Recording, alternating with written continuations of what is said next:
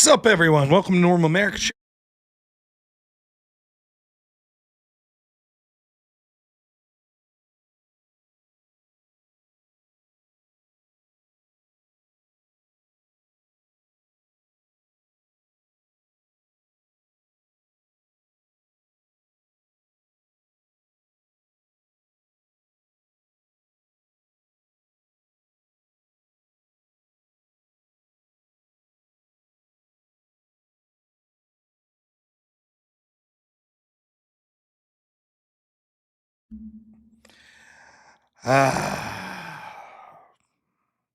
Hey, everybody. Welcome to Normal America Show. I got a new camera and microphone. I'm having technical issues. I bumped the mic again. I got this new microphone. Should sound good, but if I touch it like that, it mutes. I did it. For some reason, Restream's screwing with me today. It won't let me stream to Kick or X. I don't know why. I shouldn't be muted now. I should be good. What's going on here?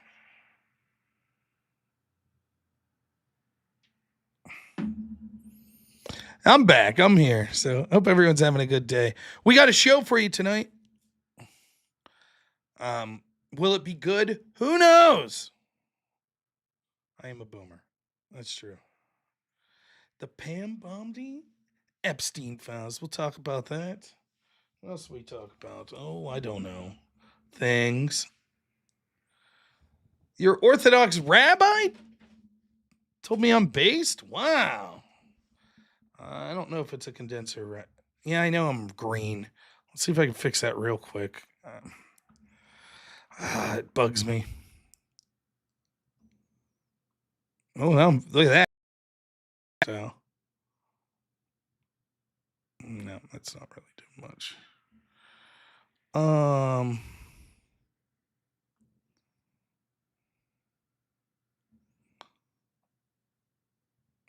We might just have to deal with it for tonight.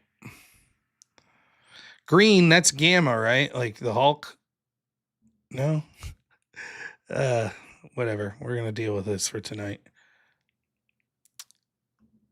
You just get green me. Sorry. I look sick. I feel good. So apologies that I look sick. We'll get it. Oh, for crying out loud. Let's see.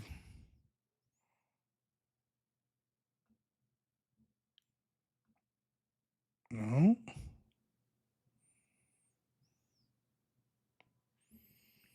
Just give me 1 second. We'll monkey with these. Nope.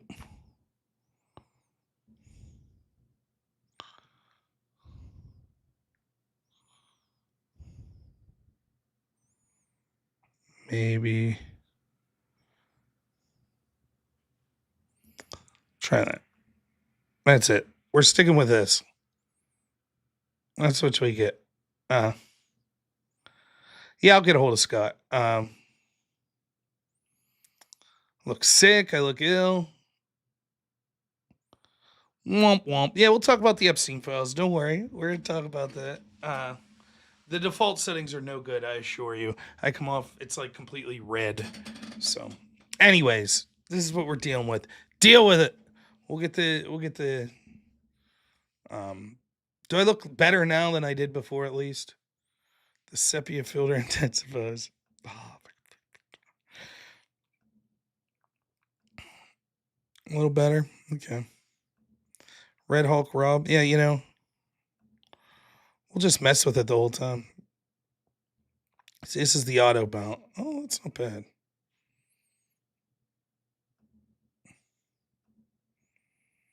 That's not bad.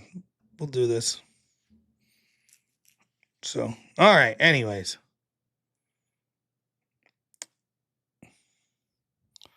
Also, it looks like it's hazy.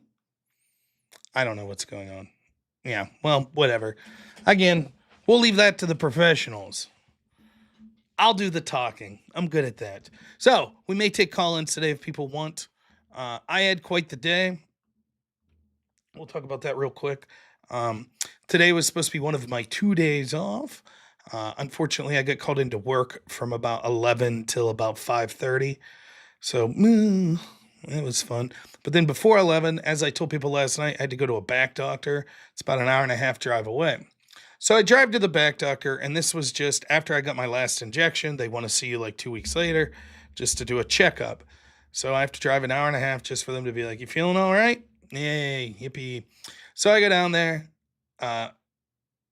and they're very nice. They're very cool. They're playing Freebird. The secretary lady's like, "Mind if I turn this up?" Hell yeah. Listen to Freebird. Then it was followed by the Rolling Stones too, which is pretty good. Anyways, go in the back. The woman calls me back. She's like, "Hey, did you get my message yesterday?" And I was like, "No." She's like, "I tried to call you." And I was like, "Oh, I didn't get it. Here it came up as an unknown number, so I didn't answer. They were trying to tell me I could just do the appointment over the phone." So I drove an hour and a half just for a 5-minute appointment. Then I had to rush back to make it to work in time, but I did it. I made it. So busy day. Tomorrow's going to be good. It's my one day off. So I think, I don't know, me and the wife are going to do some house cleaning, and then who knows. I'm trying to convince my man Hank to go do something fun, go to the movies or something, but he just wants to stay here, he says. So we'll see what's up. But that was it. That was my unexciting day. A lot of work on my day off. So I got one more day off tomorrow. Hopefully I can take advantage of it. Yeah, it was an interesting news cycle day. So I think we'll start with the Epstein files, and then we'll talk about some other things. Like I said, if someone really wants to call in, I would love to just smack around a lefty today. Psh, psh, psh. Be nice. Good for the soul. So let's start with this. I did a YouTube short before the Epstein drop today, where I sort of gave a prediction.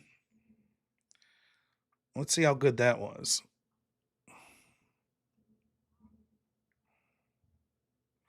By the way, curse you people. No one ever watches my shorts. This one only has 61 views. What are you doing? So the Epstein...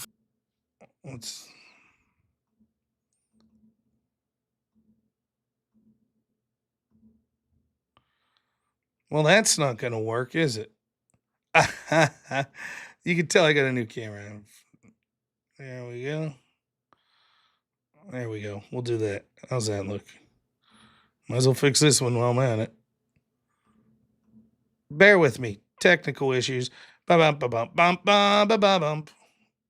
Bum, ba, ba-bum. Ba-ba-ba-bum, bum, ba, ba-ba-bum. Ba-bum, ba-bum, ba-ba-ba-bum. Ba-da-ba-dum, bum, ba-ba-dum. Now, how do I want this one? This one will do just like this. There we go. Slide it up. There we go.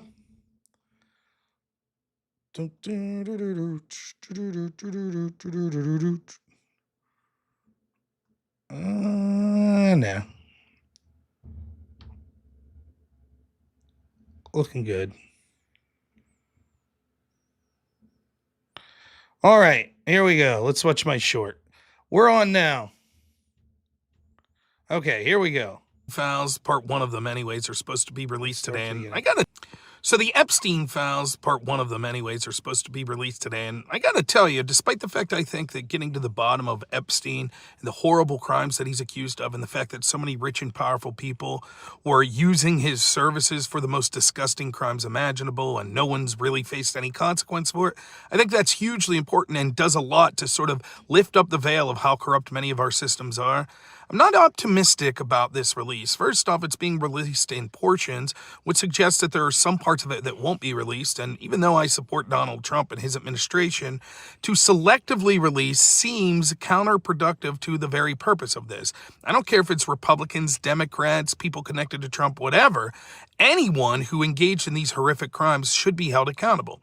But there's another problem as well, which is just because people may have been on flight logs and what have, doesn't mean that they participated in these crimes or even knew that they occurred. Now, I think that we could glean something that would be that if people had traveled many times to the island, given what we know was going on there, it becomes less and less credible that they had no idea what was going on. And perhaps the people that will be listed should talk to the public and explain their situation. Ultimately, there need to be criminal charges brought to people if we find out that there was actual evidence that people are participating in this. I think that it's evident that the original FBI did everything they could to cover up for Jeffrey Epstein, and then only when a newspaper in Miami and Mike Cernovich actually pressed to get documents released from the sham trial of Epstein years before did the FBI take him back into custody, and then we all know what happened to there. The most protected and important prisoner probably in the last 40 years in the United States managed to off himself while cameras malfunctioned, while guards fell asleep, etc. But as it is, I'm not too enthused that all of a sudden releasing these records will somehow prove that everyone whose names there are the comprehensive list of the things that occurred, are even criminals, or even knew what was going on at the island. Again, I think that it deserves to be released. I think it should be released unredacted in totality. And I'm not a big fan that it's being portioned out like this, but I'll be interested to see what's there, and I'll look through and try to make my judgment in a case-to-case basis, and will not assume someone's guilt just if their name's on that list, be they Republican, Democrat, or anyone in between. So the Epstein file, I gotta tell you. All right, that's it. We heard enough from that guy. Yeah, so I didn't correct kick spazzing out again. It shouldn't be. I had it shut to off, but I don't know what's going on. Whatever. We'll deal with that some other time. So, yeah, my take, we'll talk about all portions of that, but I think that I was right to be skeptical the way they suggested releasing it in portions. That was my first clue that today wasn't going to be a really good day. And remember, I made that video this morning before what we got of the Epstein files being released was released. It was evident to me that if you were serious and was going to do this, then you would release it almost all in totality at once. Now, I understand there, by the very nature of something like this, have to be certain redactions. For example, if you're releasing videotapes or photos that show people engaging in illegal behavior with minors, clearly you can't show explicit photos, videos, etc. like that. That clearly has to be redacted. Also, if there are evidence that would relate to the names of victims, things of that nature, perhaps that should be redacted. And then there's also the possibility of this evidence being used for active criminal investigations, which would mean that certain portions of that legally would have to be redacted, and not just legally, but also for the good of the case, that you don't want to give away names of people that you're targeting that perhaps don't know that they're being targeted. But in general, it was evident to me that this wasn't going to be those aforementioned things. This was going to be a selective release of portions of this. So before we get to what actually happened, here's the problem with that. How do we know if people connected to Trump, maybe even Trump himself, aren't also implicated in some of these filings? Now, I don't believe that's the case, particularly with Trump himself. But if we don't get a full list, like if we just get a list of, let's say there's a list of names, right, that were on video, and they only give us 80% of those, isn't it reasonable to ask, well, who are the remaining 20%? And so it is too tempting for one side to just selectively release names of people that they don't agree with politically and hold back the names of those that they do support. So the idea of only releasing segments is bad, because I don't care if it's Trump or Trump-connected people or Republicans or Democrats. That's irrelevant to me. It's the names that I want. It's the evidence that I think we all deserve to see. Trump's on the list. Trump's on the list. He's on the list. Trump's on the list. We know it. We know Trump's on the list. We voted for Kitty Sniffer Biden, who showered with his daughter. Trump's on the list. He's on the list. These people don't know shit. Now, unbeknownst to most people, or maybe you do know this, they already put out a list of the flight logs. So we have that. So what exactly are the Epstein files? What are they suggesting releasing? Well, to me, what that would mean is not just what we've already seen, the flight logs, unredacted, and things like that, but also the evidence that they got when they went to Jeffrey Epstein's island in the first place. And let's talk about the problems with what evidence is out there, anyways. Well, there's no evidence that Epstein kept everything incriminating about himself. I understand the allegations, which are probably true, that he was operating as an agent of intel, whether it be Mossad or Western intelligence in general, and so that he was blackmailing people and recording people engaged in acts that would be unforgivable, and so that there could be leverage over them. So in that case, you would want to keep that evidence. But once you find out that the walls are closing in, aren't you going to get rid of some of that evidence? That's problem one. Problem two is, what if the FBI decided to destroy evidence? Well, you don't have to be a Biden supporter to realize Trump's most likely on the list. That's true. You don't. Who'd you vote for? I'm an anonymous person, and let me make up some bullshit right now.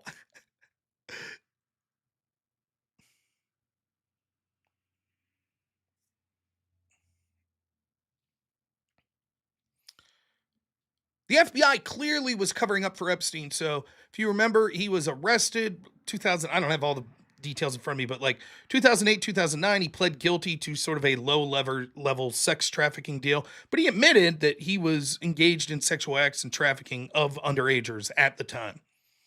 That's true. That happened. But he was given basically a slap on the wrist. And then in something that's very unusual in these sorts of trials, the records of the trial was sealed up.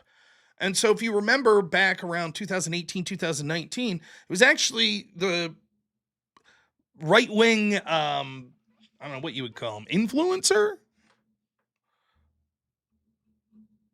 I didn't vote for either. Stop coping. I didn't vote for either. Would you like to call in, JJC? How about that? You seem to be very certain of this, and you're a good person that didn't vote Democrat or Republican. How would you like to call in and discuss it? We'll see how much I'm coping. Anyways, Mike Cernovich was the person who started sort of pushing a lawsuit, and then he was joined by, I believe, the Miami Sun-Herald that pushed for a lawsuit to get this trial testimony unredacted, to get it released to the public. And so right around that point is when the FBI arrested him again. And then we know where it goes from there. The most serious, important prisoner in the United States, probably in the last 50 years, was placed in a cell where he allegedly had killed himself while 2 cameras malfunctioned, while 2 guards fell asleep. Remember?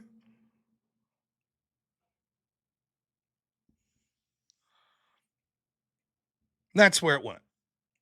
This very important prisoner, they're like, So given that, you think the FBI kept meticulous records of their, at best, incompetence, at worst, malfeasance?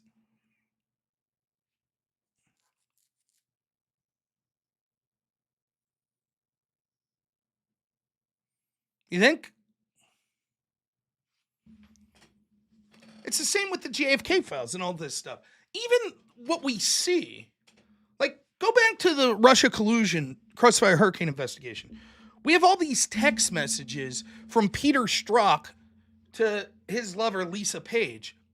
You are aware that those text messages that we got are just from his work phone. That's it. Now, hubris means that because there's never any consequences, these people are ridiculous enough to do things like send this stuff on work emails, work phones, etc. But if you're planning to do something really nefarious, you're not going to take steps to make it more hidden than that?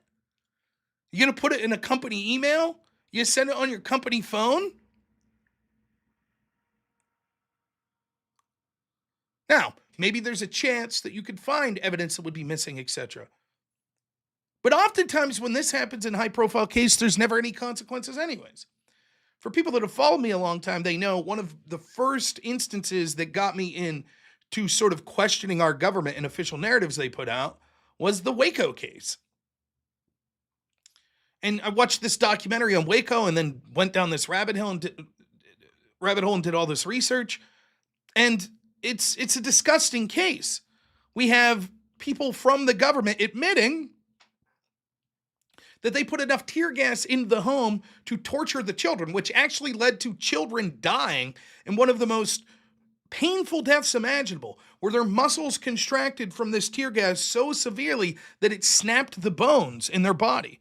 So they didn't even die of the fire or smoke inhalation, many of these children's.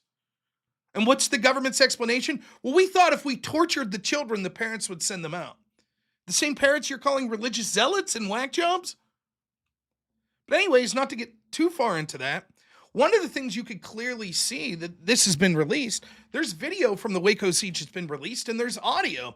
So if you don't know what happened was, the ATF, I'm going to speculate a little or put my own, I'll tell you where I'm adding my own sort of thoughts on this. In my opinion, what the ATF was doing was they had a big budget coming up and they wanted a big arrest. All of the local police said, if you wanted to go talk to the compound, all you had to do was come to us, the local police. We could have walked right up. You could have searched the compound. No problem. But instead, the ATF showed up guns blazing. First thing they did was kill the dogs on the property.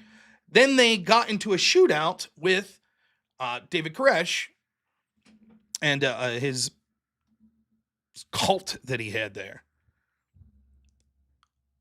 And so they actually ran out of ammo, the ATF. They didn't even have a working phone line to the local police. So they ran out of ammo and basically put up a white flag. And David Koresh and them let them flee. Then the FBI came in, and that's the siege that everyone knows about that lasted 50 days or whatever. But the entire time that this 50-day standoff or whatever's going on, there's negotiators calling David Koresh, and they're personally talking to him. And one of the things Koresh talks about is, look, they started it.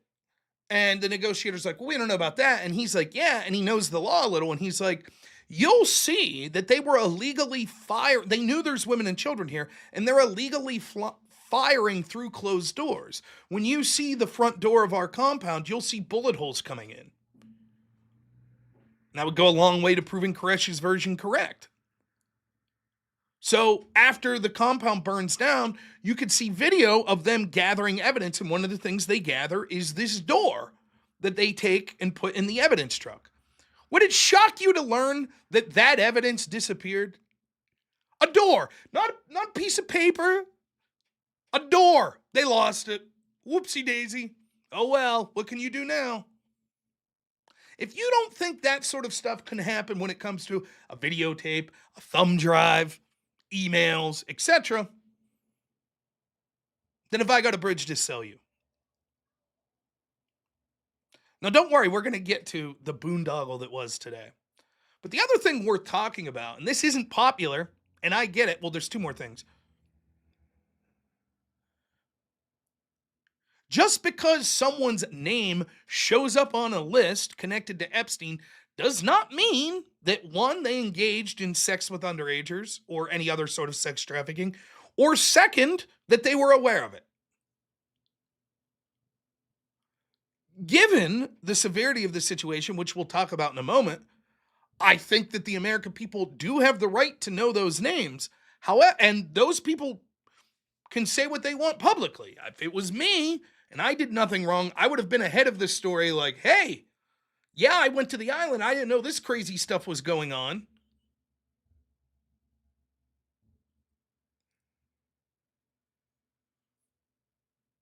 Now, if you see someone took 17 trips to the island, then you start to raise an eyebrow and you're like, something's going on here. How could you not know? But I've stuck by this for years. I think that there is a special, for me, once Epstein pleaded guilty to sort of sex trafficking, I forget what the specific charge was, but he admitted in court testimony and was given a slap on the wrist for basically engaging in sexual activity or coercion with underagers. At that point, anyone dealing with Epstein after that, I think absolutely we should cast shade on and be like, what is going on? Previous to that, it depends on what's going on exactly, what the specific situation is. You're some actor. You just got a big role in some Hollywood movie. You're breaking into acting. You're at a party. Hey, this guy's Jeffrey Epstein. He's a money man. Here, come take a photo. Did you do anything wrong? Because now 20 years later, this guy's a monster and a photo of you shows up with him? No. That sort of stuff could happen. So I'm going to try my best, if we would ever see credible files, which at this point is debatable that we would ever see anything worthwhile, to try to, as best as possible, parse through each individual situation and go, well, what does this mean for that person? It will be, for both sides, incredibly easy to just be like, everyone that I don't like clearly committed these crimes that's on these lists. Every single one. Oh, there's Donald Trump. He did it. Oh, there's George W. Bush. He did it. And then on the other hand, oh, there's Barack Obama. He did it. There's Oprah. She did it.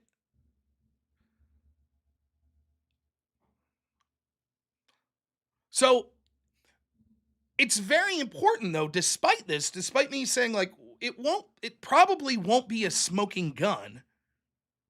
It's very important that the American people get to see this, given the gravity of what's going on, and more importantly, that charges be pursued of people that they actually have evidence against, up to and including FBI members if they intentionally tried to cover up for Epstein.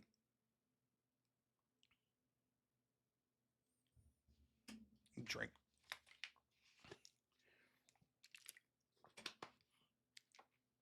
Now, why is this story so important? Well, two reasons.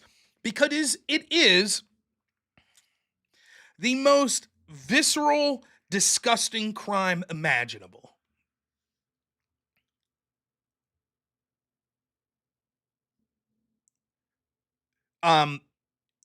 Objectively, murdering a child's probably worse. But sex trafficking to the level that we're talking about here, this isn't just someone. There's levels to this stuff. People don't want to talk about this. It's difficult to talk about.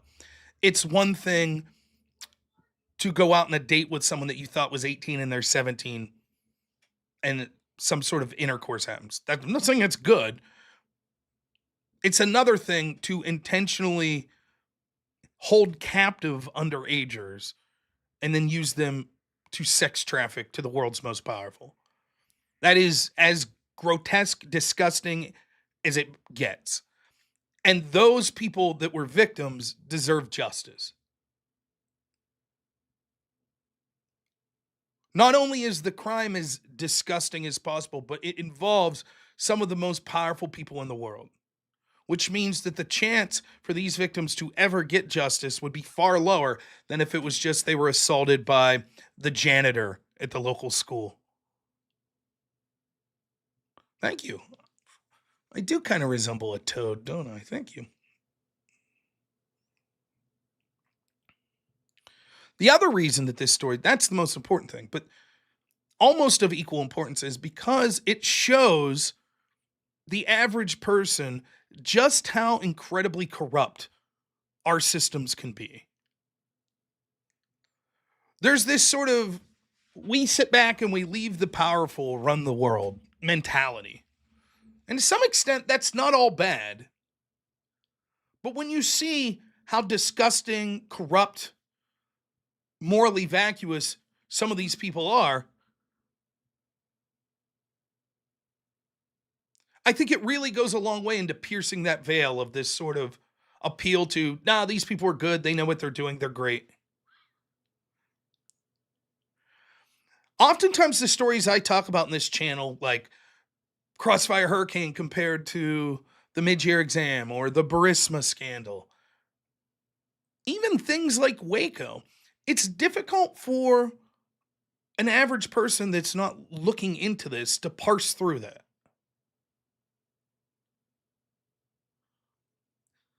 For example, I always use my neighbor.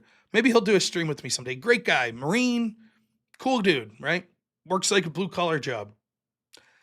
We share a driveway, so oftentimes we'll be out getting the mail or taking the garbage out, and we'll shoot the shit for like 20 minutes. And, he knows I do a politics channel. I'll be like, what are you talking about? Oh, I'm talking about Burisma stuff tonight. What's that? Well, there's this guy, Victor Shokin, and, basically the president of Poroshenko, and he'll be like, yeah, I'm out. I don't know about any of that. It's difficult to explain. But child sex trafficking is easy to understand. Everyone knows how grotesque that is. And even though we might not have many of the specific names, is there anyone out there, even the people that are like, Trump's on the list, blah, blah, blah, is there anyone out there that would disagree with this conclusion? Jeffrey Epstein was trafficking underagers to very powerful movers and shakers in our world. Take the partisan politics out of it. It could have been entrepreneurs that are extremely wealthy, people involved in academia, media, politics, hell, even members of the royal family in the UK.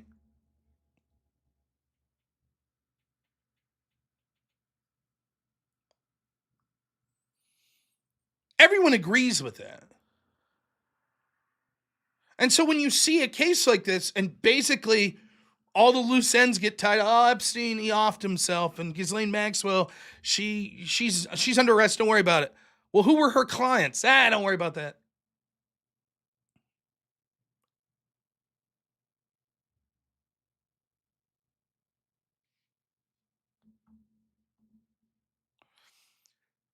That's why it's so important to get to the bottom of this.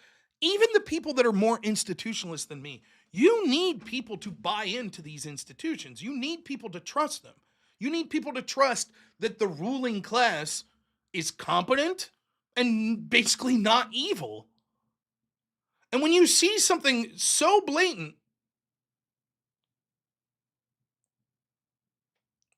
and there's no accountability for years, it's one of the reasons that people legitimately, in my mind, lose faith. That's why this case is so important. It's nothing to piss around with. It isn't. It's not, joking funny. Even though the JFK assassination also isn't joking funny, there's two things that make it a little different. It was much longer ago. That's number one. And number two, it didn't involve the sexual trafficking of children, as heinous as the murder of a president is. Now, I'm not here to tell you that I'm against anyone making a Jeffrey Epstein joke. Have at her. I don't care. It's one thing for regular folks to do that. It's another thing for the House Judiciary Committee on their official X account to say, here are the Epstein files, and then put a video that rickrolled people. How tone deaf do you have to be? Thank you, Less Than 3 Entertainment. I'm a registered Republican. I ran as a Republican for Congress in 2019. I donated to Republicans my time, my money, my effort. I've knocked on doors. I've done phone banks. I've spoken incredibly highly of the House Judiciary Committee under the GOP. This was amateur bullshit.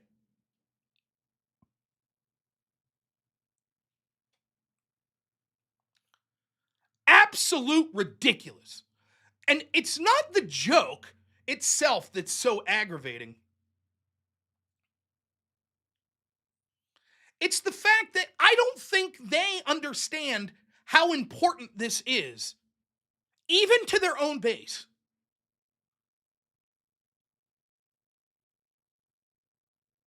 I understand the House Judiciary is not Trump's administration.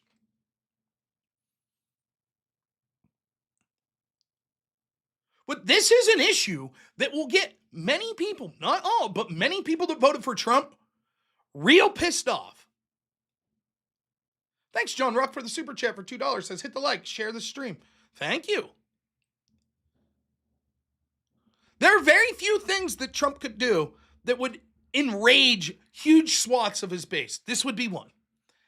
If they jerk people around with these Epstein files. Now, we'll get to what Pam Bondi said, what Kash Patel saying. But I wanted to start with the most egregious, which was the House Judiciary. The influencers. Why are you giving this file, which is basically nothing, to these influencers? Absolute dog shit thing to do. Now listen, I understand the politics of it. One, these influencers went a large way to helping Trump win because, and I don't like a lot of them. I like Cernovich. I like Jack Poso. I don't agree with everything they say. Some of them I just don't really care for much at all. But I understand. They're more influential than me. They jumped on the right team at the right time. They helped that team win, and now they get rewarded to some degree. But this? Hey, look. Yeah, nice smile on your face. Sounds great. Again, I believe that probably these people didn't know that this was occurring. They were there for other reasons. That's the explanation that I see from like Mike Cernovich. And I guess you're giddy that you got this, and it means that you're going to be, libs of TikTok's holding it up like, hey, and you're going to be on the front line of breaking this big story, and so you're excited, and woo, we did it. But it's just bad form.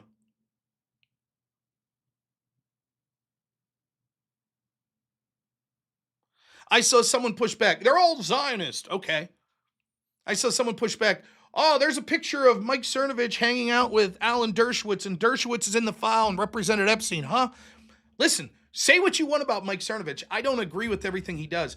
There is no one person who's more responsible for the resurgence of this story than Mike Cernovich in 2019. He, on his own dime, started to file this lawsuit and was then joined by the Miami Sun-Herald to release the transcript of the trial of Jeffrey Epstein back in like 2008, 2009. So if I was coming up with a list of people that deserve to get this evidence first, I think they should have released it to everyone publicly. Cernovich would be on that list. So would the folks at the Miami Sun-Herald. Janice, thanks so much for $10. Says, hello, Rob. I bet now you like me. If you could go back to November 5th, 2024, you'd choose those blue pills now. No. So what, we'll get to that. I guess I should have voted for Kamala.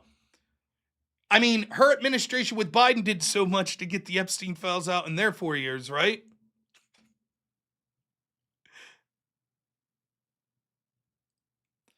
The Democrat sycophants that are jumping on this are hilarious. It's the same with DOGE. Oh, of course there's waste and fraud, but the way they're going about it's wrong. We would do it differently. Oh, really? You guys were there. What did you do? Well,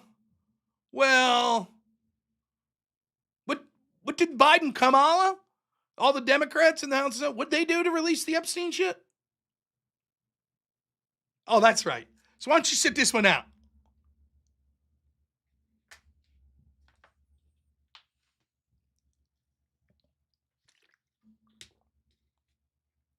Is he on notice? I don't know about that. I wouldn't go that far.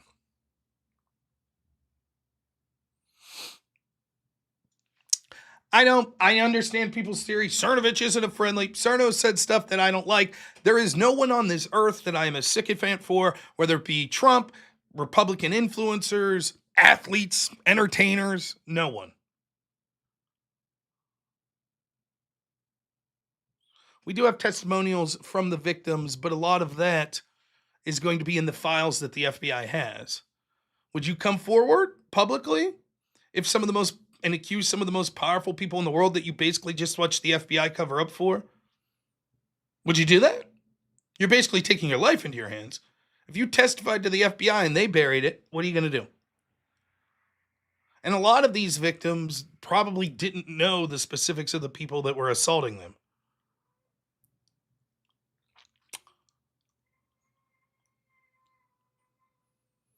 Anyways, didn't like the way that this was handed out to influencers. Not just the way the influencers acted in the immediate aftermath, which wasn't very professional, but also the fact that that would have been sort of, because then the explanation that comes from Pam Bondi, it seems like then her explanation's basically, okay, Trump was like, get these files out. So we're like, okay, we're going to do it.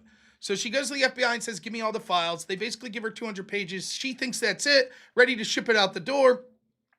Gives it to these influencers, whatever, and then has basically a whistleblower from the FBI reach out to her and say, actually, there's a lot more stuff that they're trying to destroy. So Kash Patel goes out there and he's like, we're going to get to the bottom of it. We'll get to Kash Patel's statement too. Oh, someone donated a bunch of memberships. Thomas O'Brien, thank you so much, man. Incredibly generous. Thank you. Really, it means a lot. Bunch of new members today. Awesome. But if that's the case, and by the time she hands these binders to these influencers, she basically knows this is nothing, then why hand them out? Exactly. Did she not read it?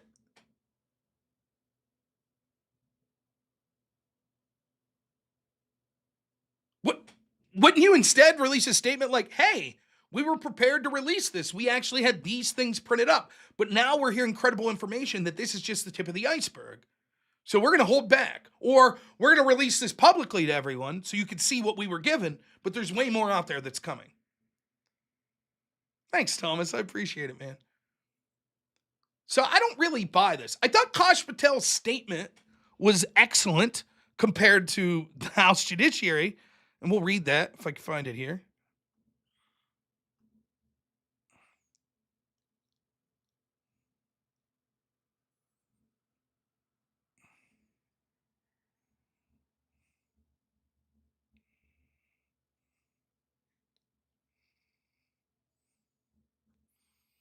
Maybe.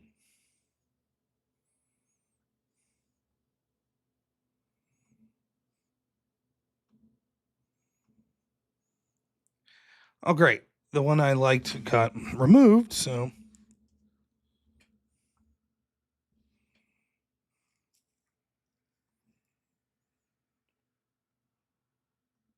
So here's Kash Patel, his statement. He says, the FBI is entering a new era, one that will be defined by integrity, accountability, and unwavering pursuit of justice.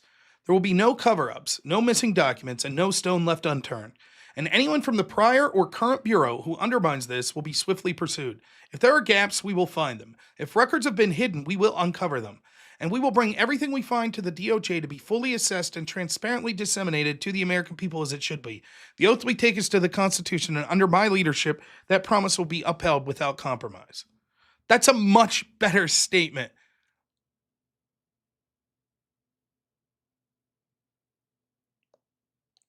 Kash Patel seems professional. He seems to understand the gravity of why this is important to the American people.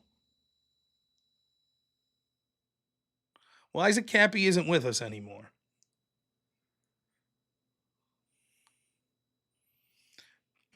Pam Bondi released a statement, which we'll read. Sort of her explanation for what happened. It says, Dear Director Patel,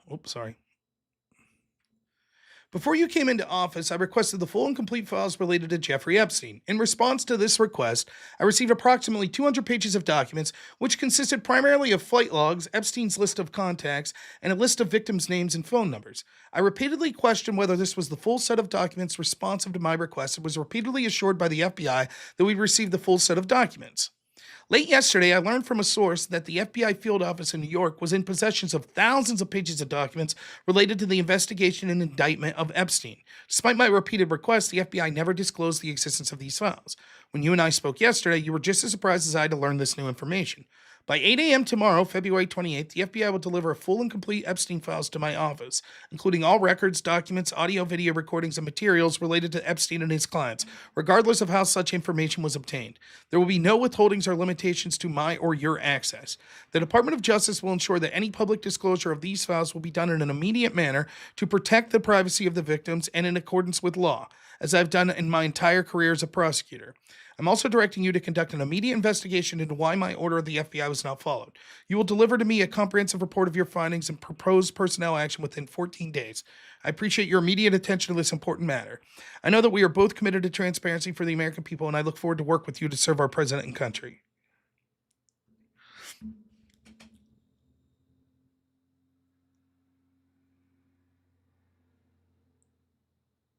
Those statements are better than what the House GOP put out. But still, there's questions to be raised. Like, for example, I have no access whatsoever, at all, to any law enforcement, FBI documents, or whatever. I am 99.9999999% positive that the FBI had more than just flight logs and a phone Rolodex.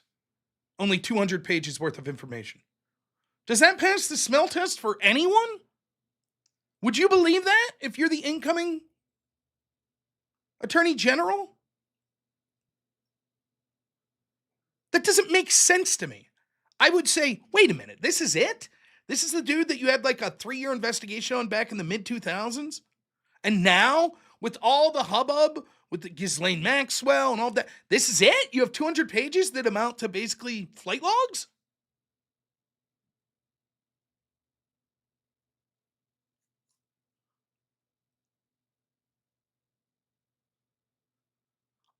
Wouldn't there at least, and I don't know, I would like to talk to someone that maybe knows more about this, but when the FBI raided Epstein's Island, wouldn't they have had to have make a list of all of the exhibits that they found? Wouldn't you at least want to see that? I could be wrong, but I thought I remembered seeing pictures or at least claims that they had found videotapes at Epstein's Island. So if you're Pam Bondi and you just get like a box of 200 papers, aren't you going to be like, where are the tapes?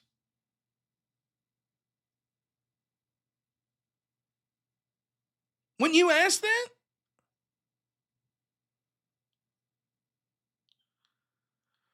Did Pam Bondi think, well, we could just release this binder and everyone will go, hey, all right. And that would be the end of it? Or did she respond like this because she got egg on her face? Or does she just not really think it's a big deal, so she just half-assed it? Or was the intent to basically trap people at the FBI into lying to her?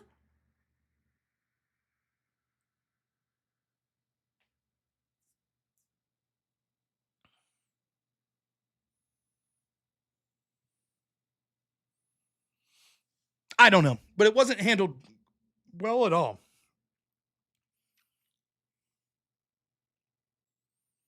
And this is the type of stuff that people like me that have been critical of prior administrations, and for that matter, critical of the first Trump administration, why I'm so pessimistic that anyone of power will ever be held accountable.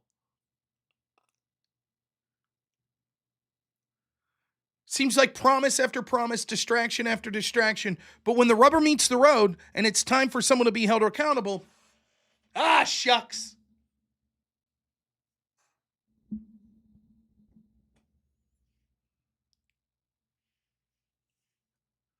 That's what it seems like.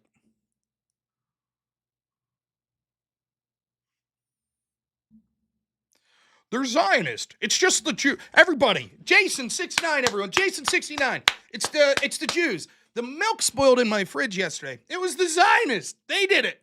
It was the Zionists. That's why it's the Zionists. It's the Jews. That's all you have to do is say Jews. That's it. Rob's being obtuse. Clearly everything's the Jews.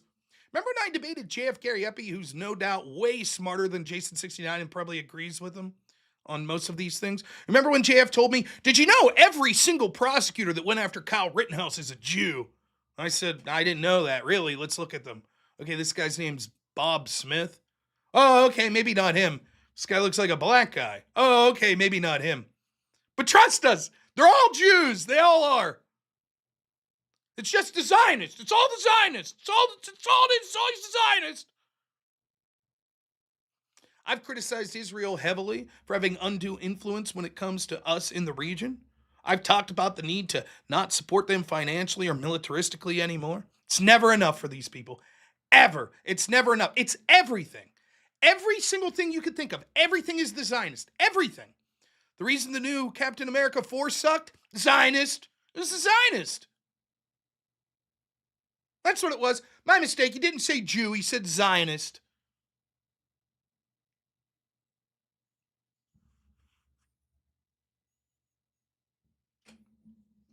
That's it. Mike Cernovich, clearly a Zionist. Everyone that was given this file, clearly a Zionist. That's clearly what it is. Yep. I've seen Cernovich personally say we shouldn't be supporting Israel. He says the Palestinian protesters are whack jobs and should correctly be criticized, something I happen to agree with. Doesn't matter. Zionist.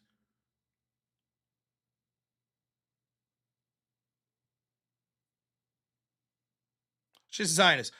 Hey, from now on, let's start. Hey, let's start the show over. You ready?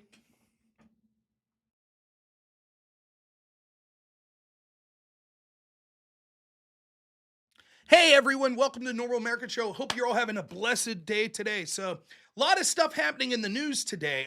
Some lawfare that's going on against Trump.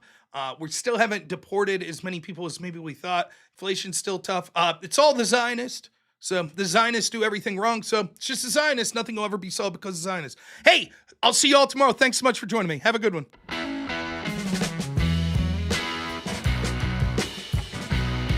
Oh, shit. I forgot. If I can't stream tomorrow, Zionists. So, hey, we'll see y'all. Have a good one.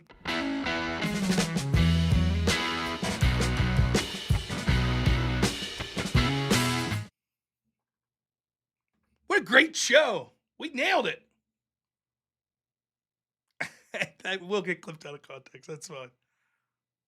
I have tinfoil under my... That's why I have to wear my hat all the time.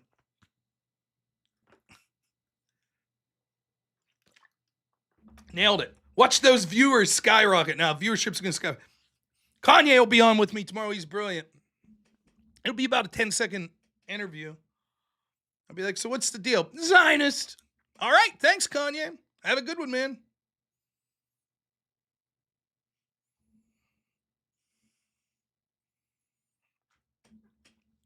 I don't begrudge people. Again, I criticize the shit out of Israel. I think they do have too much influence, but it's so, like, everything is just the simplest explanation every single time. That's just a Zionist. That's it. Why'd you ever vote for Trump? Because he's a Zionist. Who should we have voted for then? Why even vote? Zionists. Zionists rule everything, so why vote? Okay. So, yeah, I don't know what's going on with Kick. I don't know how to stop it. I am not streaming to Kick right now. I saw that there was a problem with Kick. I don't know.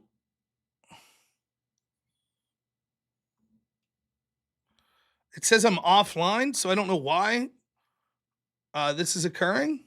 I know it's probably annoying as shit to people, but I don't know what to do. Maybe I'll try to turn notifications off if I can figure that out real quick.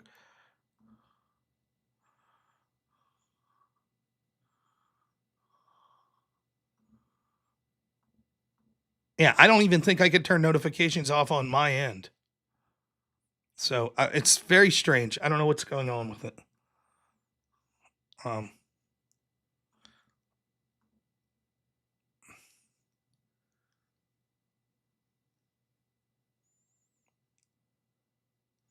We'll see.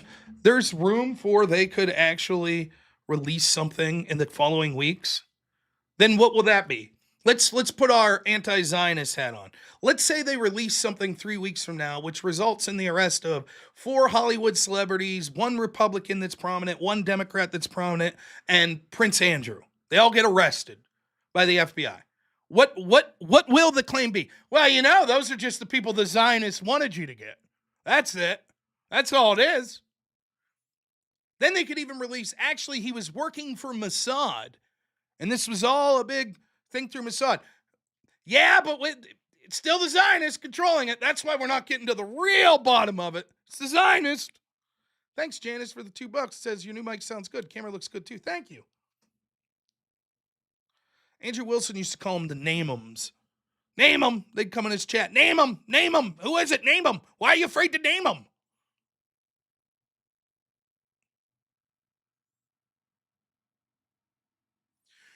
You sound like a leftist on Twitter making strawmans that everything's the Jews when something actually is. But Smokes, let's go. I was just reliably told by your cohort in here that it's not the Jews, it's the Zionist, including secular and Christian Zionists. So which is it? I'm sorry, I'm screwing up here.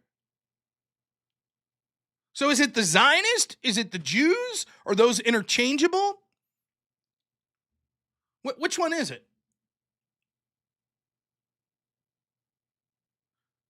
That's not a straw man. The idea that I'm like, there's a lot of problems in how this was released, and I'm criticizing people like Pam Bondi, and you're just like, Zionist. And I'm like, I have problems with like these influencers taking Zionist, and I have problems with the House GOP. Zionist. Why even talk about any of it? Why talk about any of it?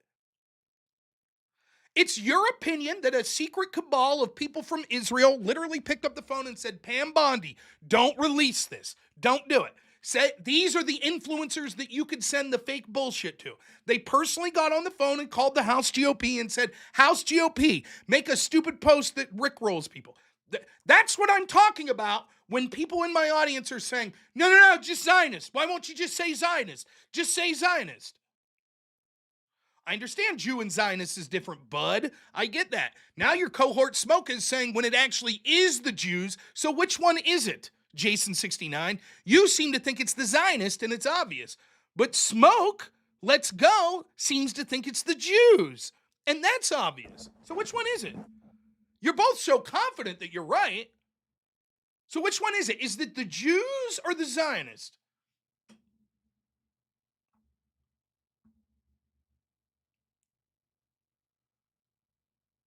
Just curious. You're both so confident. I don't want to be accused of covering shit up. Let's get your evidence out there. One of you thinks it's the Jews, and I'm straw manning. The other says, no, it's not the Jews, it's the Zionists.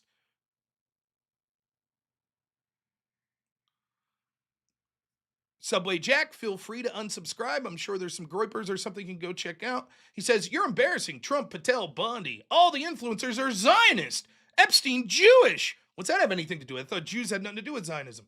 His wife's dad worked for the Jews. If you haven't caught on at this point. There you go. Smoke Slick Goes repeats. This actually is the Jews. Notice he doesn't answer the criticism of what I just said specifically. Is it the Jews or the Zionists?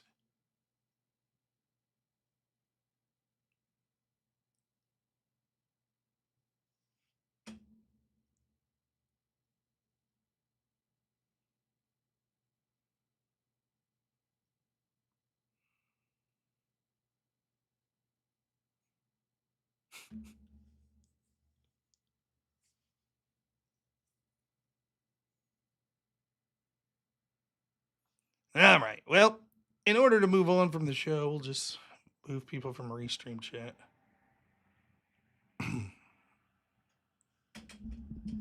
All right. So instead of watching me, you should go to Smoke's channel. The rest of them, they'll tell you one will tell you it's all the Jews. The other will tell you it's all the Zionists. Great. Anyways, back to what I was talking about.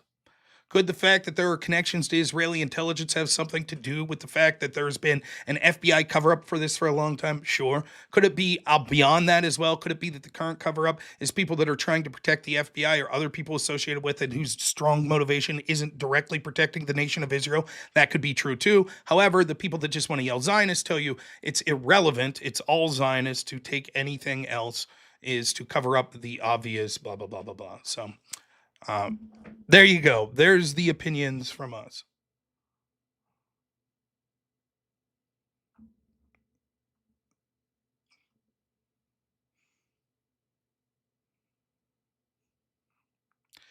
Thank you to Sky Guy, by the way, for sending me a message on how to.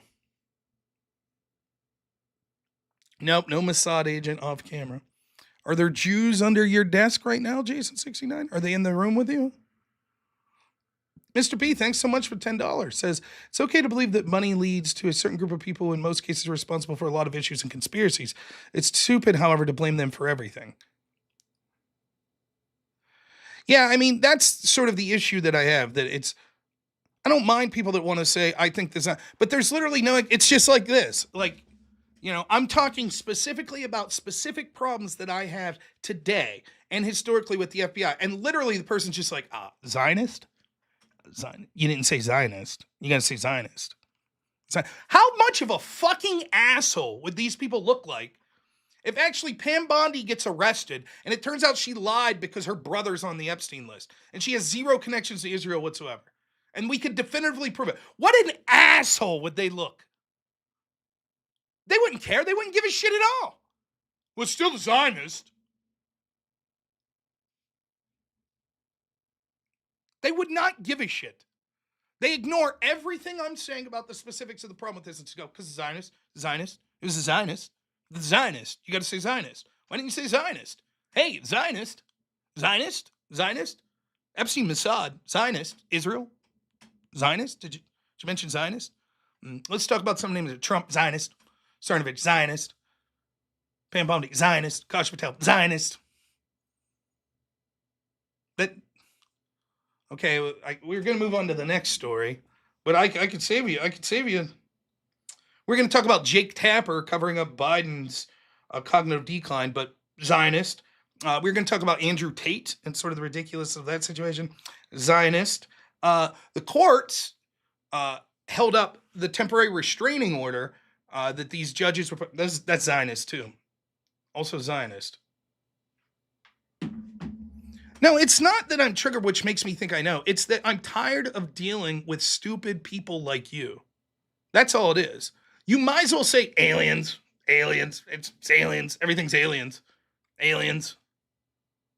I'm just tired of dealing with it. It's universal. It's every single subject. You can't even talk specifics. Zionist. It's a Zionist. So, but you're right. I am focusing too much on it.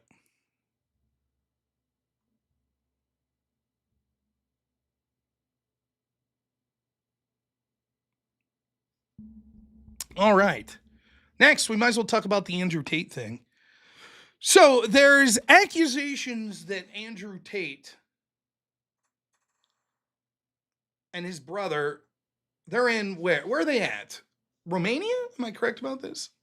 So they're being charged in Romania, where there's a lot of crazy shit going on right now involving the jailing of they had a presidential election. The dude that won, basically they're like, nah, that doesn't count. We think Russia helped you.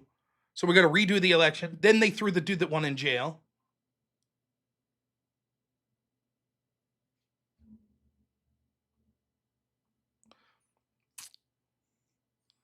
And now we have this claim that basically Richard Grenell was like, hey, what's up with the Tate brothers? Like, what's going on with them?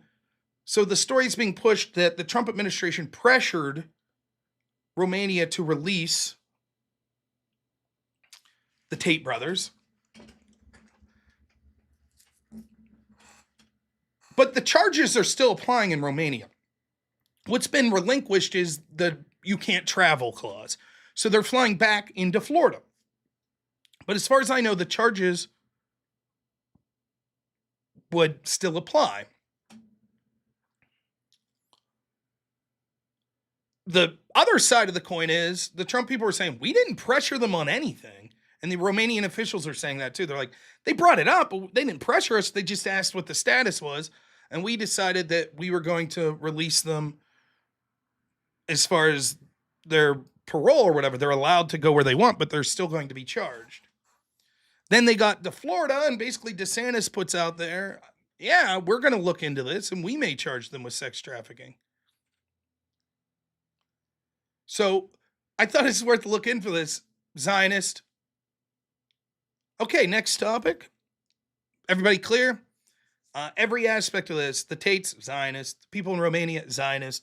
DeSantis and them in Florida, Zionist. Trump team, Zionist. So there you go. There's your explanation for this story. All right, moving on to the next. So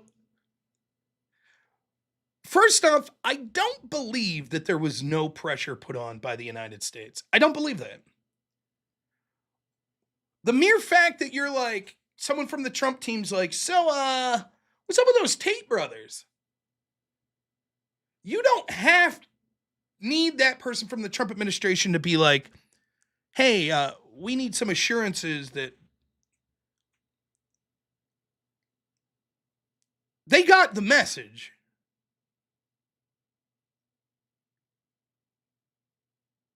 Right? They knew what was up. If they're asking specifically about those people, it's like, oh, we're arresting these people. And you're like, hey, what's up with that? They get the message. Secondly, I don't like the Tate brothers. They probably committed some of the crimes that they're accused of to some level. Now, I'll be honest, I'm not willing to say they definitely did or it could be proven in a court of law. But the small amounts that I've seen does seem to suggest that they were probably coercing women into sex acts for their personal profit, acting as basically digital pimps.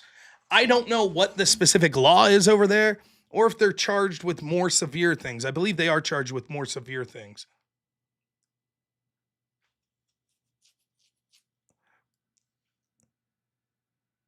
Me not liking them outside of that scope, in that I think that like a lot of this red pill stuff is sort of, I understand where it comes from, but I think that there's an arrogance to that and a sort of shallowness that doesn't lead to being good advice for young men. I understand why it's appealing to young men, because the Tates are right. Just by the way, a lot of people are like, Groyper people are right. White supremacists are right in that they're correct in identifying a lot of the problems that are occurring. White supremacists are right. There is a big anti-white movement in the United States through much of our culture. There is an anti-male movement in our culture. And there aren't a lot of people giving advice to men. There's not. And there's a lot of problems that men face. There's a lot of problems that women face as well. There's a lot of problems that white people face, a lot of problems that black people face, a lot of problems straight people face, LGBT, etc.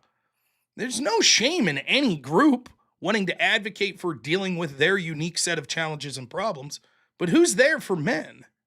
Who is it? Most of the time, their problems aren't taken seriously. They're disposable. No one cares.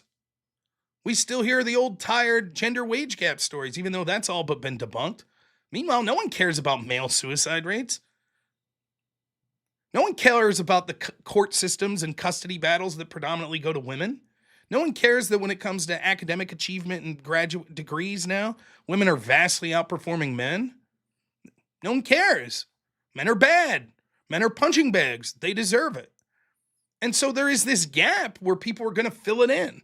You had people like Jordan Peterson that were sort of talking, and then you had people like, the Tates and other people like that. I think the idea of like being an alpha and, trying to have sex with as many women as you can, that to me is not the answer. The answer for me to men would be go to church, a good one. Become a family man. Find a woman that you want to spend the rest of your life with. And I understand this sort of black-pilled, like, all women will stab you in the back and blah, blah, blah. Maybe.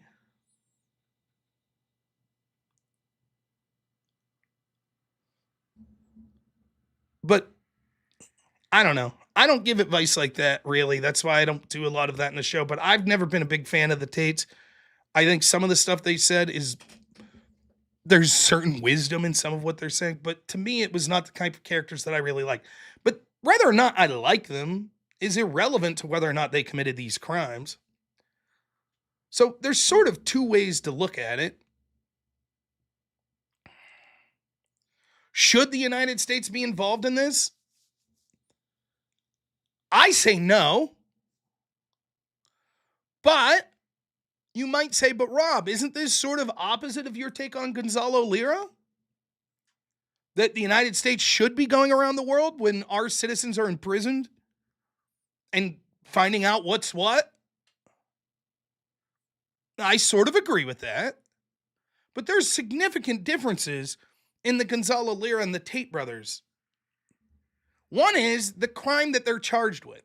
I think any time that an American citizen is being imprisoned in harsh conditions or for a long amount of time for things that we don't even consider crimes, then the United States government should intervene. For example, if someone gets locked up for free speech, for telling a joke, or in the case of Gonzalo Lira, for criticizing the Zelensky government.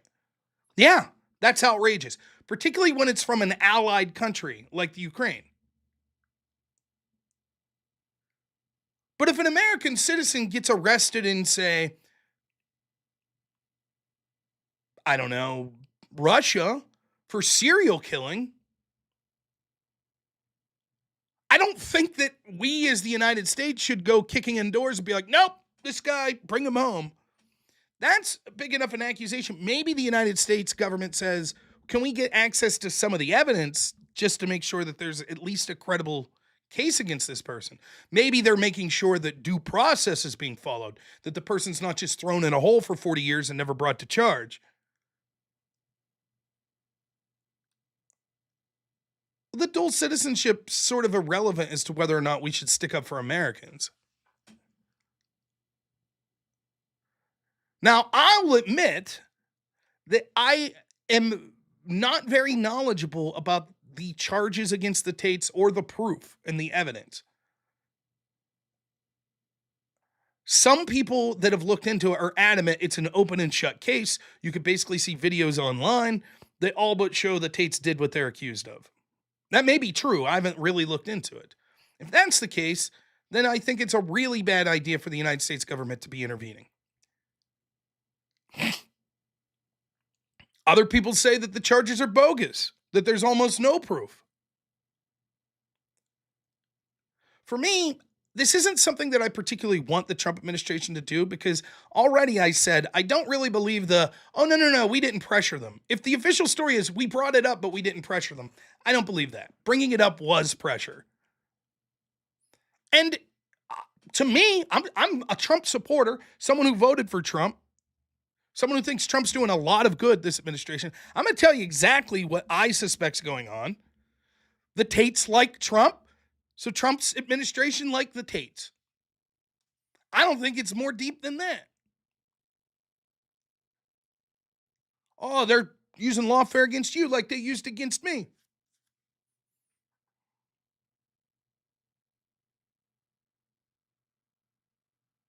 But I could be wrong, and I'm opening to see it. And it's not as if they said, hey, all charges must be dropped. They were just like, they should be allowed to travel before the trial. And they may end up getting arrested in Florida by the DeSantis government. So I don't know. Let's wait and see what occurs. I do think it's funny. Like, I saw, to watch people sort of double standard on this, I think's hilarious. Right? So I saw like Not So Erudite commenting on this. They're accused of, filming women committing sexual acts for their own benefit. Everybody gets the irony in that statement, right? You don't say. It's not like Erudite would ever stick up for or work with people like that would film themselves having sex for their own benefit, right? Take advantage of young women. She'd never do that. None of these lefties would ever support or work with someone who did that, right? I disagree. I think DeSantis is based. The only person that I'm more up on than DeSantis right now is J.D. Vance. I think DeSantis is doing a great job. I think it's a huge mistake for Trump to come out and support Byron Donalds for governor of Florida. And despite the fact that I think the Trump administration is doing a lot of good stuff very well, if I lived in Florida, I'd be casting a vote for Ron DeSantis for governor again. Just saying. I think it's a lot of sour grapes that Trump's still pissed that DeSantis ran against him.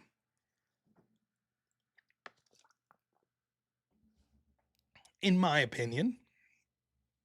Or Zionist, whichever suits your vote, right? DeSantis, Zionist, Tate, Zionist, Destiny, Zionist, Erudite, Zionist. There, we good? Yeah, I think Tate is a smart guy. Both of them are smart, well-spoken, charismatic.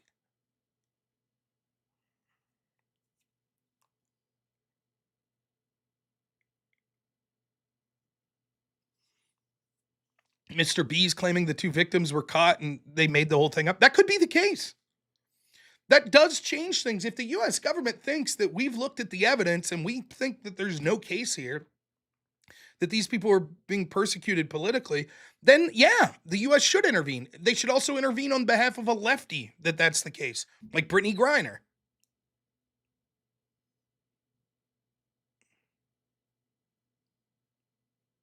Yeah, I think Andrew Tate's well-spoken. There's different ways of being well-spoken.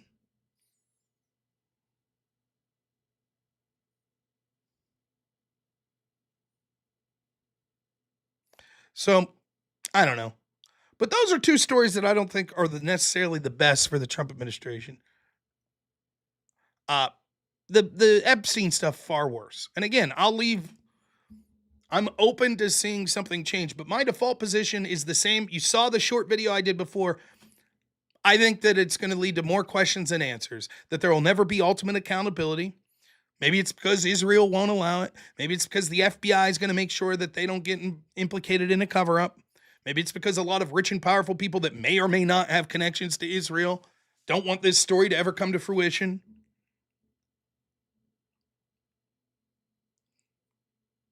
But I don't think anyone big will ever be held accountable in the manner that they should.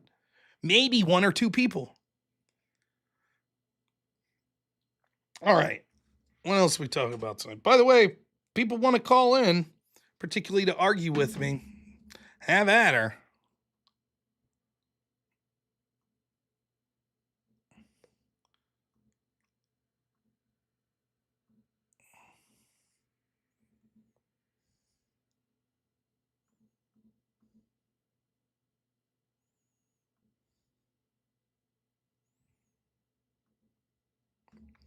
All right.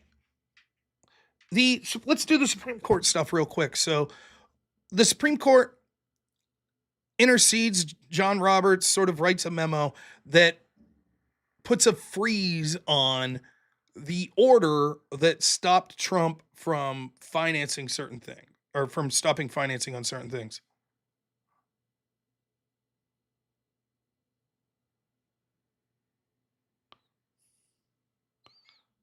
Exactly, Green Soldier. If there's not a major bargaining chip, why keep him, right? You're old Joe's a hidden Zionist. Now you'll get my channel in trouble. By the way, for being such a Zionist shill, apparently, it's not really helping the channel out much.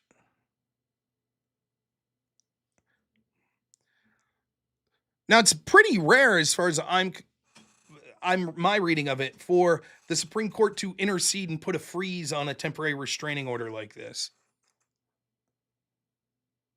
So it just sort of goes to show you just how unusual it is for these courts to be putting these temporary restraining orders against the Trump administration. Basically, Trump's like, we're going to stop funding a bunch of wasteful garbage stuff. And the courts, these lower courts, are like, no, you can't do that. And then all the Democrats go, you got to follow the court. You got to follow the court. What can you do? You got to follow the court. They're legitimate. You got to follow the court. Of course, this would destroy the sort of idea of the Constitution of the separation of powers, because what this tantamount means that any federal judge ever could instantly put a halt on any sort of executive enforcement of the law at a whim.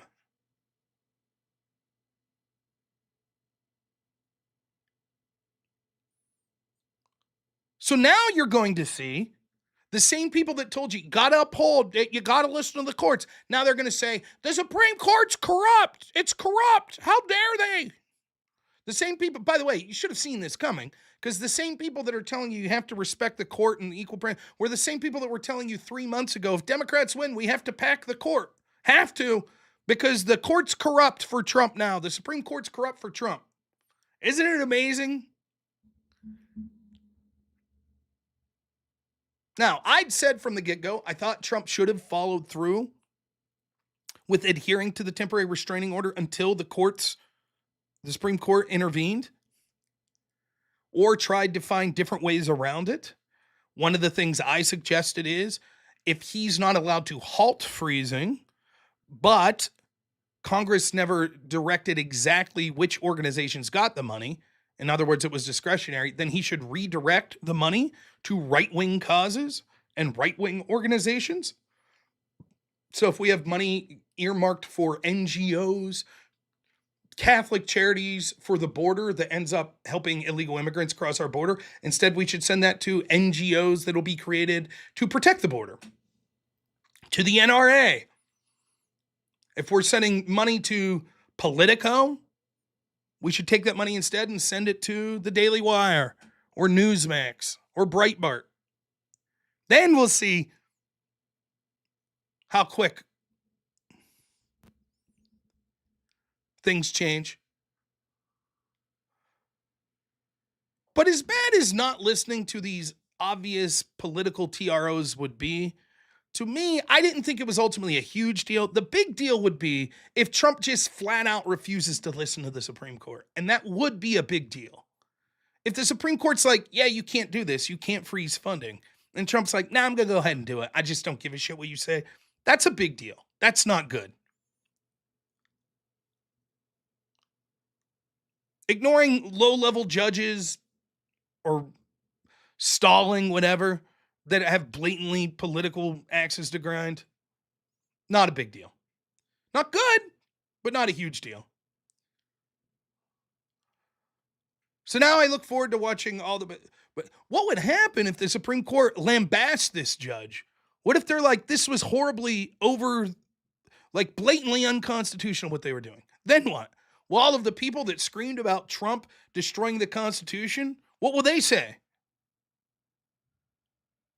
Then what will they say? Will they say, oh, my God, these out-of-control judges were a threat to the Constitution? Will they say that? There's Dave Timmerman. Do you think he'll say that? You think Dave will say that? What do you think Dave will say if the Supreme Court says, this judge was blatantly unconstitutional, he knew it the whole time? You think Dave Timmerman will go, oh, wow, the Democrats that cheered for that were clearly violating the Constitution. That's terrible. That's a huge deal. He'll go, oh, okay, it went through the proper courts and it was checked with the Supreme Court and, they're biased anyway, so.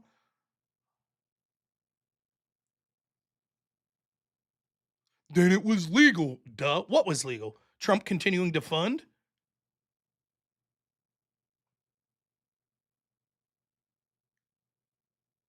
Okay. Then it would have been appropriate for Trump to ignore the lower courts in that instant.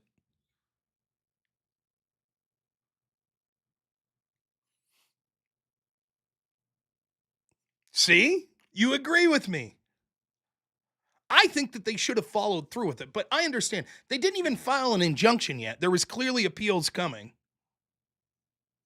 What are you talking about, reading minds?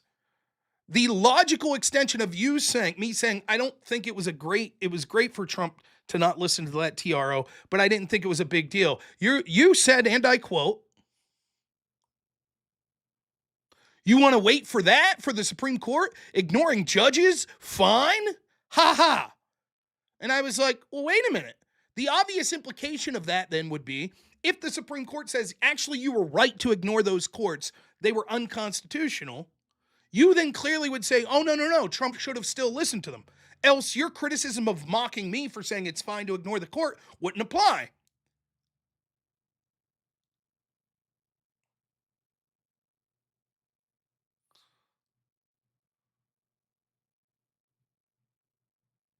I don't even understand what you're saying now. You should win and then do it, not lose and then do it. You make no sense to me, Dave Timmerman. It now seems that you're backtracking on what I thought that you were implying that you just said. So you're saying that you should ignore even blatantly unconstitutional orders from lower courts. You have to listen to them. If they say, no, sorry, Trump, you have to murder American citizens, and you try to appeal that, you would say, no, Trump has to murder them. He does. He does have to do that until an upper court.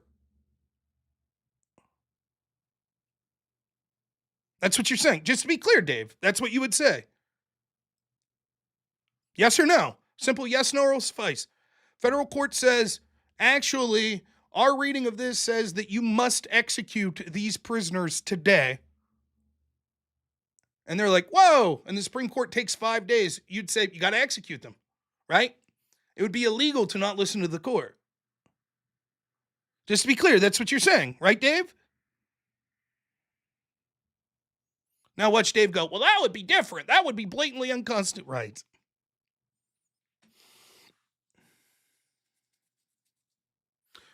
Don't do the dumb murder hypo. Why? So again, you say yes, you have to win in court. So you say yes, you would say that Trump had to murder those people. Cool. Mr. B for the $5 super chat. Where did all the Rob is wrong about Zionists go? Funny how they disappeared after you opened call. In fairness, they might still be on the YouTube channel. I just put it so I can't see their comments, but I didn't ban them from the channel. They could still comment.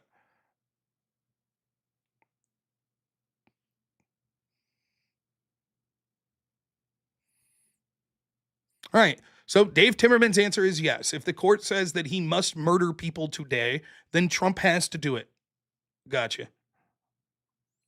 I think that's stupid, Dave Timmerman. So my interpretation would be no, it would be okay to wait. What do you mean, wow? Is that your answer, yes or no?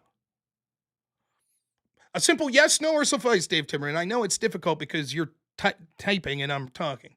Yes or no? In the hypothetical I gave, should Trump have to murder those people? Order the execution of them? Yes or no?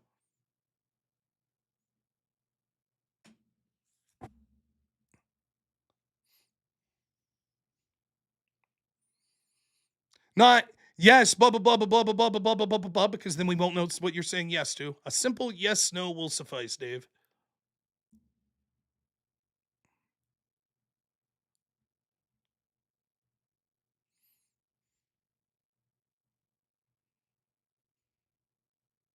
You're not very clear. Last chance, you'll answer yes or no, and I'm just going to, if you can't answer, then I'm just going to make it so I can't see your comments. Does anyone else think it's very clear what Dave's saying? I thought it was clear, and then he seemed to backtrack. Why would you type out I'm very clear, which is more words than just yes or no? That is true. The Jewish folk bought me my new camera and microphone. That's true.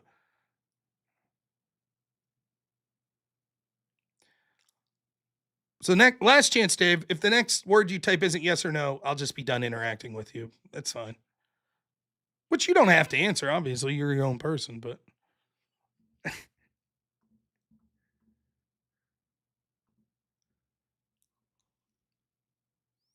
Anyways, moving on with the show, as Dave Timmerman finds it incapable amongst himself as he's offered criticism to one, call in, or second, type the word yes or no. Oh, Dave, you calling in?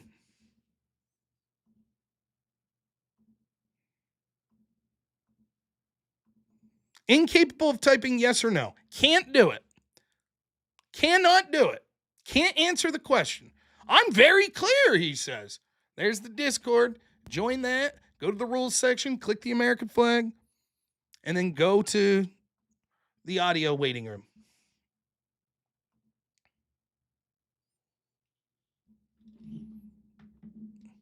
Okay, go to waiting room.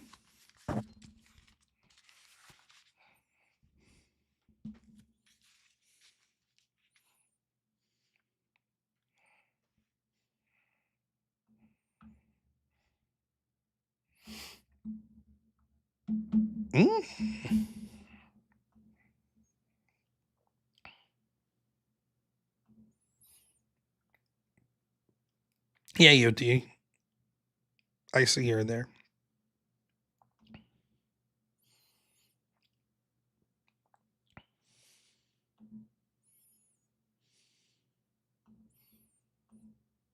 All right. Is this Dave Timmerman? Yeah, this is Dave Timmerman. Okay. Can you hear me? Okay. Yep. Yes or no? Oh, is this going to be it? We're not going to rehash the actual thing. We certainly could go further than that. But I would like an answer to my question. If the lower courts rule that Trump must execute people that day, and I don't think that would happen. You could say you don't think you could say you don't think it would happen, but if they did that, does Trump have? I guess I would make. I guess I would make an exception then. What do you mean? Sure. Wait a minute. Whoa. You said your answer was very clear. You said your answer that's my very clear option. How is that clear? Now it seems like you're offering an entirely new explanation. No, I would make an exception for that. So then your answer is no. Trump shouldn't execute those people, correct? Yeah, for the hypothetical. Okay, can you show me anywhere in your chat where you type the answer no? I see you saying yes several times. I'm when you talk, I'm behind, so it's very hard to keep up. You introduced the hypothetical after you were talking about the actual Fair court enough. case. So And yet after the introduction to that hypothetical, when I admitted, okay, you're probably behind because you're chatting, etc., you then had a chance to respond and you said, my answer is clear. So no, wait, you said your answer was clear. So I want you to put, I want you to let me finish. I want you to read out where your answer to that question was clear. Go ahead. Tell me what you typed that the answer was clear. I only answered the actual court case, So then not the hypothetical. so you heard me over and over asking. Yeah, but you can force me to go to the hypothetical, but I don't accept you forcing me to go to the hypothetical. Then you I could was say just that. talking about the case. You could say that. You That's- don't say my okay, answer but is clear. That's why I called in. That's why I called in, No, because I thought that because I'm not going to keep up with that. That's fine. We could talk, but I just want to make it. You were a coward. You misled people. You were I'm not a unwilling coward. to I'm give calling. an answer to Come the on, I'm question. calling You in. were I'm not a coward. unwilling to give Come an on. answer to the question. No, I'm not. I was not unwilling. I'm calling in, so I'm not Okay, so unwilling. now I'm that not your a answer coward. is no. That's just attacks on my person. That's not. Okay, that's so now not that your okay, answer Michael. now that That's your not answer cool. is no to that hypothetical, Yes. you would say that Trump should I ignore that. would make an exception for that for the The weird way it works hypothetical. is the way this works on my show is you'll wait until I finish. I have these natural Okay, go pauses, ahead. so it'll be something you'll be able to intuit, right? You'll be able to intuit when Okay, I'm thanks. done talking, and then it's your Yep. chance to talk. All right. If you can't, All right, then I Rob, could say, go ahead. okay, it's your turn to talk now. Now, so the fact All that right, you go said no, that there are times when Trump should ignore what a lower court ruling is. What is it about that hypothetical? Murdering. Last chance, you interrupt me again, and that'll be the end of it. What is it about that hypothetical that makes you say no in that case? The murdering. So it's just when it comes to execution of someone. No. Okay, so make up another weird one, and then I will make another exception. No, okay, you just said what we're trying to do is get to the principle. So it seems what you're saying is Yes. if the order leads to a severe outcome. Murder, yes. And Just I'm saying now murder. Okay, so what Sure, if if you make up another one, I can add it later. Okay, so But you're I going would to like change. to talk about the You're case. going to change. Okay, hypothetical number I'm two. not gonna The change. court orders that Trump must stop giving money to a specific group of people that are currently on life support, and he must stop funding their care, which predictably will lead to them dying. They'll die within 2 days if they don't receive this care. But the court says, nope, you can no longer give funds to them. Should Trump ignore that order? I don't think he can ignore that order, no. So he has to listen to them. So, but that's not murdering, right? That's right. That's why we're trying to move the hypothetical on. Right, exactly. So So anything he other has only you murder. at some point you have to say the lower courts have actual jurisdiction over the administration. That's what I'm saying. Who's to some degree I might agree somewhat with that, but the point Of I'm course you trying agree. to make That's well, that's it depends on that's your whole of American course. thing. Of course, to some degree, everyone would say that. To some degree, you have jurisdiction over the president if it's your property and he loiters on it, correct? Yeah. Okay, So I'm saying the so case, you've made a point the actual that's sort of case. irrelevant, right? The question is No, on it's what not irrelevant. specifically. Yes, it is irrelevant. Like, I don't would think you agree with the following statement? Everyone in America at some point has jurisdiction over the president. What do you mean when he does something? Can When you he's envision a murdering your scenario children where? or something? Can you envision a scenario When he's where? raping your daughter? What are you talking about? Can you I mean, envision? Can you envision any scenario Sure. where there would be times where an course. average American would have jurisdiction over the president? Of course I can. Okay, so Yes. then your statement, Rob, can't you admit that at some point the courts have jurisdiction, even a lower court, over the president? Of course. Okay. Yeah, I'm talking about the case. So So I'm what we're thinking trying he's to do wrong is by the ignoring problem the is- case. The problem is if we My just point talk, is he. the problem is if we just talk, what you want to do is this. Just in this situation right here, he had to follow. I That want to was do it. something. And Yeah. you will I be want to do unwilling. something. Of You will course. be Yeah. unwilling I to sort of disagree with you. defend what your principle is in that. You'll just say this one No, case, I'm just this one case. I'm That's very the one. clear. I'm You're very not very clear clear. about my principle. You're not very clear, which I'm is very why I'm clear, trying. okay. Which is why I'm trying to say. So you've said in the case of You're murder, going ad infinitum, and we're that's not not going ad that's not infinitum. okay. What you're doing is You you're are constantly murder, interrupting. that kind You're of stuff. constantly interrupting me. You seem to suggest, I'm yes just- or no, just that the debating only you, man. Come on. the only exception would be murder. That if the courts order murder, No, that's not what I'm saying. okay, then what's the That's other not what I'm saying. exceptions? There are a lot of them, I guess. Go ahead. But Give me I another would example. rape. Okay, rape, murder. Next example. Yeah. Because okay. you're saying we already Sure. went to an example that you said no, you'd have to listen. So if Yeah. if he was giving money, had been giving money to keep people with life-saving treatments alive, and the court says no, you can't do that, he would Yeah, have so- to stop. so- That would result in their If death. the You agree law- with that, but he would have to If stop. the law is you can give 100 days money to people who are about to die, and he says no, I'm not listening to that, and it's day 101, then I think he needs to stop. the life-saving But that's treatment. not. I don't think that's Wait. murder, so it's not over the Who wrote the law in that instance? Congress. Okay, so then can you show me the law that Congress wrote that said that he has to give money to these specific organizations? No. I think the case that he's ignoring is that he is not following the rules of the 45-day exemption, right? I think that's the No, I don't believe so. that's the court order. I don't That's the believe. court order that he's ignoring. I don't believe Okay, so that's. I everybody's don't saying believe that's. retarded and all that kind of I stuff. don't So believe this that's the this case. is I believe you're so mistaken. I I'm believe you're mistaken. I think You're I mistaken. think I'm always very active in your chat, and I'm pretty good faith, I think. No, And I'm what does that have to I'm do a with little. anything? Okay, your good faith. I think No, you're no, mistaken. I think you're mistaken. Is it No, no. your claim? Is No, it your I'm claim? saying that to the chat here. So yeah. Is it your claim that the Supreme But it's Court just okay. put a halt to the temporary restriction order on Trump's 45-day freeze of what? So I think so. Okay, can I ask you then? What order is he ignoring right now? You tell me. You seem to be the one that has a problem. The courts are saying all kinds of shit. You can't fire people. You can't stop giving money. You can't. Right. You can't get rid of this person. You So can't get all of those. So all of those you think he shouldn't listen to? Did I say that? Can you show me where I said that? I'm asking you. No. He should listen to some of them, or all of them, or he shouldn't listen to any of them. Yes. He shouldn't listen Now, to can any you of them. tell me? So you're saying that you shouldn't beat the shit out of your Okay. wife? No, you shouldn't beat the shit out of your wife. Okay, Rob. and That you're would be saying bad. that you're saying that you shouldn't be a Nazi. That's what you're saying. Are you wait? Are you saying you should be a Nazi?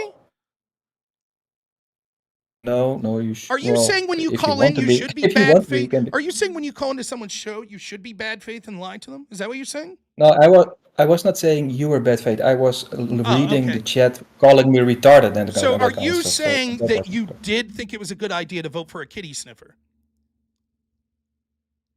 No, that's not what I'm But saying. you're saying that it was a good thing to vote for Kamala Harris, who believed that Joe Biden sexually abused women. You're saying that. Is that what you're saying? No, that's not what Does I'm it get saying. a little annoying when someone phrases arguments in the terms of questions that have already been blatantly answered that says the opposite of what they said? Does that get annoying? I just wondered. I'm just asking questions. I'm not accusing. I'm just asking Sure. questions. That's all I'm doing. So, for example, when I say blatantly, which I know you were listening to, actually, I'm not a big fan of Trump ignoring these TROs. I think what he should have did was comply with them as he appealed. Or maybe he should have done other things that were within compliance of the TRO. And then you go, oh, so you're saying that he shouldn't comply with those? Do you understand why that would seem like you're not necessarily operating in the best faith? Because you're asking the question with the implication that I'm saying the opposite of what I'm saying. I thought, okay, so maybe but I thought you were saying in your stream that he can ignore the court orders. Well, he obviously can. I wasn't making a question about if he is. I was making a question of ought. Ought he do that? And I said, no, he probably shouldn't. But it's not the biggest thing in the world. That's what I said. I said I would have rather him complied with it. Okay. Yeah. And then you were like, now I've refreshed your memory. And then you were like, oh, no, you got to comply with everything. And I was like, well, there are situations like if they ordered a murder, and you're like, ha, I've answered clearly. And I was like, I don't think you have answered clearly.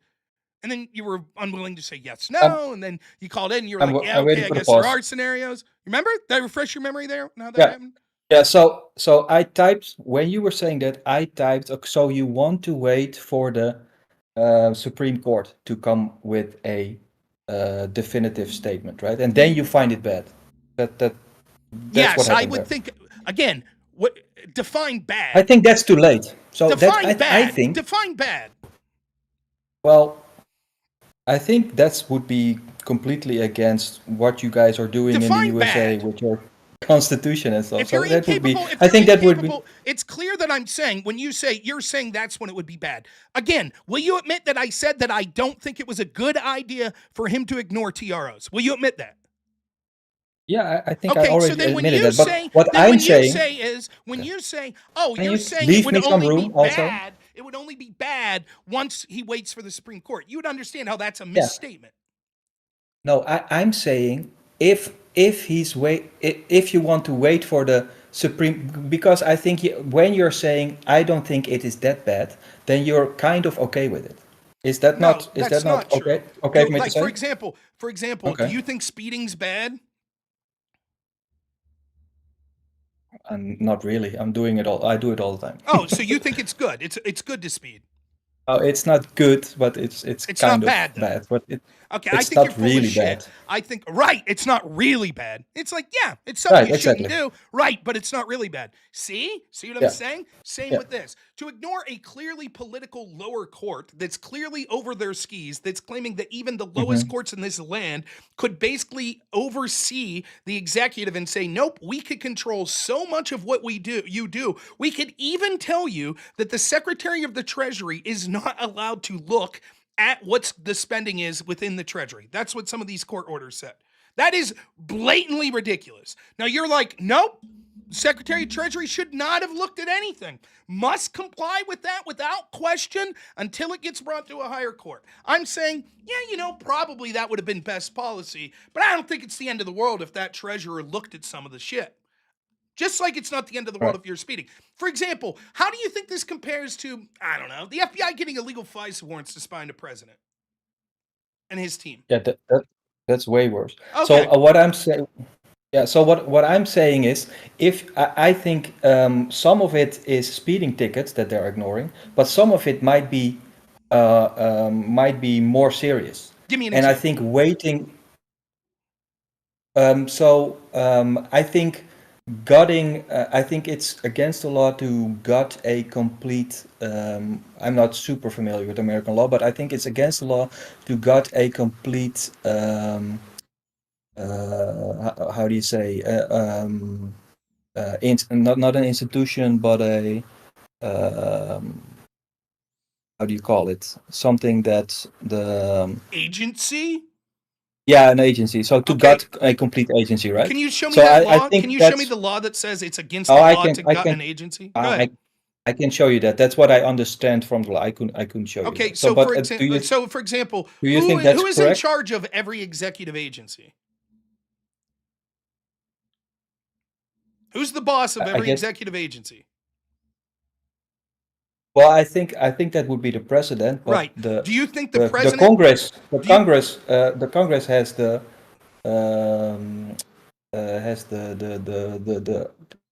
Oh, am I still there? Because Yeah, you're still here. uh, my browser just crashed, but I think I'm so fine. Um, so sorry, re-ask that question because my browser just crashed, but the difficulty is still there. Who's in charge of all executive agencies? Right. You said the president, and then you started to say, but Yeah. Congress. Congress, I think, has the authority to disband or create agencies. I don't think the president can do that. Okay, so for example, the Department of Education was created by the president. So you would think then, if it was created by the president, it's illegitimate, correct? And what should we do with an illegitimate agency that wasn't created by Congress? Well, I just said I think agencies are created or disbanded by Congress, right? No. But if it was Oh, so if Congress can do Trump, that. so then just to be clear, if Trump Uh-huh. creates the agency on kicking liberal ass, right? And then in Yes. 2028, Democrats win, Kamala Harris Uh-huh. wins and she goes, we're disbanding it. You would say, even though it was illegal for Trump to create that agency, it's also illegal for the next president to disband it. That's what you would say? Well, does the president create the agency? I They think he created the oversees the Department of agency. But Education. You're mistaken. okay. Okay. That might. If you're saying the president can do this, then the court order would be wrong, and the whole law about the 45 days and stuff would be wrong, and then I don't even understand what Supreme you're Court talking about. should overturn it. What are you talking about with 45 days? My only, and maybe I'm missing something. The only thing I'm aware of that suggested something in 45 days was he had to give 45 days notice before firing certain people. Is that what you're talking about? Well, I think there's something about the amount of time that you can investigate fraud and abuse. Um, before letting the Congress decide about the matter. I'm unaware. I'm not saying you're wrong, but Okay. you're the only person I've heard mention this. Like I haven't Okay, heard sorry. Yeah. anyone. And I don't think that's true. I want And to I strongly think that misinformation stuff here. But, given that you're saying things that I know aren't true about our system, okay. Okay. I'm highly skeptical that the conclusions you're drawing are correct. I don't believe that. But it's interesting because you seem to imply, well, then clearly the law would be illegal. Okay, so then should Trump comply with it? I think he should win in the Supreme Court. That's what I'm saying. That was Okay, my so that then was the whole even reason why. if you knew it was illegal, what the lower court ordered of him, you knew it was legal, not murder, but he says, "Hey, you have to keep funding this," and you know that like that's laughable on its face, right? You Well, that's still what he's think doing right now, right? He's saying, "I don't have to listen to you because I don't think it's he's okay." kind So of that's like, what he's doing. but what's going on? It's not as simple as you're making it sound. So there's several steps. I'm not a lawyer, right? So I can't claim to be an Me neither. expert in this, but there's several I'm steps in just a how this developer. goes. Yeah. You have like a TRO that's put out there, and then there's obviously going to be appeals to it. We have some of these TROs being rewritten by the same judges because they've clearly, like saying the Secretary of Treasury didn't have access to stuff, clearly overstepped their bounds. So they write the TRO, and then it meant almost 24 hours later, okay, that TRO was written poorly. We have to Right. further trim it down, et cetera, et cetera. The next step would be sort of, it then gets, the judge says, okay, we don't think you're following the TRO. Then they file an injunction. It's more serious than to ignore that injunction. Normally what would happen then at the injunction phase, it makes it And more he's likely. doing that now? He's not, no.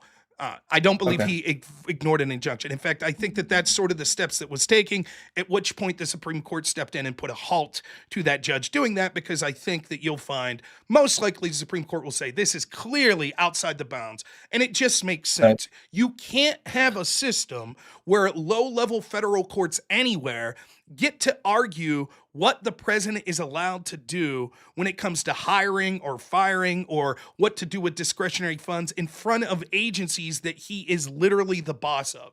Because in effect, that means that any lower court in the country is more powerful than the president of the United States. If a lower court, for example, would say it is illegal for the FBI to be investigating this particular person, you would then have to wait for the Supreme Court to hear this case, to decide on this case, before you would think that it would be legitimate to pursue an investigation into this person. Oftentimes what would happen would be, in that specific situation, by the time you got to that, the investigation would prove fruitless because evidence would be destroyed, that person would have fled the country, etc. The same is true when it comes to but this. that's all. The same is true when They're it comes to doing a these lot sort of of extra legal stuff. firing and funding decisions, right? For example, if you, this Dellinger guy or whatever, right, that's hanging around, right? He's going to be able to do all sorts of things. Clearly someone that is antithetical to Trump. We saw during the first Trump administration how people in the very agencies that Trump oversaw, like the FBI, the Department of Defense, sabotaged him all the way. They'll be able to sit there and sabotage Trump the entire time until the Supreme Court rules that, yes, a boss has the right to fire the people underneath him. For example, we But can isn't see that kind of the system? Isn't that the no, system that's not. that you have? That's again. I think Trump should have complied with the TRO. But what it's going to do is, what's But worse? he's not. No. What's worse? Well, he's not. He's not complying. So that's the end of it, right? And you speed, so you're bad. Cool. Yeah, We're talking yeah, about the levels exactly. of badness. So I already went through this, Yeah. right? I don't think. I well- think that he probably. Go ahead, talk. So I just want to zoom. I want to zoom out one little bit. Right, yeah. I think Yeah. Okay. I'm super interested in the way. Talk. Are we going to wait for each other to finish talking? Are we going to keep? Okay. I don't What think I I'm- was saying I'm- is, I don't I'm- think it's the I don't worst think thing I'm in the world. the I don't main think one it's on the the. worst. I don't think it's the Okay. worst thing in the world to Go do ahead. this, right? I think it's something he should have complied with. But far worse than that is the actual activist judges in the first place, which you won't give a shit about. You won't care. You won't care at all about that. Why do you say that? Why do you Okay, mind so it all? Don't do that. so you're criticizing now. Can you show me one place on social media anywhere, No, on any channel that I'm not you've on written in, where you criticized any channel, even on my channel? You're on my channel. Can you show me criticizing these judges that the Supreme Court just intervened on? Can you show me that?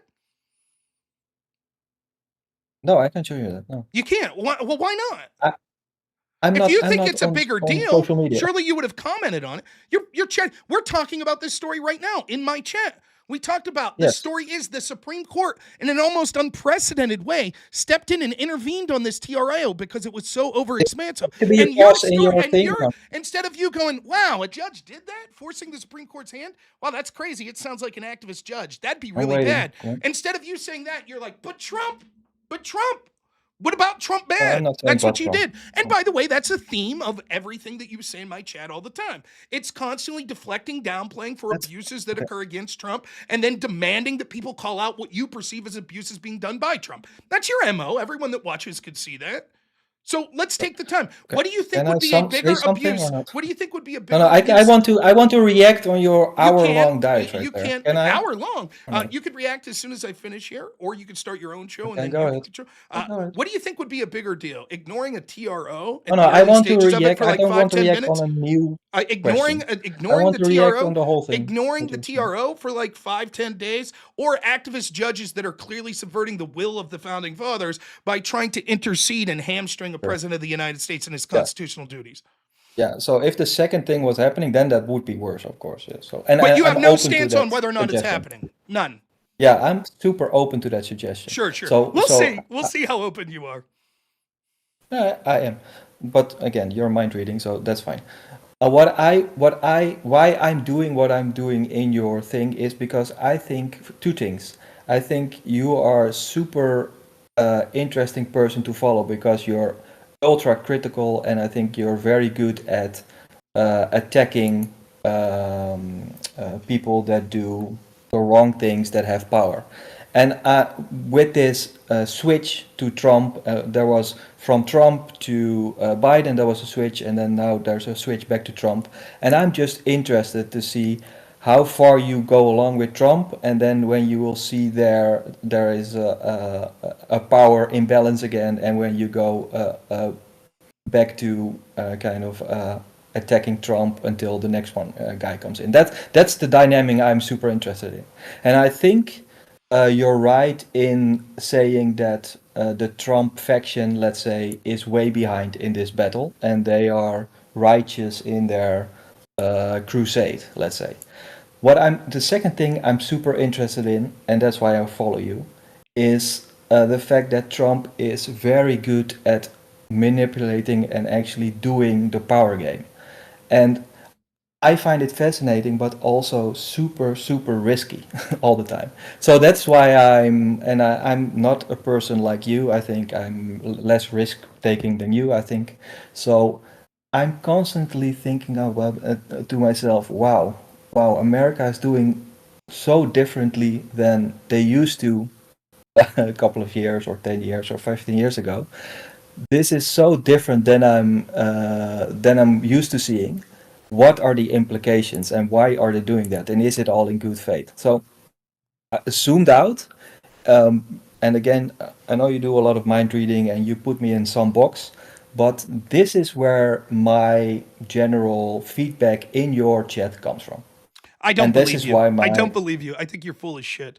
I think that clearly okay, you're in my chat to try to okay, steer things to being more critical of Trump. That's your agenda. It's obvious. You, like almost every other person that has similar takes as you, will always default to, oh no, we're willing to call out everything. When we see far greater abuses that I talk about a lot on my channel, never once will you bring me. Maybe occasionally you'll be like, yeah, it'd be bad. But never once. You see me criticize Trump all the time. I started off this show, the first half of the show was being heavily critical of Trump and people surrounding him. You don't give a shit. Yes, I agree with you on that. I do. As soon as we're talking about being critical of these judges where the Supreme Court's stepping in, you immediately turn it to, but Trump, even to the point where I call out Trump and say, But my that's preference, mild. Come on, that's also mild. again, That's as mild as notice saying how I'm when going along with you. notice how when you talked, I stepped back and let you talk, even though I thought that what you Mhm. said was vacuous and completely worthless. It's just nothing. It's empty Okay, platitudes. It reeks of, okay. oh, I think you're a good person, Rob, and Dude, I'm this is actually just interested literally in. the There first you time are I interrupting call again. There you into are. There you are yeah, but interrupting okay. again.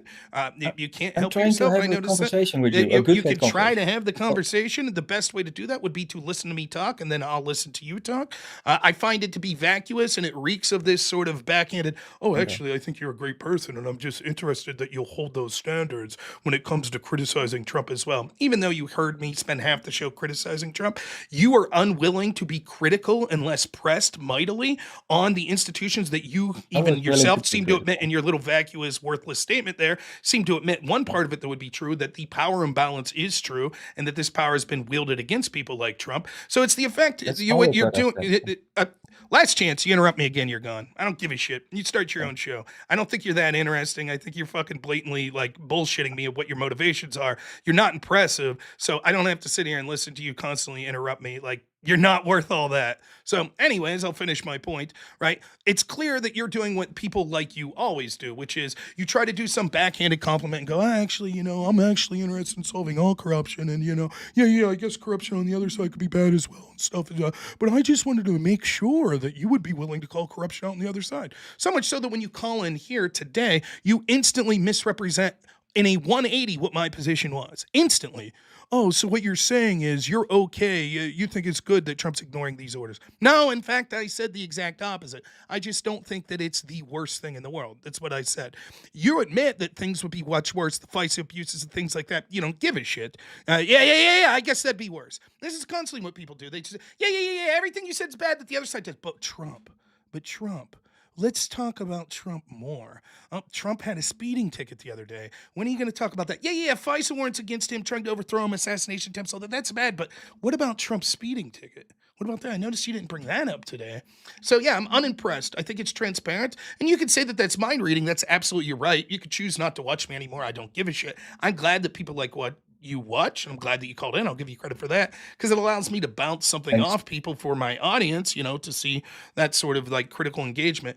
But your opinion of me, it could not mean any less as far as I'm concerned. I think you're a bullshitter. I think you clearly hate Trump and that you're trying to hold me to a standard that I have to criticize him, which is a thinly veiled attempt to deflect for the corruption that's been done against him and the American people over and over again. Well, I don't think any of that is true, and it's simply wiping away what I really think. So then it becomes really hard to engage further. But thanks for letting me call in, and I will not stop watching you because I think it's super interesting channel. So I will take it as a good faith criticism, and thanks a lot, Rob. All right, man. Take it easy. Take it easy. Bye-bye. So I don't think we're going to get to talking about the Jake Tapper stuff today because we got a lot of people calling in now. All right. What's up, EOD? Oh, fuck. Hey, hello. What's happening, man? Nothing. What's up with you, man? Fucking Zionists, man. The Zionists. Goddamn pro-Zionists. Wait. I swear. Okay, you mentioned Zionists, but I noticed you haven't criticized Trump yet, as you called in. So I just wanted to make sure. Fuck these people. Oh, I gotta hear you. But Oh, man. Shit, fire. So, I don't know. What was it? They're saying that Trump doesn't have the ability to fucking defund USAID in the chat. This shit's fucking pissing me off. There's somebody, who is it? Scratch is sitting in your waiting room wanting to talk to you about fucking USAID funding, and I'm sitting there talking to him. want me to bring it up? Want me to bring him on? I'll talk to him. Hell yeah, dude. Let's do it. Okay. Well, don't double team him though. I'm not gonna double team up. Okay. I'll sit and just throw shade from the peanut guy. All right, Scratch. What do you got? What's up, man? Not much. So Look, dude, I'm just go ahead. Yeah. oh yeah, me. No, I'm just concerned that Donald Trump for over 2 weeks and 3 court orders later ignored what the lower judge was doing and then cried up to the Supreme Court, and then they acted way swifter than usual to stay the TRR. Do you think that TRO. means? So, are you suspecting that the Supreme Court's like corrupt and on Trump's side? I think they're. I think they're more forgiving to him. I would definitely say. I don't think that implicates them being corrupt. So bias for Trump. Yes, biased. Do you think the judges ordering against Trump are biased against Trump? I honestly haven't looked into the judge. From what I've read of the Impoundment Act and what they were citing, it seemed pretty fair. So, but that doesn't speak to their bias. No, it's only fair when they go against Trump. Right. That's when it's fair. So don't you think that, like, can you think name me a these time? Can you name me a time in the past when a lower court has weighed in as to whether the president could fire someone in the executive branch or when they've weighed in on whether a president could redirect funds or stop funds to agencies within the executive branch. Can you show me in like, any presidency when that's occurred? I couldn't right now. No. Let's for a second assume that that hasn't occurred. Might it make sense then that the Supreme Court weighing in being more expedient than usual is because this is sort of an unusual circumstance? If that is true, that would be correct. I would ask what legal justification the Supreme Court was using, though, because Well, I think the justification is the idea that it's clear that the Constitution implied that the president would have control over these decisions that occur within the executive branch, seeing as how he's the boss and the leader of the executive branch, and lower federal courts, right, shouldn't have the power to stop the will of the president on a whim. Right. And that there would be a constitutional crisis. Congress, right? There would be a constitutional crisis if we allow lower courts to now, every time a president issues an executive order or fires someone or hires someone for any court, whether it be a conservative leaning justice or a liberal leaning justice, put the shoe on the other foot and say that Kamala wins in 2028 and she tries to hire someone and a lower court person says, no, you can't hire them. You needed, actually, I'm interpreting that you needed advice and consent from the Senate to do that. Do you think that that position should stay vacant until what? The next Supreme Court term? Like 180 days later? If that was the case at all. Like, this was a blatantly against the Empowerment Act, right? It cites in that there needs to be a special message sent to the clerk of the House and the clerk of the Senate. That message needs to be specific, laying down a bunch of specific points about exactly what they are freezing and why they are freezing it. It also has to be registered. It also has to be registered on the Federal Register too, and you can go, anybody can go on there. You can't find it. Nothing has been sent to the clerk. It seems to explicitly violate the letter of the law. Also, is it not a constitutional crisis when we have funds that have been appointed towards USAID from Congress, and the president is just simply refusing to even put those through? It depends. What specifically did Congress say? See, for me, what I would do for shit lefties like you, I would just redirect all of that fund to right-wing groups. That's what I would do. And I hope that that's the end result of this. I really do. I hope the end result of this is, no, Trump, you have to continue to spend this money. Because my guess is most of this money was divvied out for sort of causes or discretionary measures. So it probably doesn't say, you have to send this money to Catholic Charity of San Diego. $30 million goes to them. It probably says, we've earmarked $100 million in USAID for fighting homelessness or for helping with border security, etc.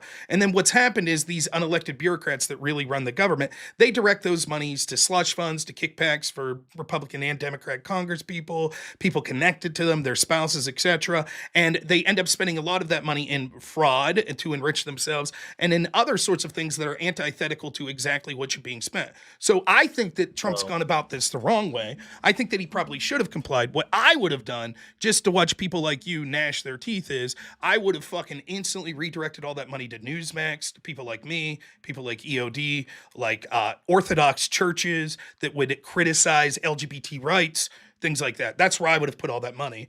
And then watch people like you say, oh, well, yeah, that's perfectly legitimate. As long as he doesn't freeze the funding, it's good to go.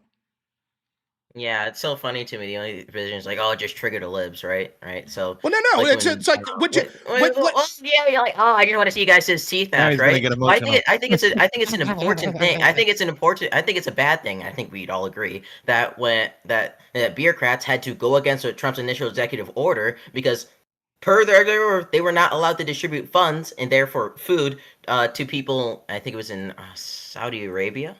How many people died? No, Sudan. They didn't. The bureaucrats went against Trump's orders, and they fed the women and children. Okay, so just to be clear, if a court rules that that's illegal, you would be for the prosecution of those bureaucrats, correct? They could do that, but I'm saying that, hey, we have this funding that that's Congress not an answer. That's not an answer. Situation, and I don't want. That's not an answer to the question, bro. That's not an answer to the question. They could do that. That's a could this be done or not? I'm asking you, ought they do it? I'd probably say they shouldn't. Why not? Do that. I think there's some moral precedent there that people who are just trying to save lives probably shouldn't be. Okay, and that's probably what Trump thinks. So Trump thinks that by freezing funding towards like polio vaccines and AIDS treatment is going to save lives. Would you like me to answer that? It's sort of a lengthy answer, but Yeah, go ahead. Okay, sure. Yes, I think that's what Trump thinks. I think Trump thinks that we have a debt crisis that's literally going to destroy our country and mean that because we're living high on the hog, including through a bunch of projects that are antithetical to the interests of the United States and enriching bureaucrats that really run the show, that our children and our children's children will be involved in a country that's far less than what it could have been. That will cause things like suicidalities, drug overdoses, economic impacts, unhealthy outcomes because the economy is doing poor to be exacerbated, which will lead to real people, American citizens dying. I think that Trump probably believes that as a member of the government of this country, he owes his allegiance to the Constitution and to the citizens of this country, not to people around the world. I think he also knows that many of these projects do a little bit of good, like 5% of good, like, oh, we'll send some food to this country, but 95% of that that money is fraud and waste. You gonna let me finish? You said you wanted an answer.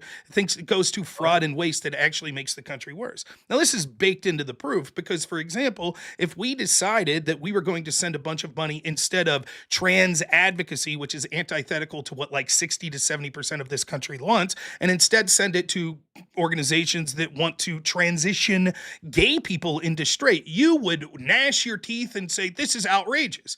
And then if your president came in 2028 and wanted to remove that funding, I would say, oh, just to trigger the cons? That's all it is? You just want to trigger the conservatives?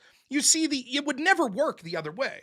Democrats would freak the fuck out if all of this funding was going to organizations that were populist, for example.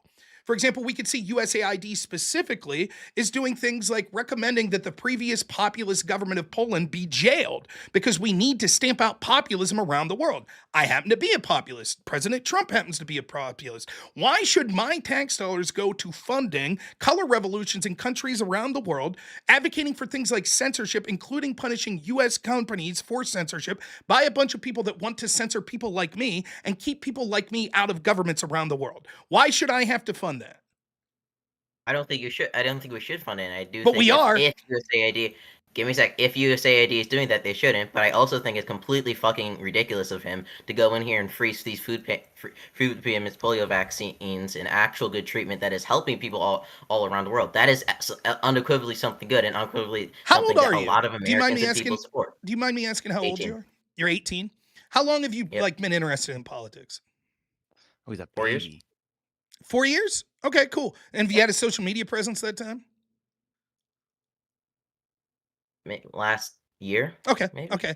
Can you tell me ever once, just maybe in a private conversation you had, about wasteful spending of our government? Wasteful spending. Yeah.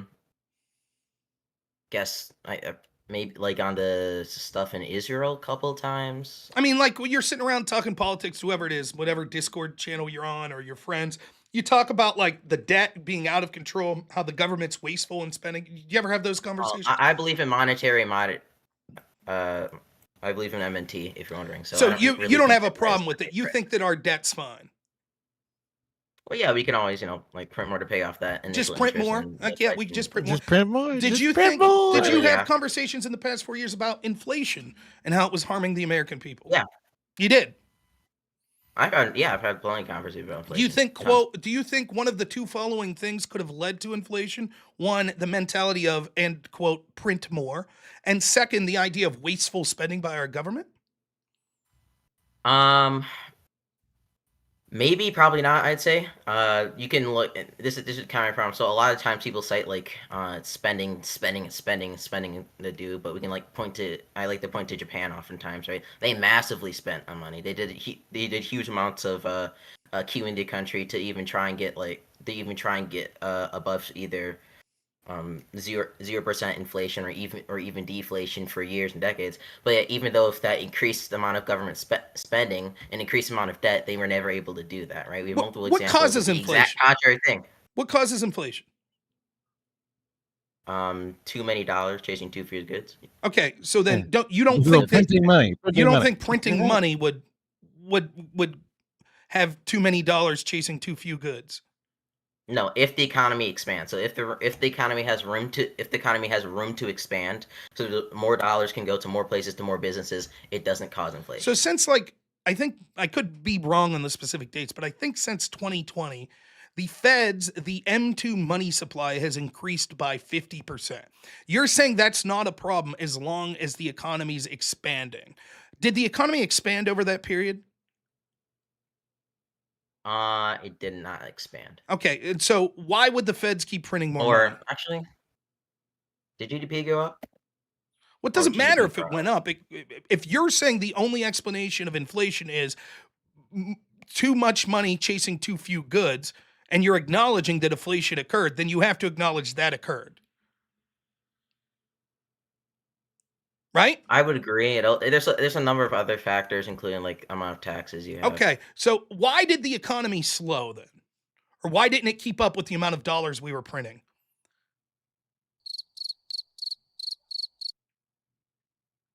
Okay, bro.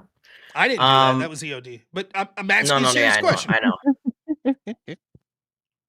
Yeah, I would say we had like the COVID lockdowns. We had a lot of that stuff going Did you on. support lockdowns? Yeah. So absolutely. you supported printing more money.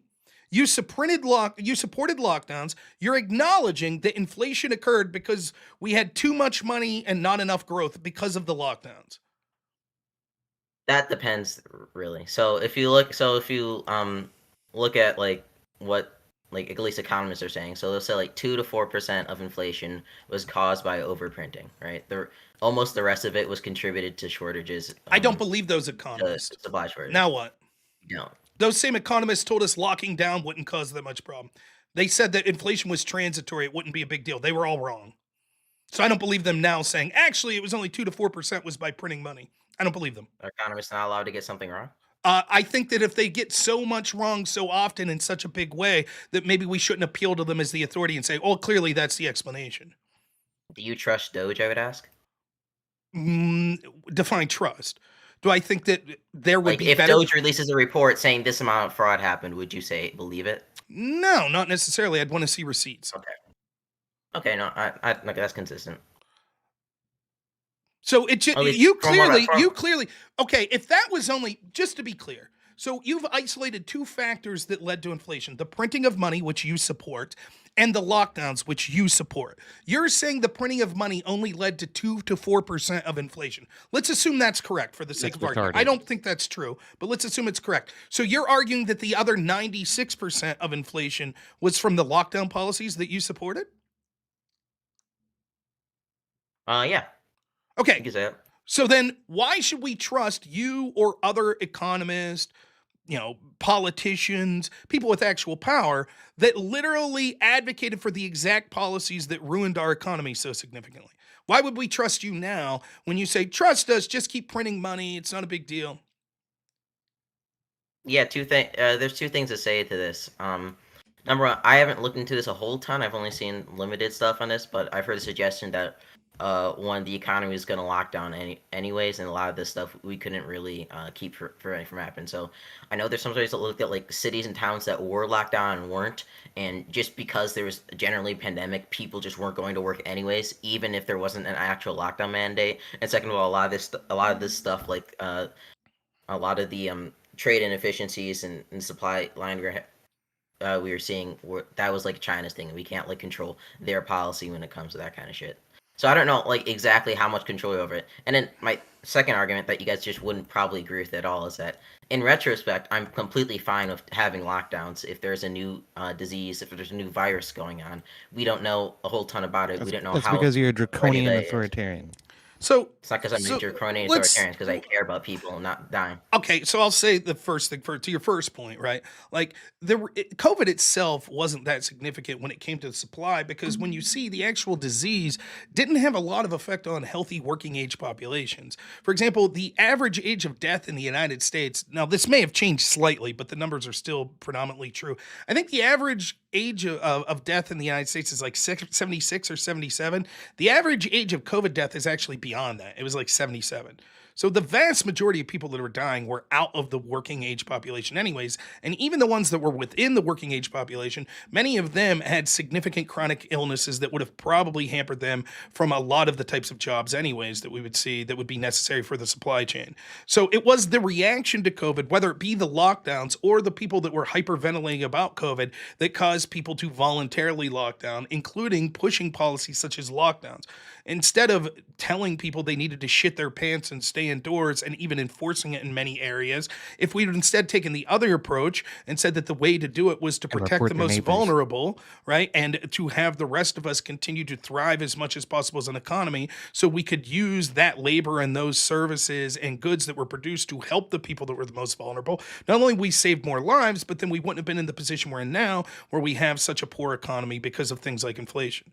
The greater point you make that's more interesting to talk about is the second point, though, which is you're not a monster. You want to save lives. And so, therefore, if another disease cropped up, you would then suggest that we have lockdowns again.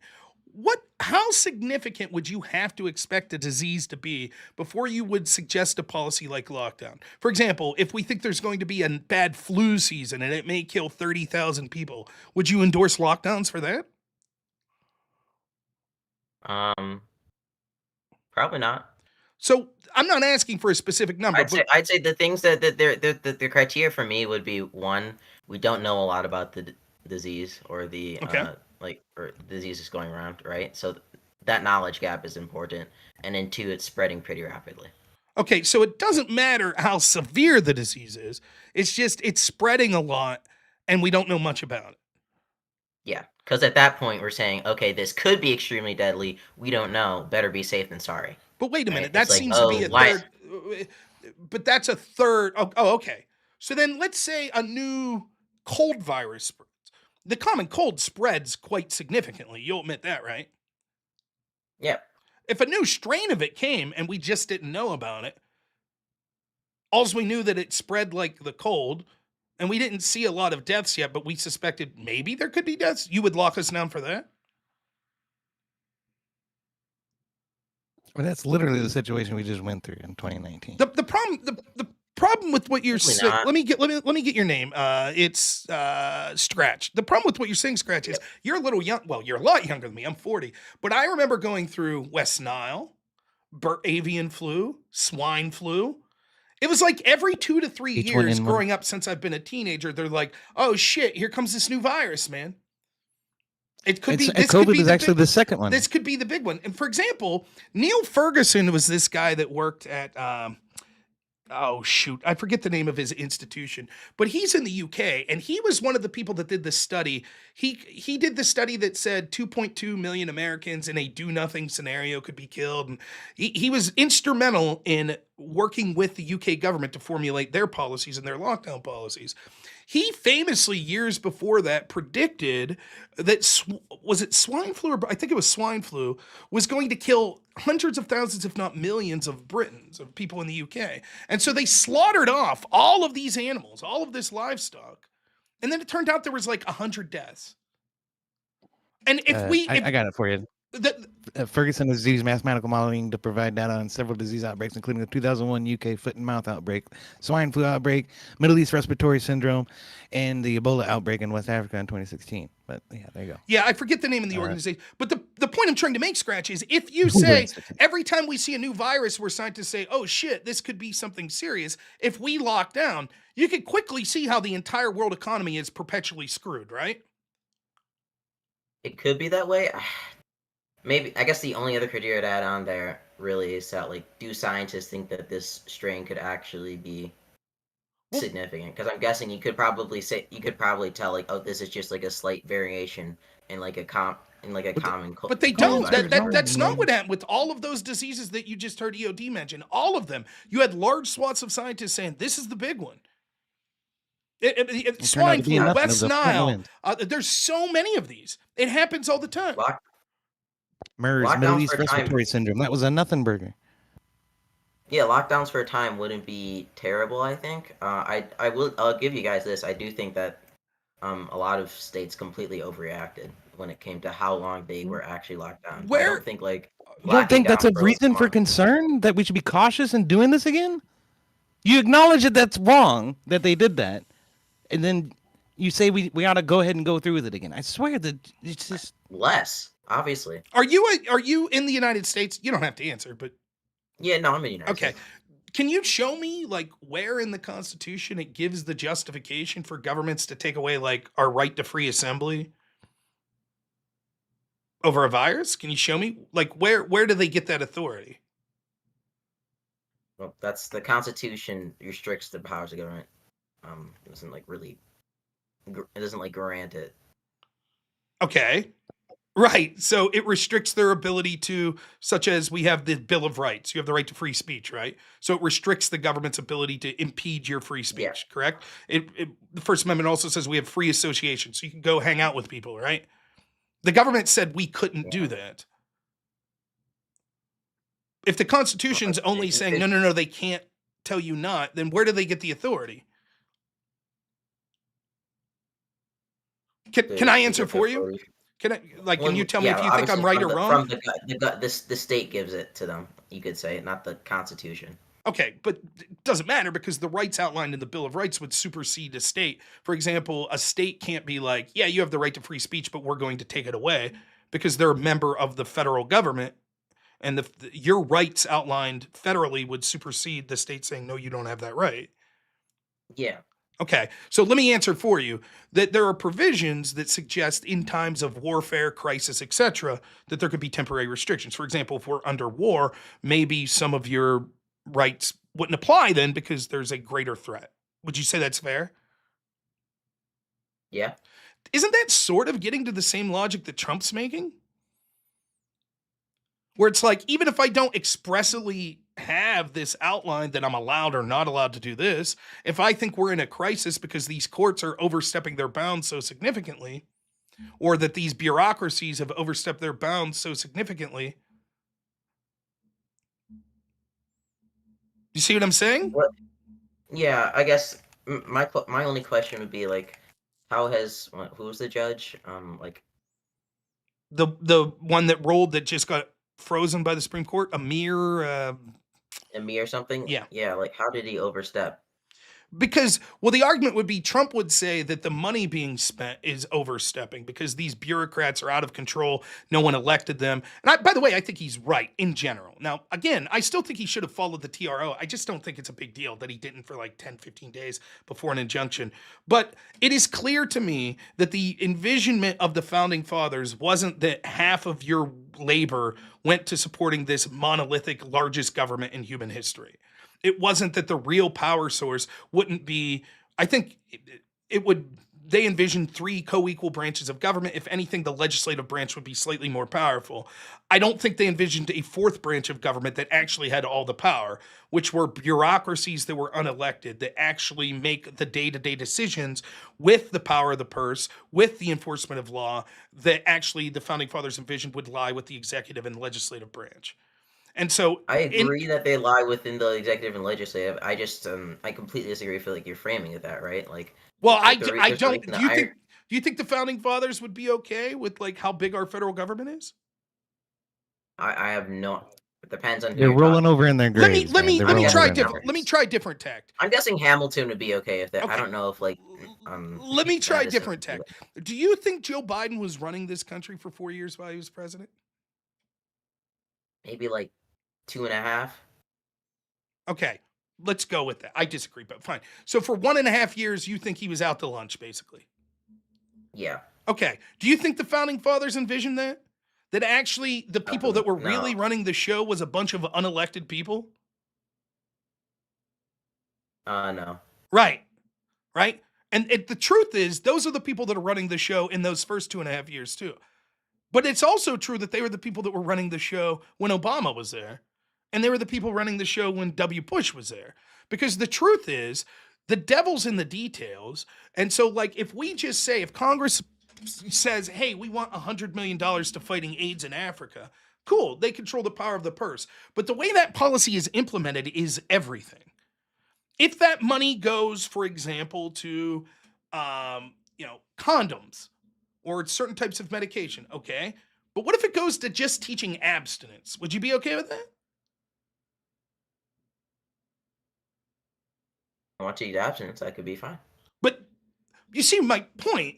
How that money's spent and what they do can significantly change the policy itself, right? If $100 million is given for fighting AIDS, and we determine, USAID says the best way to fight AIDS is to use this money to prop up entertainers, judges, and politicians in the country of Congo that will overthrow their conservative presidency and install a more left-leaning one that will be more favorable to the United States, and that'll help fight AIDS. Is that what Congress envisioned with that policy? No, I don't think so. I think that'd be a bad faith interpretation of like whatever they're saying. Well, it And might I be would agree bad with that. faith, but would it be legal? Technically, No, not Probably. ethically, legally. yeah, no, it would be legal.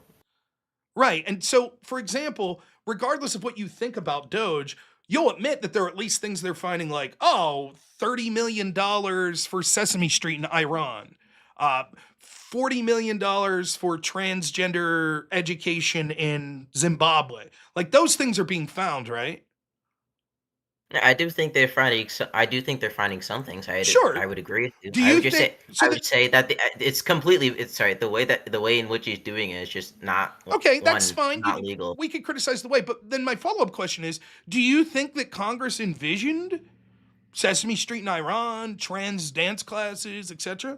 Do you think that like the individual thing is that- Congress people like that's what they intended when they sent this when they signed the budget? They might have. I don't, because there is a what is the USAID under? What department? Is it its own entity or is it under the Department of Defense? It's the United States Agency for International Development. Yeah, I don't know what It's- branch it's own- specifically. It would. It belongs to the executive branch. It's Well, appointed yes, under the executive But branch is it by like Congress under in the 1998. DOD? Is it under? I don't know. And it's under the state. So, yeah. So Congress would It's under the probably executive in at any least case. the committee overseeing that department would probably know about some of these contracts, and I would. Well, that's the be- thing. Nobody they was don't. overseeing the department. Nobody was overseeing it. Congress did not explicitly approve $20 million for Sesame Street in Iraq. That's something the agency determined on its own. And the problem, Yeah, what but happens Congress is would this get money gets sent, right? We have these budgets that no one reads.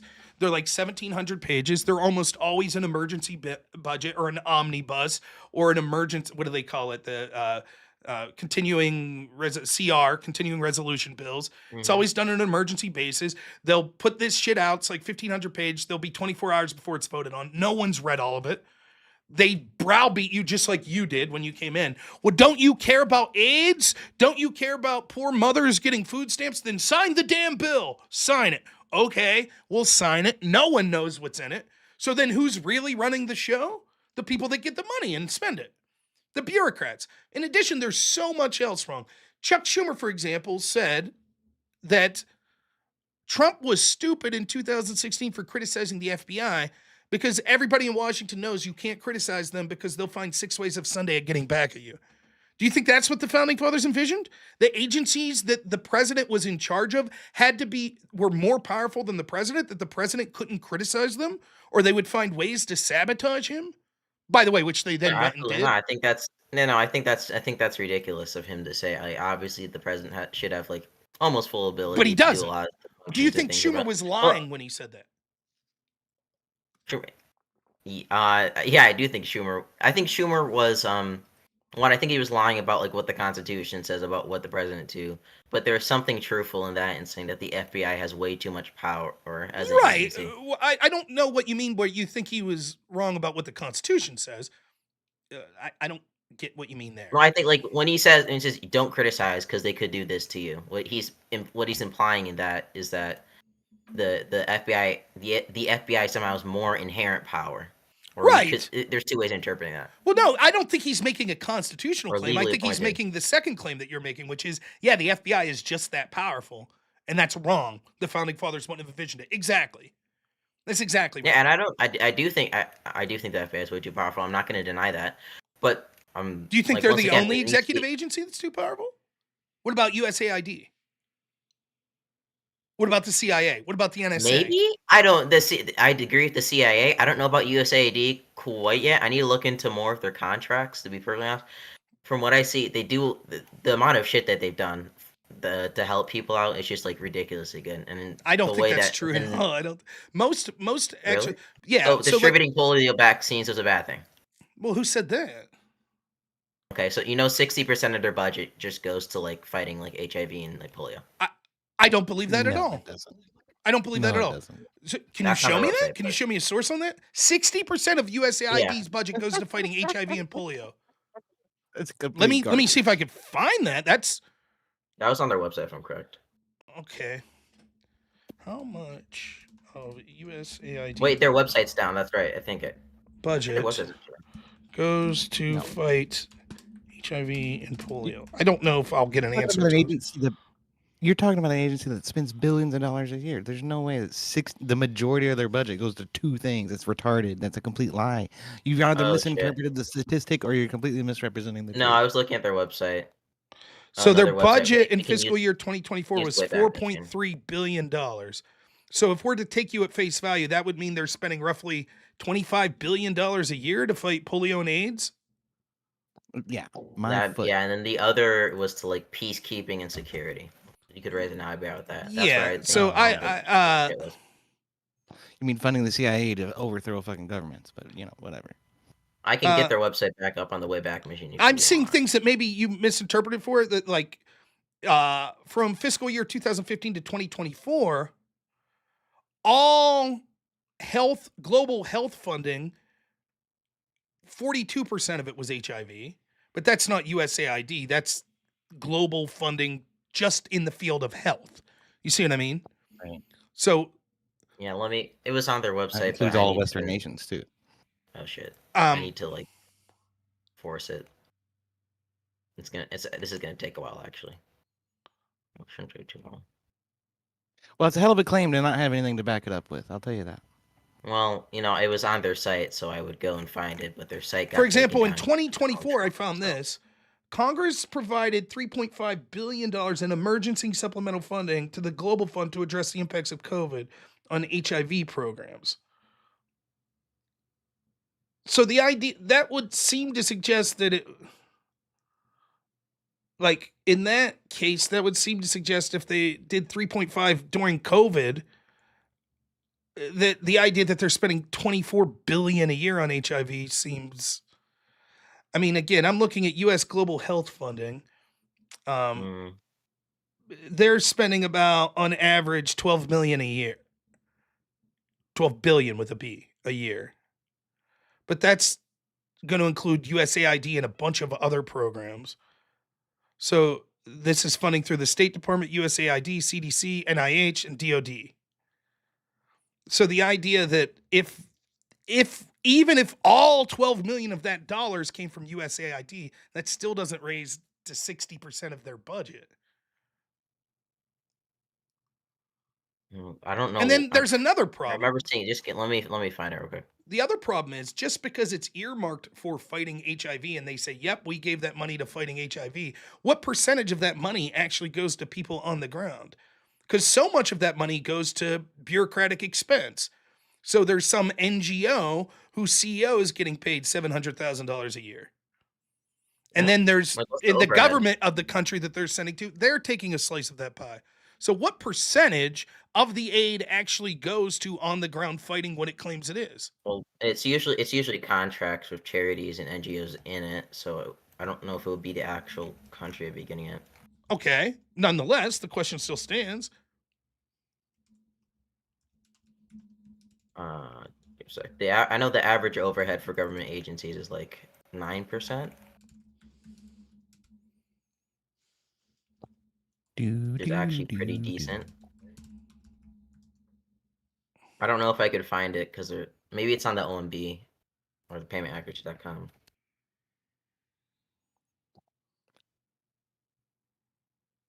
Well, the problem with UCEDD isn't the things that it does that are supposedly right, or the things that it does that are somehow humanitarian. Honestly, it's the things that it does that are completely stupid, like funding a trans opera in Ireland, okay, or Sesame Street in the Iraq. Do you know how much money from USAID actually went to Ukraine in fiscal year 2023? That would make $16 sense, though, wouldn't it? billion. $16 billion went to fucking Ukraine Wouldn't that from make sense? Since USAID. they're at war and there's probably a lot of refugees. So Are you I'm saying that there's just a lot of polio and hungry people there? so just real quick, like again, Maybe, yeah. now I want to preface make this by sense. saying I'm just looking into this, so you should take this all with a grain of salt, clearly, because go I'm not ahead, claiming to be an expert, right?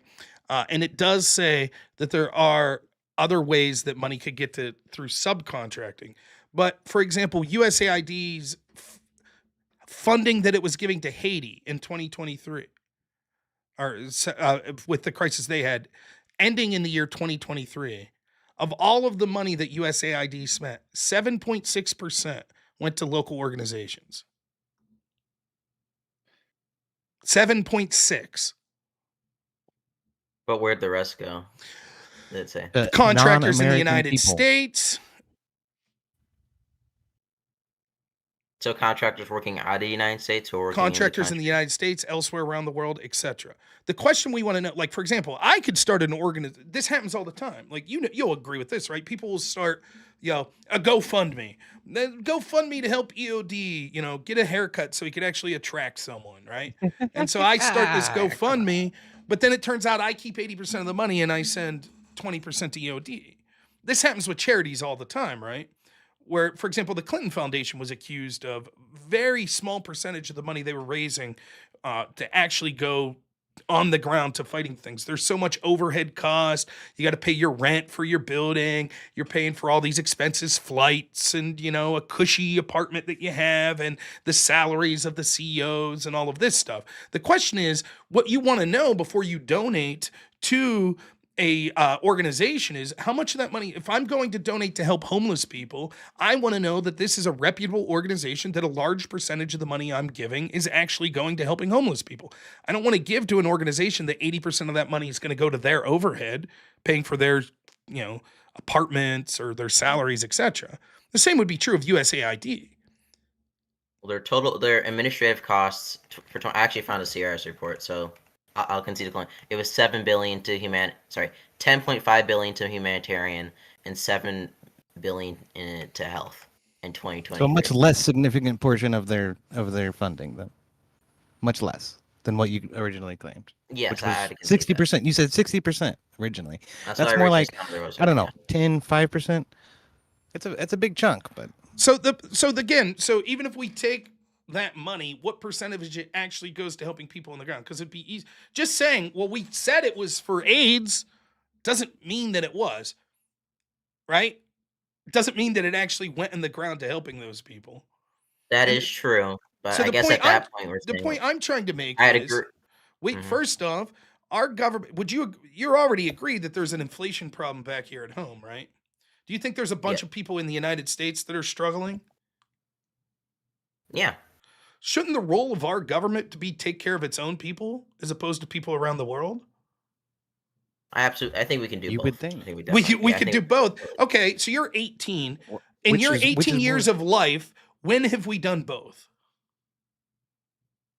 For so we have WIC, we have we have SSI, And yet people are still struggling, correct? Give me a sec.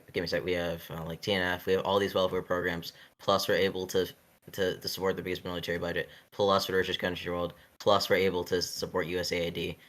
I absolutely think. But that's not answering the support question. all I these. could sit here and name you 500 things that we spend money on. That doesn't answer the question. You said, But it I does, said, because it does not. The question is quite simply, all of that stuff's let me answer your point in this then, okay? So all of those programs still exist today, correct? WIC still exists, correct? Yep. Okay. Are people struggling? Yeah, less so though. So. Okay, less so is irrelevant. My point was, as long as there's people struggling here, why should we be helping people around the world? And you said we could do both. And then you named programs like WIC, and you said, see? And I'm like, yeah, but people are still struggling. Because you said name me a time when we were able to help people here and help Right. people In other words, a time when there doing weren't people struggling at home, that we did both. We solved the problems back home, and now we're doing both. We're also solving the problems around the world. I'm 40 and I don't recall that in my lifetime. There's always never been happened in significant mine amount either. of people struggling. Well, people are always going to be struggling in the U.S. too. Like that's never going to be a problem that we can totally and completely fix. So there's obviously you're saying there's That's some kind true, of but shouldn't that threshold at which Okay, so what's the at which threshold? point How many people are struggling in the United States before it's okay to say, okay, we've done enough for them. Now let's fix the world's problems? to me it honestly could be I don't even know if there's like an exact number, right? Well, Could be I wouldn't hold you to that. honestly everybody if everybody in the United States are struggling and we could implement $2 billion to help everybody, but everybody in the rest of the world are struggling and we could give them $2 billion to make everybody in the rest of the world better with that same amount of money for some reason, I would prioritize the majority of people. Yeah, that's nonsensical. That's insane. You're taking money from Americans to benefit people around the world at the expense of Americans. Let me ask you this: like, if you're 18, you're probably not married, you probably don't have kids. Is that fair? That's kind of not how it works, though, right? You're Well, not let taking me the money of the Americans. just answer the hypothetical. So you don't have kids, right? But you can envision it. You can envision being a father someday, being married. Maybe you have 2 kids in a house. Okay. Yeah. Okay. If your kids are struggling, and you could spend $5,000 to get them to the doctor to solve their problem, or that $5,000 could go to solve 10 kids' medical problems around the country, would you say, "Oh, 10's more than 2, so I'll give the $5,000 to help those 10 kids, and my 2 kids will struggle"? I wouldn't give it that, but then in that situation, I'd say if everybody was doing that and prioritizing children, then that would just lead to overall worse outcomes for everybody. Wait, if Makes everyone sense. was taking care of I their missed own the answer. family? No, if everybody was taking care of other people's families. So wait, your answer seemed to be you said something, something, something, but I would. So you're saying yes, you would take care of your own family, but you understand how that would be worse? No, I'm saying I would take care of my own family. I take it from I get care, but I understand that if you were to implement something where you were giving out to other people's families, and that was actually something people were doing, like based on like a worldview, that wouldn't be good to people's overall well-being. But like if we're talking about something like a tax or something generally on Americans that's distributed more evenly, As long as that it's somebody would be else's money, it's okay. Is what it sounds like. Yeah. well, it's not really. That's not how the money works in the government. But yeah, you Sure could it say is. that. Sure it is. If I have to, for example, if I am taxed at a complete rate of 10% when it comes to income tax, sales tax, whatever, at the end of the year, 10% of what I earned goes to the government, right? And then the government decides, you know what? We could save more lives with this 10% giving money to Congo than if we invested that money in the United States. You say that's a good thing. Yeah, if you can help more people in Congo, but I would also say that you're misrepresenting how like monetary policy works, Okay. right? Okay. Because Okay. the government. Sorry, just give me a sec. The government prints the money, then puts it into the economy, then taxes it back. So what government Nonetheless, my usually purchasing does power is on that. diminished, right? Whether it be through taxation or inflation, my purchasing power diminishes. So that's basically, some people call that Maybe? theft. Let's not call it theft. It's still a form of taxation. theft. In that printing money scenario that you just outlined, it's just a hidden form of taxation. So money is taken from me basically against my will because it's not money I would have volunteered to give to the government. So they take it against my will. The social contract that I have with the government is, okay, but I'm a member of this country and the government's looking out for me and every other member of this country. And so therefore we'll take a little bit from everyone because as a whole, it will benefit us all more. Not that it will then be sent overseas to help other people that aren't involved in this contract with us. That's not the agreement. If a lot of people in the government, in the body, voting representatives that then put in things like USAID, because we don't just care about people in this country, but we also realize that long-term interests in other countries is also a good thing in helping them out. Is that not something we should do? What do you think? I'll answer with this. Isn't good form, but I'll answer with a question. What do you think's the central issue as to why Trump won the presidency? Central issue. Yeah, the number one issue. I'd say probably number one, lies, and then number two would Lies. be probably just, Lies. general. That's what people. Lies is So okay. when you if Lies. you were standing outside a polling station, you said, "Hey, who'd you vote for?" And they said Trump, and you said, "Why'd you vote for him?" They said, "Lies." No, they say something like they bring up that like bogus, like, oh, I care about the immigrants so much, and all Oh, the that's funny. The first the word you said was the 300,000 unaccompanied minors, and bring up the bullshit IG report that was Cool. miscited, and then Cool. and then they say something like, oh, the cats and dogs, and I was like, that's fake. Oh, so immigration, that would be the first thing. You do know that it's still popular in this country to deport people, right? Over 50% of the people think that we should start deporting illegals. Agreed? You might think that's bad, and people came to that conclusion based on lies. But you agree that's what they think, right? Yeah. Okay. I believe So it's that over would seem two-thirds. to be that the people are saying, yeah, we're not here to take care of the rest of the world. We want what's best for us. Seems to be that's what they're saying. The majority of people that voted. So what were you saying again about it's okay that you would still take their money and then ship it overseas? Yeah. Okay, well, those people would disagree, and they just voted for the president that says, yeah, we don't want to do that. Guess the president has to go through Congress and figure that shit out with them. Well, at that point. we'll see what the court says. Maybe the court will say no. Maybe the Supreme Court will say, like they just issued with this stay, that actually it's okay for Trump to say, nope, I'm in charge of the executive. And unless the money is specifically earmarked to a specific organization for a specific cause, it's sort of discretionary. And he could decide whether or not to spend that money or not. So you're taking the goodwill of Congress that Congress gives to the executive. Well, no. If Congress specifically says, here is a bill to give $15 million to the NRA in Chicago, then yeah, I would think at that point the president probably can't say, But why does no. Congress do that? Why does Congress do that? Do what? Yeah, why aren't they the reason that Congress isn't super specific with like this goes exactly here, because usually there's like career civil servants and bureaucrats who've been doing this and might have even worked in private organizations who would Unelected actually bureaucrats. be who would actually be better at Well, they're not better, and it's clear. It's clear. Oftentimes they are, and No, this is that's what not people don't true. take- They're not take- better. this is- No, just give me a sec. They're not, Rob, please. This is what people don't take into consideration is that private interest groups within the Iron Triangle have a say. Anybody can go into Federal Registry. They can suggest anything when like making new contracts. Anybody can see these contracts. Almost all bureaucratic agencies usually have an entire sector literally just dedicated to dealing with private interest groups and suggestions for where their money should actually go, but the public never fucking engages with it, right? So this is also on the American people somewhat, because they're complaining about They the voted for a guy to solve it. Give me that. They have direct say in where this money goes, but they don't actually take the proactive steps to engage in the government and civil processes. I don't believe you. I think you're full of shit. So you're saying right now I could go and see where every dime is spent by USAID, for example.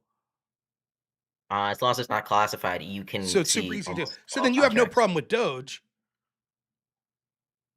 Like when people say Elon Musk is getting access DOGE is to people, doing? what DOGE is doing is there's not like I don't have like a huge problem with DOGE trying to find like. So you're absolutely fine. My main right. My main problem is that we already have the OMB, the GAO, and IG already doing this, and they're doing a poor already job. Annual reports. And they're not doing a poor job. Yes, they're doing a very poor job.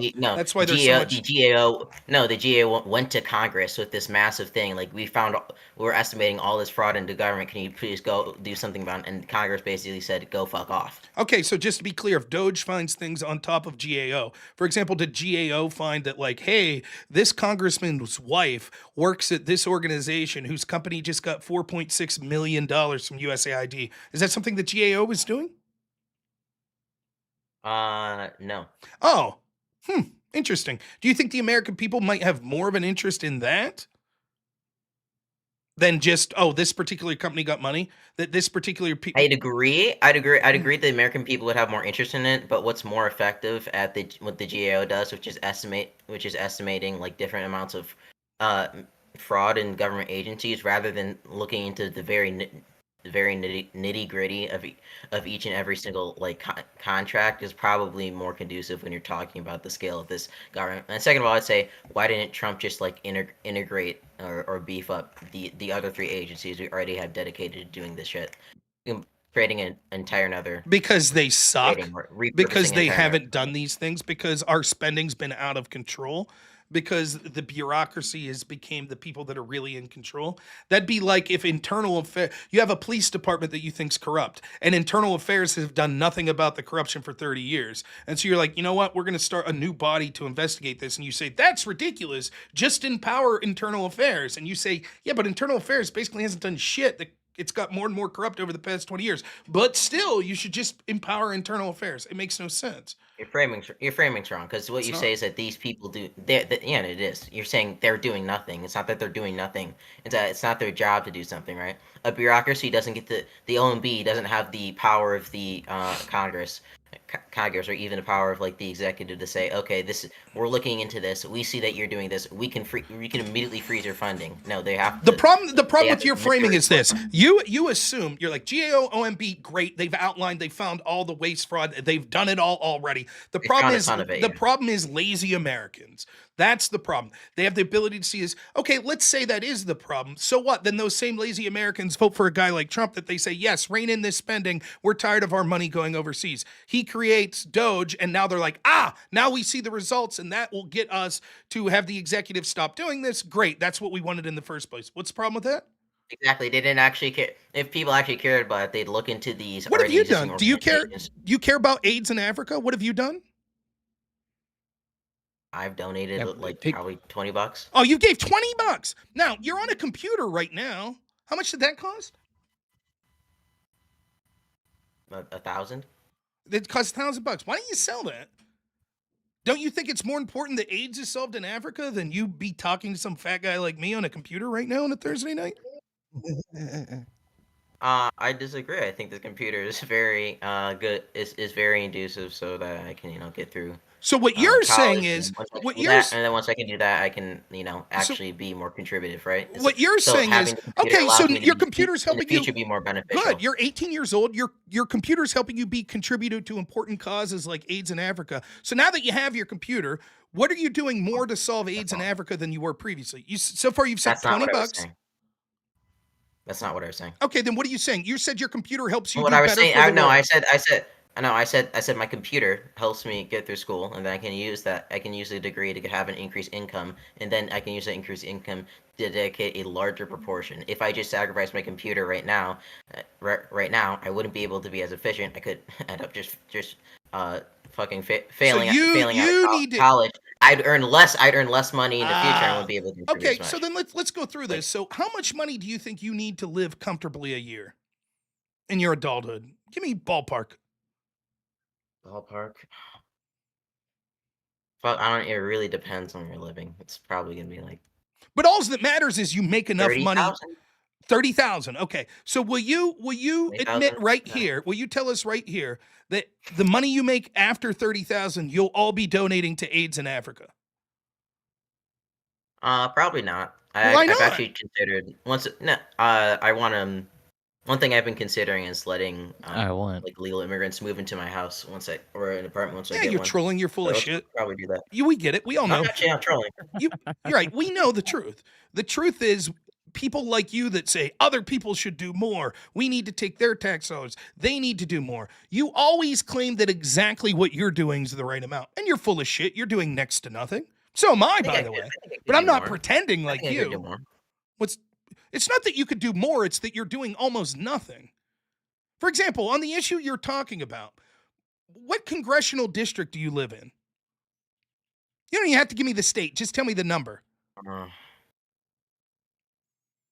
What's your I don't even congressional know district number? You don't know? Well, who's your He congressman? doesn't know. Everybody doesn't know that either. Who's your senator? Who's your state I rep? know my. I could say Senator, come on. So I just want to be clear. You're here criticizing Americans because they don't go through OMB and GAO data.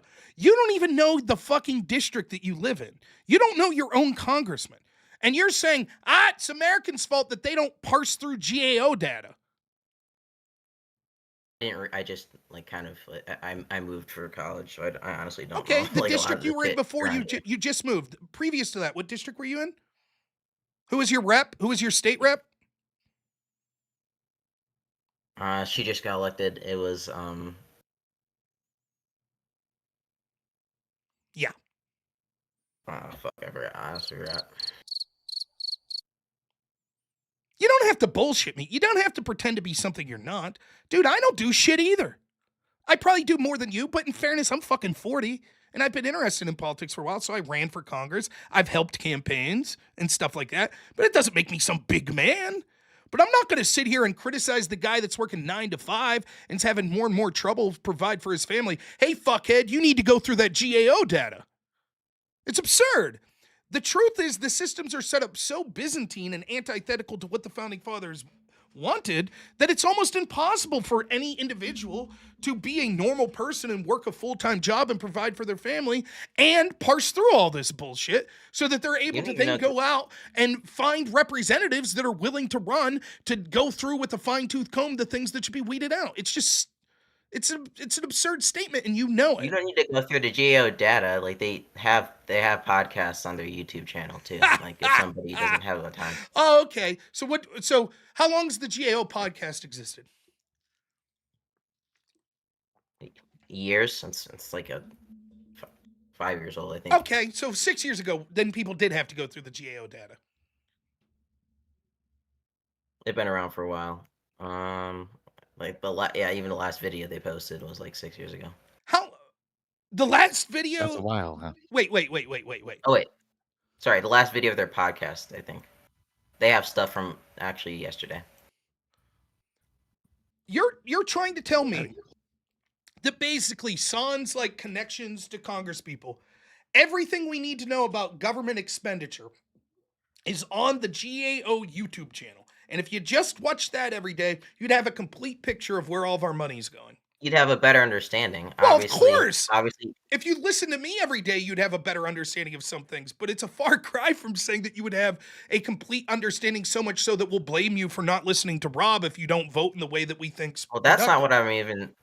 Like Rob, all I'm saying here, and I hear this right, like I hear people like, "Oh, my infrastructure is so bad in my area." I was like, Correct. "Okay," like there's like, and they're like, "There's a major bridge out." I was like, "Have you tried contacting the Army Corps of Engineers? They have like an entire page where you can contact them and tell them about some of the things, and they'll literally like a lot of times come out and fix it." And they're like, "No, I didn't even know that you could do that." It's like, okay. Like, do you not think that that is a problem? That oh, of course, no. But that's a different okay. point than what you're making previously. Yes, everyone that remotely pays attention would say, yeah, actually, the truth is most Americans don't have the faintest clue with how their governmental system works. That's true. Like the same was true. My wife worked at a bank during COVID, and like the PPP loans, no one, like there are people coming in that are struggling that own like boutiques, own small local shops. They had no clue. The people that did know how to apply for the loans were the people that locally are rich. They knew how to do it. The people that know how to take advantage of the government benefit from the government. The average American is doing it. Most Americans just want to be left alone by their government. Most Americans probably fall somewhere within this. I'm okay with paying some taxes as long as I'm living comfortably. And I understand that some of those taxes will go to people that are less fortunate, that maybe aren't working, that are maybe sick, maybe even some people around the world. I'm okay with that, right? But as long as it's being used for good purposes and there's like a good effort being put into it, I'm okay. Other than that, they just want to be left alone by the government. That's probably a plurality of people in this country. That's how they feel. The problem is, because of that mindset, things have gotten out of control. And they're so out of control now that you could spend 8 hours a day going through the Byzantine network of our bureaucracies and still not even broach the surface of what's going on. So what I'm taking umbrage with is your statement like, well, it's the people's fault. We don't need something like DOGE because actually all of this data is readily available to everyone and they're just too lazy to go through it. I don't believe that. And I don't think that it's a matter of lazy. Not only is the data not all out there, what is out there is very difficult to get a hold of and go through. And you could understand why the average person, someone like you that doesn't even know your congressional district or your congressperson, to expect someone like you to go through hours, like you're probably talking thousands of hours of going through GAO data, and it's still not going to paint a full picture. So clearly there's a problem with the system that you need that sort of investment from the average person to be workable. That system is too big. That system is spending too much when it requires that level of effort from each individual to be able to rein it in. That's I think that's Especially just when you like consider I the think that's just omnibus bills that I Congress think goes that's through every just budget, man. And that's they're just fucking massive. like how it works in general. Like you could say that even from like what the 1800, like if you tried to go through like the entirety of the budget of I don't know like 1865 alone, that could probably take like a week alone. You could spend just looking at That's government activities possibly, back then. that is possibly true. But the problem is, as things have progressed, we're now talking about deficits and debts that are insane. We're talking about if we don't correct course, we're quickly approaching a place where the deficit's going to balloon to the point where literally our debt will outpace entitlements as the number one expenditure. That's not sustainable, right? And the average person is suffering because of this. Meanwhile, you're suggesting that people that have a problem with money being spent massively overseas and things like that should just read the GAO.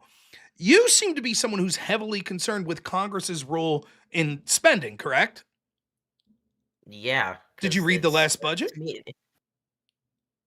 I looked at the summary of it. Yeah. You looked at a summary. How many pages was the summary? No, like the initial summary for like what they were predicting in the future on the No. Congress website. What? So you looked at a summary from their total predicted expenditure. Yeah, because they were looking at like it was like each year But like that's not what I'm 3 asking. trillion. I'm asking, did you look at what the expenditures were? Did you actually go through the No. 1,700-page bill?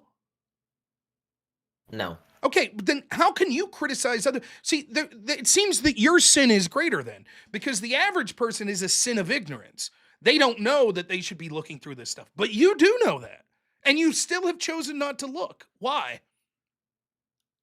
I'm still looking through 2023. Just Okay. the GAO stuff, so. So just to be clear, if Republicans pass a budget, right, and you don't read it, and it ends up having a bunch of shit you don't like, it would be sufficient for someone to say, hey, that's your fucking fault. You didn't do the work. Right? You would say, fair enough. That's pretty much what he said. No, I would say that I wouldn't put that level of responsibility. You don't have to literally read through a bill, but I would say. But you have to read looked through at a summary GAO of this? expenditure forms? Have you looked at the 5-page summary that GAO puts out for each fiscal year? Yes, I look at that often because I debate. So Okay, it is something that, I don't think that's that hard for the average American to do. but that tells you Right, almost and the nothing. problem- and the pro- That's not what we're talking about. We're talking about the devil being in the details. That's my entire argument. Right? Yeah, Congress will say, let's spend $50 billion to fight AIDS. How does that money get spent? Or $15 billion for international security. What does that mean? It might mean that we're arming Ukraine. It might mean in places like Syria that we're arming al-Nusra or al-Qaeda. It might mean that we're overthrowing Gaddafi in Libya. Right? Just saying, well, 50 billion for international security, that means nothing. So a 5-page GAO summary sheet of this is what we expect the budget to cost. Here's what percentage will go to entitlements. Here's what percentage will go to sort of foreign policy. That's not answering the question. Yeah, it could paint a broad picture of how much we're spending.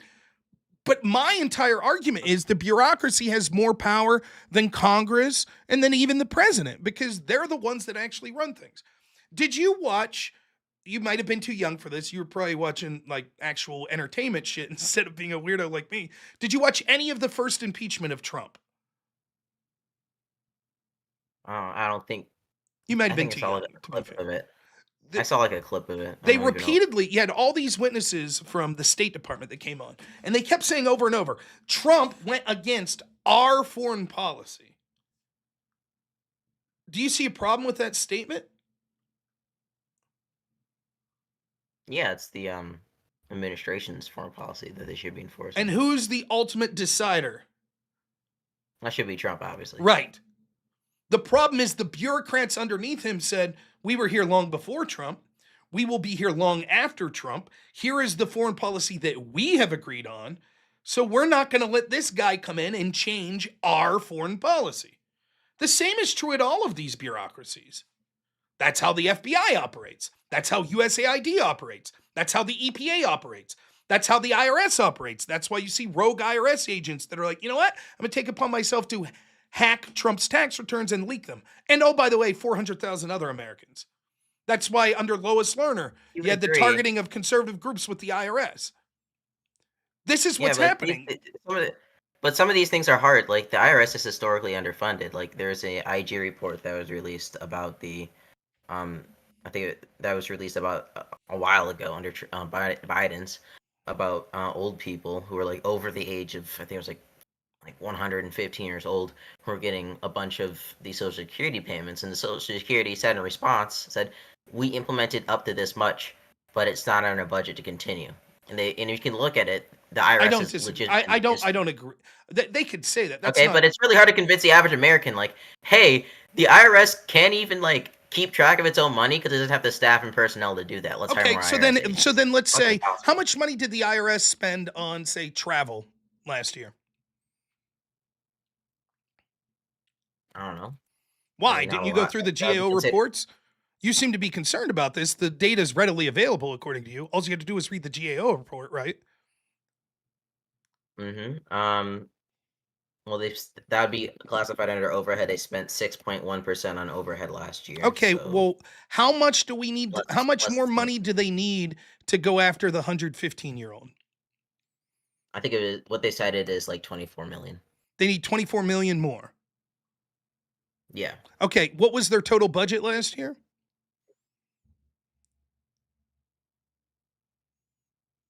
Fucking Elon Musk brings in an intern, says 150 years old. Nope, get him off the list. Probably didn't even pay him.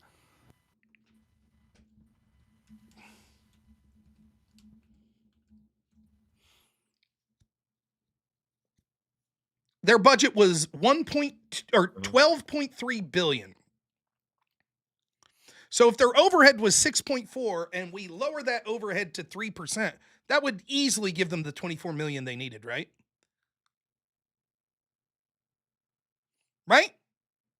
Wait, well, it was 1.6%. Yeah. So you'd raise the overhead to 3%. Is that I what thought you said the overhead was 6.4% or something like that. No, it's 1.6. 1.6. Okay.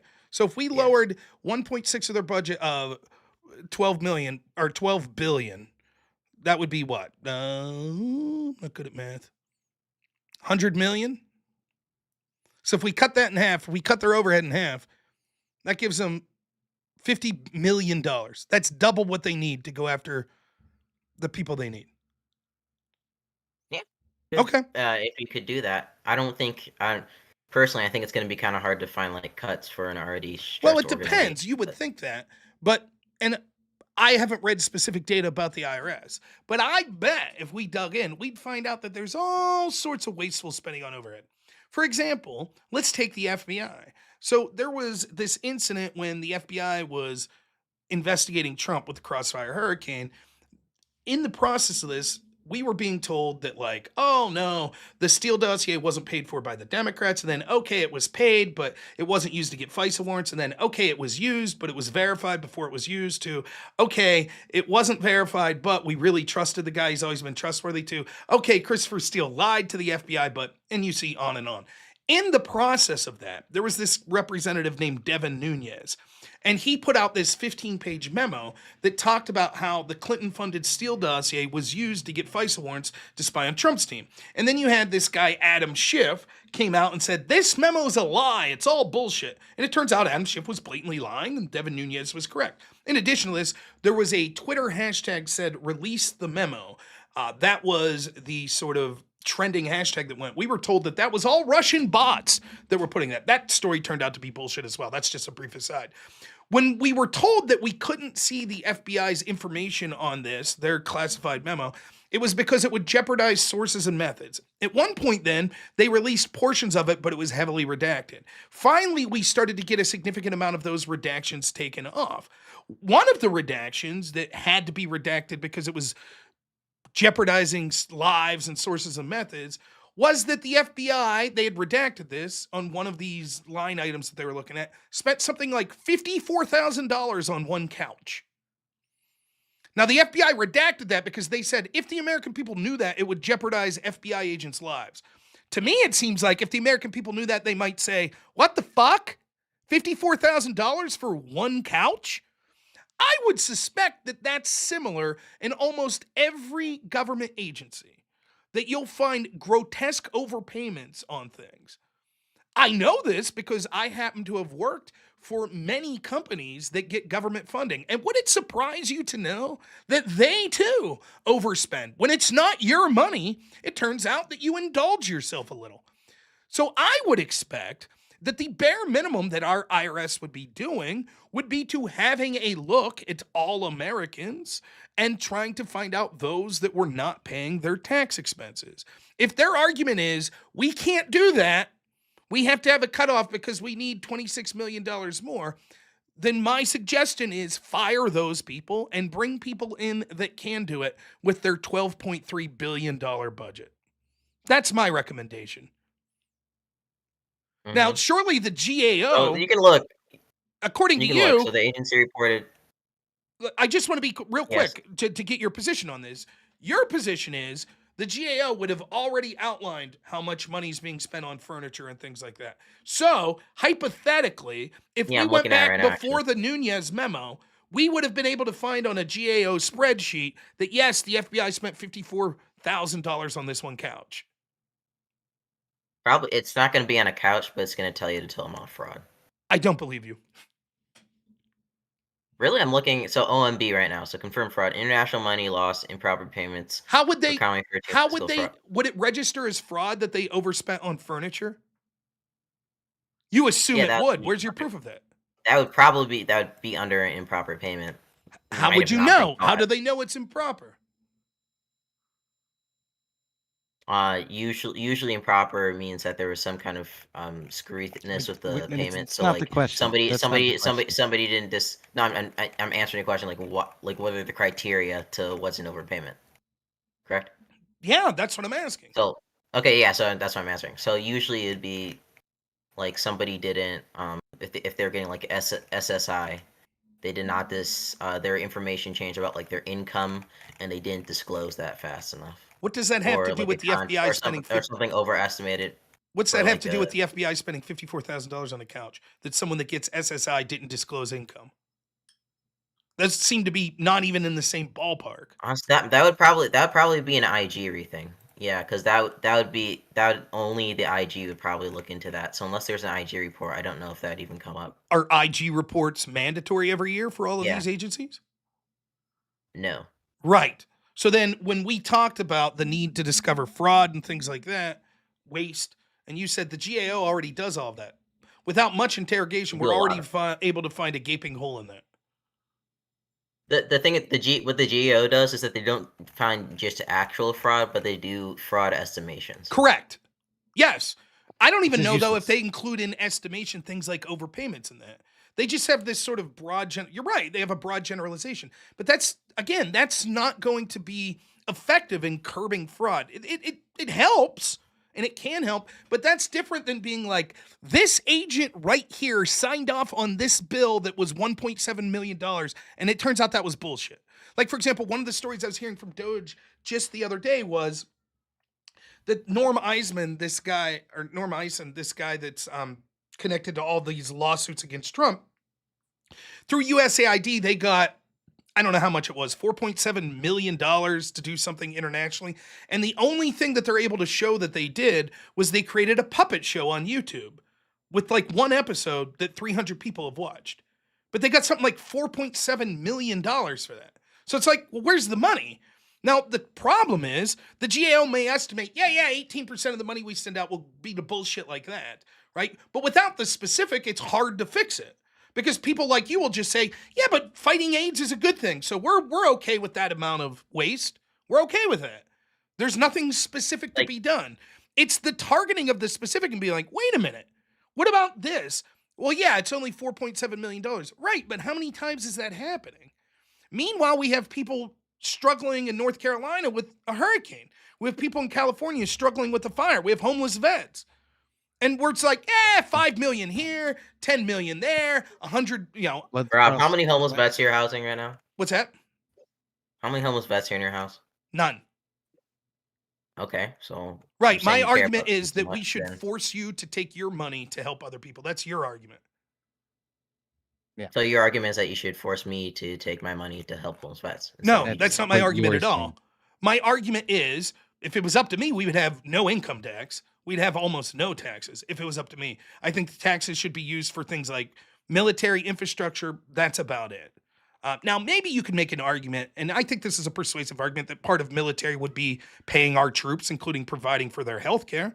But aside from that, I'm basically a minarchist, small government. You're the person that's saying No not welfare. only do you believe that we should tax people and take their money and wealth for projects you like, but that even includes massive projects overseas, even if it means that people back here struggle. That's your argument. So you are making the argument that yes, we should personally take from EOD and rob and give it to fight AIDS in the Congo. I'm not saying that. That's you. I'm asking whole you why district your is to be priority. USAID in It's easy. It's very easy. So number one, I guess I'm not a nationalist or a civic nationalist. So like I believe, or I have more general worldview on like what's good. That's and right. then number two, I guess, yeah. So and then number You're two, a and then number globalist. two would be, yeah, absolutely. A communist, I would say. Yeah. A communist. Holy shit, fuck no. Are you a socialist? Yes. So you're a globalist socialist. Tomato. Tomato. As a socialist, do you define socialism as government should own the means of production? No. Okay, how do you define socialist? Worker owned means reduction.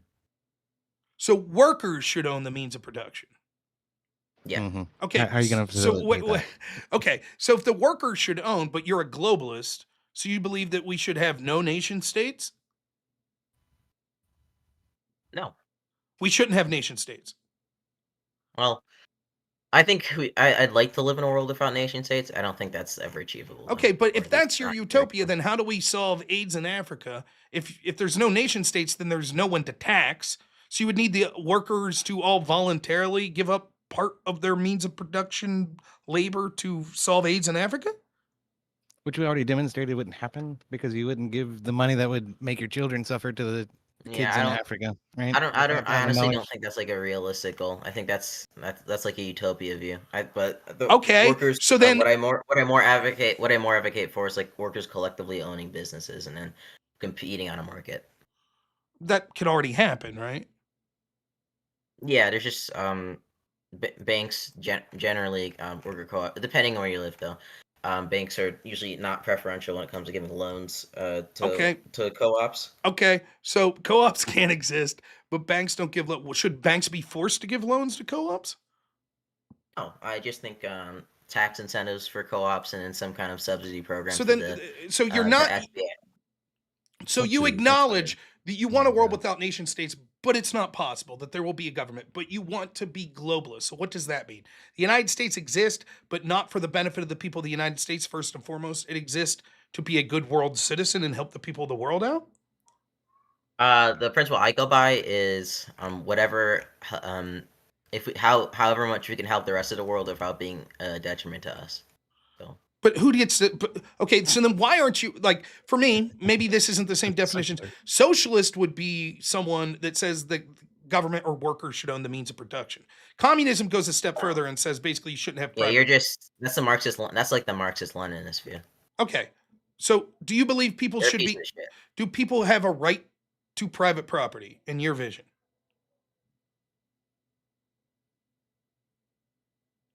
Yeah, in my vision of a government, yeah, that'd You be would, fine. you'd support that. But you think that the government should be allowed to take a portion of that. Yeah, I And wouldn't. then they I'm not get, for private property. I just don't see a world in which it cannot exist. wait, Without, what do you mean? So creating in your massive economic utopia, there wealth. wouldn't be private property? Yeah. Well, then Well, private property is like private property is the means of production. private Sorry, like- property is the means of production. So I wouldn't own it. The quote workers would. Yes. Who are the workers? The workers who work in the business. So like personal property would be like a house. That's you only use that means of production. But something that's like collectively. But you're saying worked I out wouldn't is own my like- house. The workers would.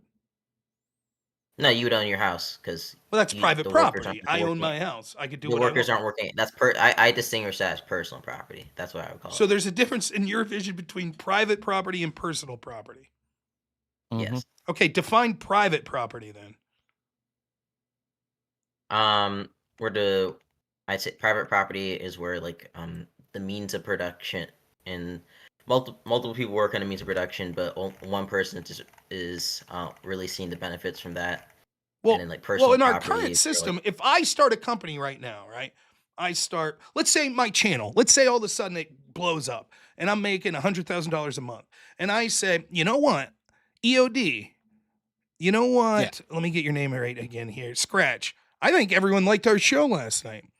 I'm going to start this show. It's going to be all my money going into it.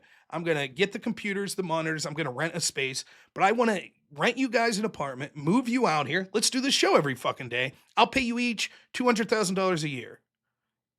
I shouldn't have the right to do that. You shouldn't have the right to voluntarily engage in that working relationship. if you're in a utopia, yeah, I'm with but you. I think that's completely unrealistic, right? What do you mean? That's literally the status quo. The status quo is if some No, business. it's unrealistic. What that disincentivizes innovation to the point of like any economy. What? failing. What are you talking about? I'll give you an example. One of the Yeah, first jobs. if somebody knew the second they started a business, that and they hired a worker on that worker would then have equal proportions saved in the business, why would anybody want to start a business? Well, those things happen. That's called a partner. Yeah.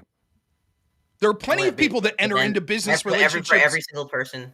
I was in a Yeah, business yeah. relationship just like that. I was actually 3-part partners to a software development firm. Yeah. Why So are you like, being here I don't Why would you be hired on understand. 10 workers? I don't It's not gonna be understand the beneficial. argument. The argument you're making here. We're talking about what your ideal society is. Your ideal society is that you could have personal property but not private property, and you haven't really articulated what the difference are. And the workers own the means of production. And when I'm like, well, what does that mean? And you're like, well, everyone that works gets profit off of that production. And I'm Yeah, like, so but that's the everybody has an equal share of equity within the well, business. wait a minute. So why? That's my question. So why should it be illegal for you to volunteer if you're only putting 20% of the effort, but you say, you know what, I'm more than happy to work for 20% of the equity? Why should that be illegal? It's not. In your system, it would be. You said we all have to have equal. Well, in my realistic system, in the utopia, I guess it would be fine. Okay, but It would doesn't be that seem illegal. nonsensical? I do think it's nonsensical. I think the ultimate ends of that aren't great. So I've actually like reasoned through different policies. So you need to allow private property to exist so that people start businesses and don't like run into this problem where you like hire on 30 workers to do menial labor and they immediately somehow have a share of your business, and where you have all these like weird problems with people just like putting in very little effort. Right, so that's why So I more you just advocate for changed keeping your current complete private property. worldview after like No, I didn't. Wait, As soon as No, I it's didn't. I challenged, it all literally goes no. out the I said window. I said from the start of the conversation that I wasn't for abolishing private property, but under an idealistic system, I guess, if everything was just perfect for some reason. But you just said that even under your idealistic system, it would be a disaster. Because it would be stupid to allow someone that does 10% of the work to have like 40% or 50% of the company. That would be unworkable. Assuming literally for some reason literally everybody's on board with everything and nobody cares, I guess it'd be fine. But you can say that about any that's not system, how anything right? parts out in reality. Exactly, which is why I don't advocate for the abolishment of private property. But then why would you call yourself a socialist if you're like, well, socialism, but it'll only work if for some reason every human being becomes homogenized and equal in ability. Then it would work. That's not what I advocate for.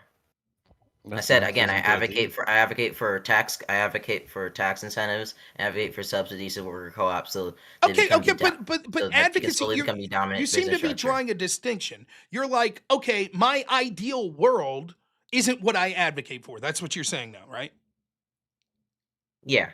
Okay, but my point is like, why even bring up the ideal world then? Because the amount of changes to human nature and ability that would require for your ideal world to function, literally at that point, any system could be functional. A dictatorship could be functional. You were asking me about it. No, but it makes no sense to even bring it up because I could say, well, I believe in an authoritarian dictatorship. And you'd say, well, that sounds horrible. And I say, well, no, because in my world, everyone thinks exactly the same and has the same ability. So if one of us is the leader, it's the same as all of us being the leader. We would all agree anyways. Mm-hmm.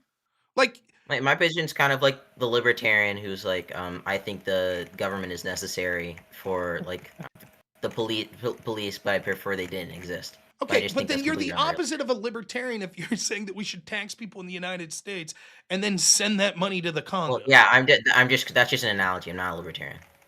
Okay, but it's not that you're like a libertarian. You're the opposite of a libertarian. No, Like, it's that same that's framework where I have the logical ends of this is where I like the system to go, but I don't think that's realistic. okay. I So think you this is want the the point that system we to go talk to about. So it's sort a of pipe like dream. libertarian, and so because that's not possible, you're advocating Utopia. for the exact opposite. No, that's not. Oh my gosh. But you understand, No, like, it that's not sounded true. like what you said not- is like you would like people like in your ideal system, if I could be as generous as possible. I think you're kind of struggling thinking through this, but if I could be in generous as possible, I think what you're basically saying is this: you would like workers to come together and have equal profit share, and you get into the company or you take out of the company what you put in. So if you're only spending 5% of your labor in this company, well, you're getting that proportion of it out of that company, and basically you could decide what to do with your own money and stuff. Fair? That seems to be what you're suggesting. Mm-hmm. But then in that world, the idea is like, okay, but if I don't want to help people in Africa with AIDS, what happens? And that's why you're saying, because what I just explained is pseudo-libertarian-esque, it's at least in the vein of it, and I think that's what you're speaking to. Then my question is, but if that's the world you would like to envision, why are you advocating for the exact opposite of it? Because now what you're advocating for is like, no, actually, it doesn't matter that you're probably putting more into the government than you're getting back from it, because you're putting in all of your labor to benefit, and a huge portion of it's going to the government, and then the government's not even having the pretense of spending it on people in your community. Instead, they should spend it globally, whatever helps the most people globally. That's sort of the opposite of the society that you're claiming to envision. Well, you're kind of disregarding like the principles which I'm founding from why I even believe in like the socialist system, right? You're saying if my only motivations were like people get what they put in under that kind of like worldview, or in my own motivations for like more like individual freedom, like I guess then that would be a contradiction. But it's mostly I want the maximized well-being for all of society, and I think this economic structure and system works, but I also think that involves taxes and making sure other people in other countries aren't suffering. So your idealistic system would be a system that prioritizes the well-being of everyone. Yeah. Who gets to decide that? I think through democratic structures would be probably the best way. But If the other way is what happens, we see things like the USSR and Russia. and what does a democratic structure create? What do we call that? A government, right? Yeah. Okay. So then it seemed as if you were basically saying your ideal system would be the abolishment of government. It would just be workers own the means of production and there's no nation states. Now you're saying, okay, so would there be one Workers own the nation means of state? production. No, Would- the workers would own the means of production. Okay. There could be multiple different governments, and governments could then contribute to each other But wait a minute. If workers own the means of production, how are the governments getting funded? through by taxing the co-ops. So then they don't own the means of production. Part of that, They part own of the more- they ownership own goes more to the than means of collective, production. to the government. Yeah. Okay, so then your ideal system isn't that the workers own the means of production. They own most Part of of the it. means of production, but What's that? I'd say most of it. Like even in a worker co-op, something like as basic as saving for the future to invest in the future.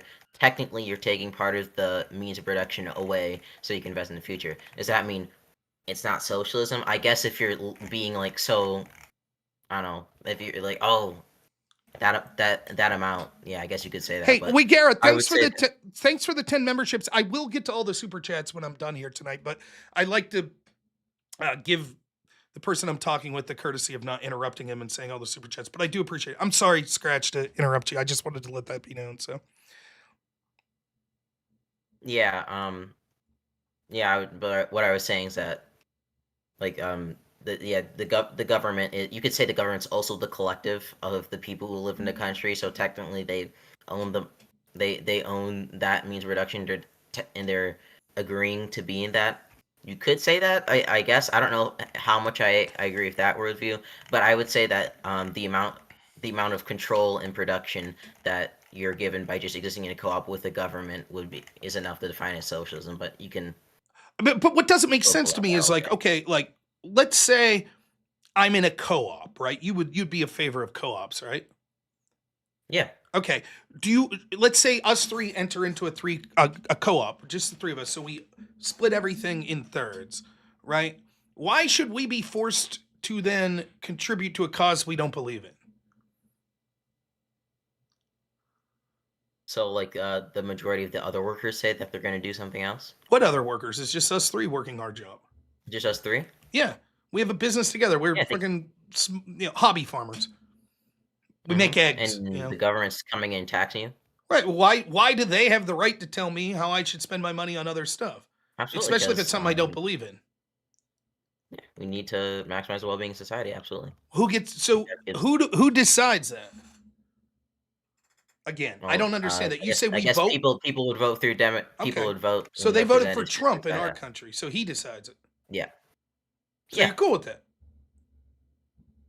Yeah, Trump could get elected in our country. Yeah, I'm not. Well, he that's is. not He is a picture. elected.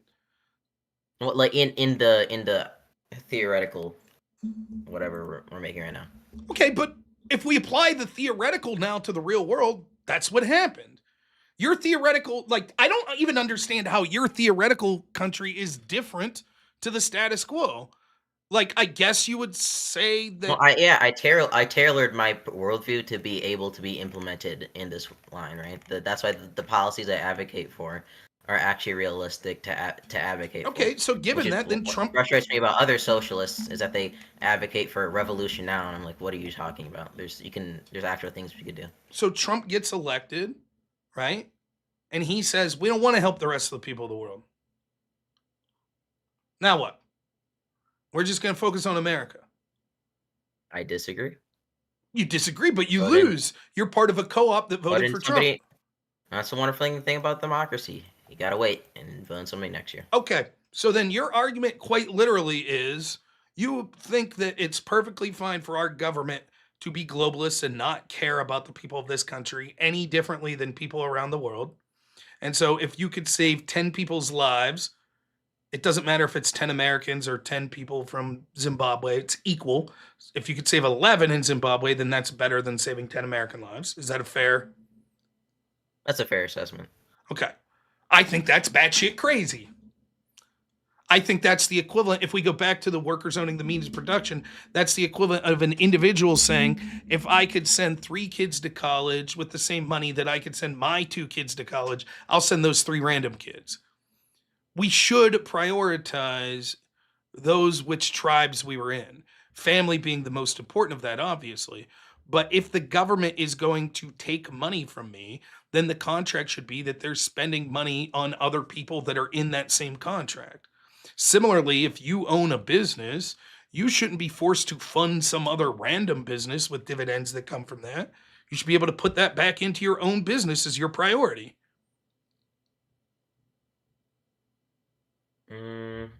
Because all the government is, even especially you, what you're doing, is just the collective will of the people.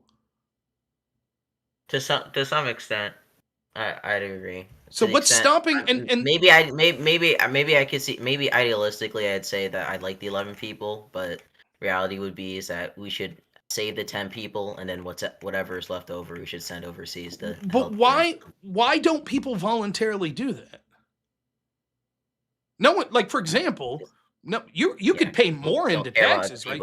The IRS isn't going to say no, you overpaid. They'll say thank you, right? So do you pay the minimum in taxes? Yeah, generally. Even people that I assume you sound like you'd be a Bernie Sanders fan. He takes every tax loophole he can get. We saw that from his tax. He paid less of a percentage of taxes than Trump most years. And you see, I don't know. He hit one of, what was it? It was there was like a Green New Deal thing he was trying to get passed, and it was actually pretty authoritarian in my view. But fair enough. But I'm obviously not saying that you support everything that he does. The point is, though, it seems like a lot of people that claim to have a big heart, and they're like, well, the government should fund things around. I think EOD hit the nail on the head earlier. Yeah, when it's other people's money, but what about when it's your money? You could pay more. Right. You could send money. I'd be fine getting taxed more. I'm not like against that. Sure, but what you're no. I don't accept. I like work at a soup kitchen and stuff. I don't accept know, that. If you can would do be something. fined getting taxed more, then you would just pay more. Nothing's stopping you. So go ahead. Why don't you pay more if you're fine with it? Yeah. Why don't you give more than $20 to fucking Africa? Like, what the fuck's up with that? At the moment, It costs you $20 to eat lunch every there's fucking day. there's two things. I guess number one, I realize that by making sure that I'm doing well right now means that I can actually have a bigger income in the future. to Yeah, help we heard more that already. people. Yeah, but you Well, already okay, well, that's admitted the that admit I you'll make. need $30,000 a year to live, but you're not going to spend all the rest of that money on Africa. You already admitted that. Yeah, I'm going to spend a lot of it though. How I'll- much? I'll put it again. You know, can I tell you the truth? And I'm not saying this to insult you. I'm actually enjoying this conversation.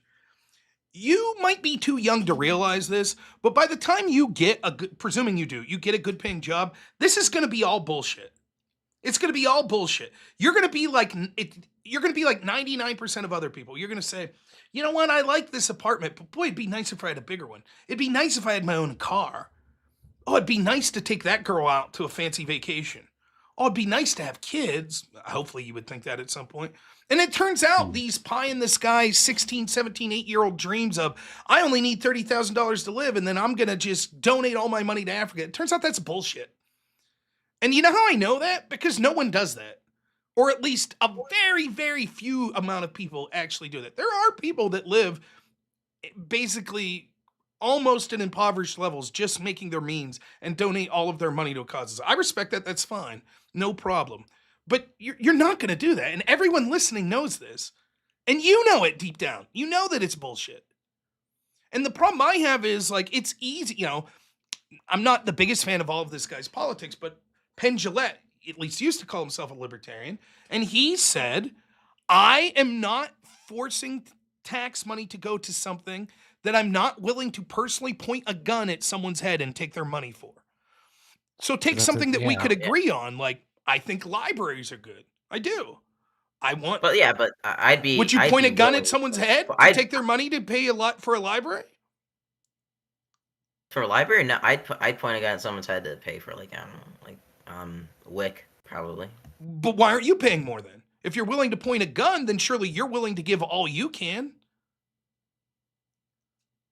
Or that makes you very immoral. If you're personally willing to keep your money, but you're willing to kill someone to fund a project, that sounds insane.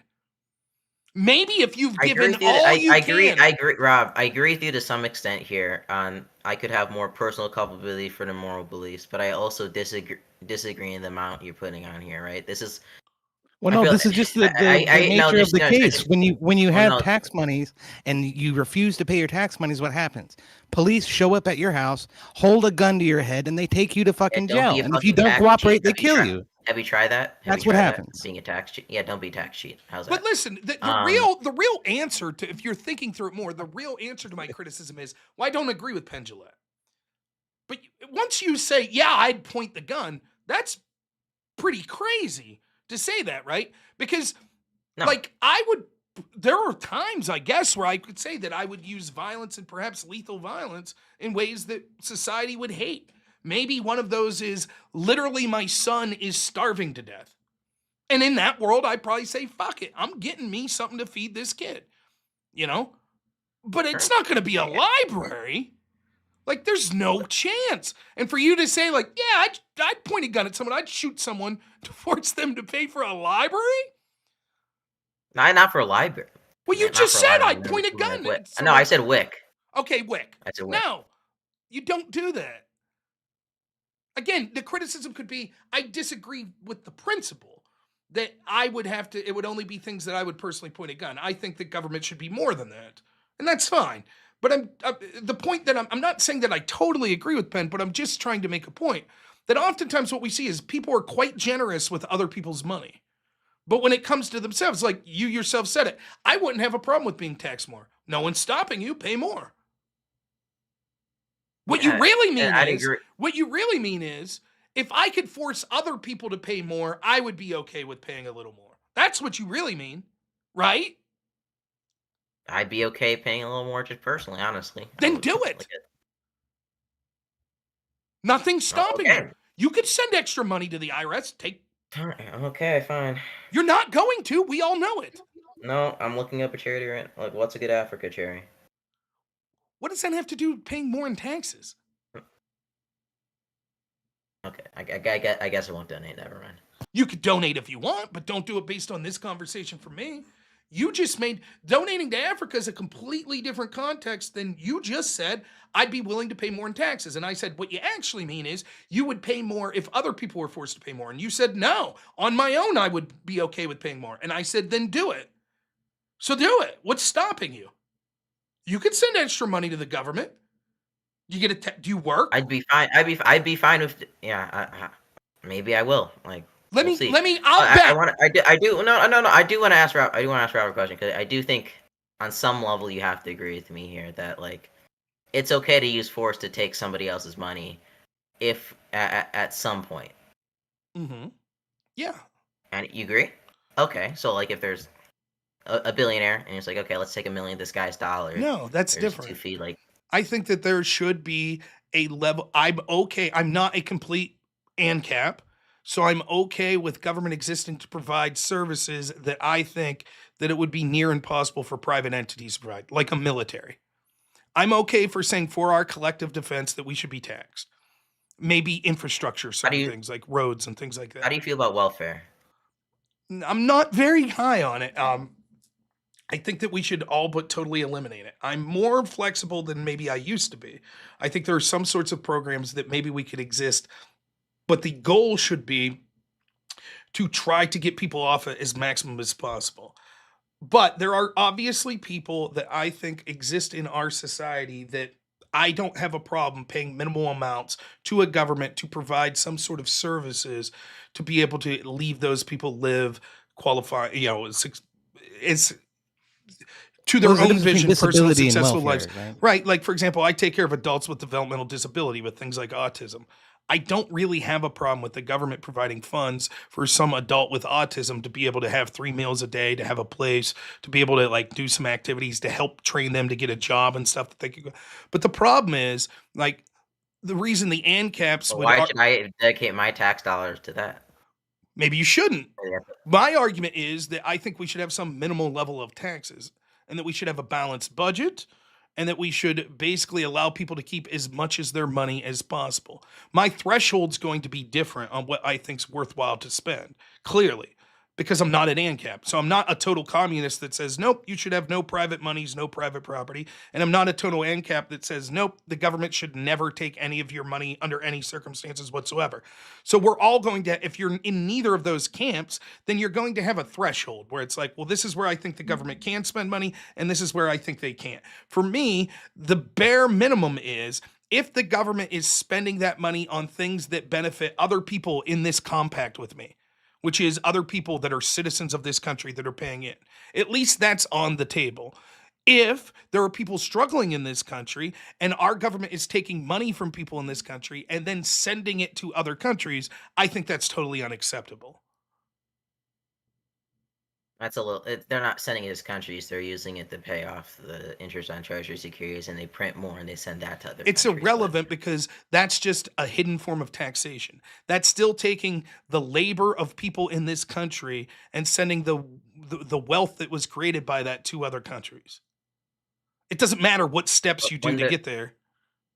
But when the government pays, like if the government pays a farmer to buy it from taxation to buy his wheat to then send it over, are they not paying for it to some circumstance somehow that labor? Well, no, if they paid that farmer and then that wheat went to the United States, the government paying was, how did the government get the money to pay that farmer?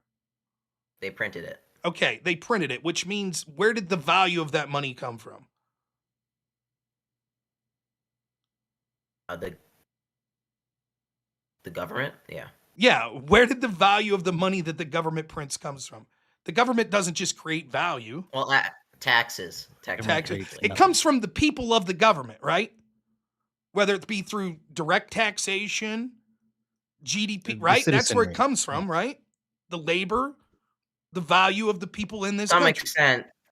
Well, the reason that that money is valued is because there's a tax that creates demand for it, and then the government prints it, and then and tax back. That's why like increasing taxes lowers deflation. But because that's you're like, increasing- I'm not even getting into that level of it. The only value that the money has is because it's based on, at the end of the day, any form of taxation, any form of inflation, whatever, when the government is spending money, they're spending the value of the people of this country through their labor, etc.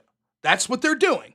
They could get there through inflation, they could get there through direct taxation, they can get there through sales tax, income tax, etc. That's what's happening. If the government says, we're just going to double the money supply, we're just going to double it, and then we're going to give all the money we just printed to Africa, the value of the dollar for the people back home and their savings decreases. In that scenario, by roughly half. So you've taken the labor, what I'm worth as an American citizen, and taken half of it and given it to an outside country. You don't say, well, no, because they printed the money and then bought treasury bonds. And that it's irrelevant. Well, it also depends if they did that and then they like did QE and then. But it's increase welfare still at the the taxes, value. They could Net value could has print money and decreased, mitigate. and the benefit of it went overseas. They can't just print It, money. it depends on how it That's depends not on how it how it works. depends on how they do it because you can do things to mitigate No, inflation it at the doesn't. same time. Mitigate. It means explain to me how the government spends $100 million in Congo, and that doesn't come from the wealth of people in the United States. Because the government just prints that money. They're not, Okay, like, and then what they're happens to the value of the money? Oh my god. the money would go down, but then they'll pretend that the government at the same time then does like QT to buy back treasuries. The Fed does buy treasury. What are they QEs and buying keep- treasuries with? The Fed, well, they're with currency that the Fed has. So they'd print more money. Well, they're not buying back. They buy back. There is no scenario in struggling. which He's you're saying struggling. that value doesn't come from me in the United States. The only possible scenario that you could have is, hypothetically, currency manipulation to screw over the rest of the world.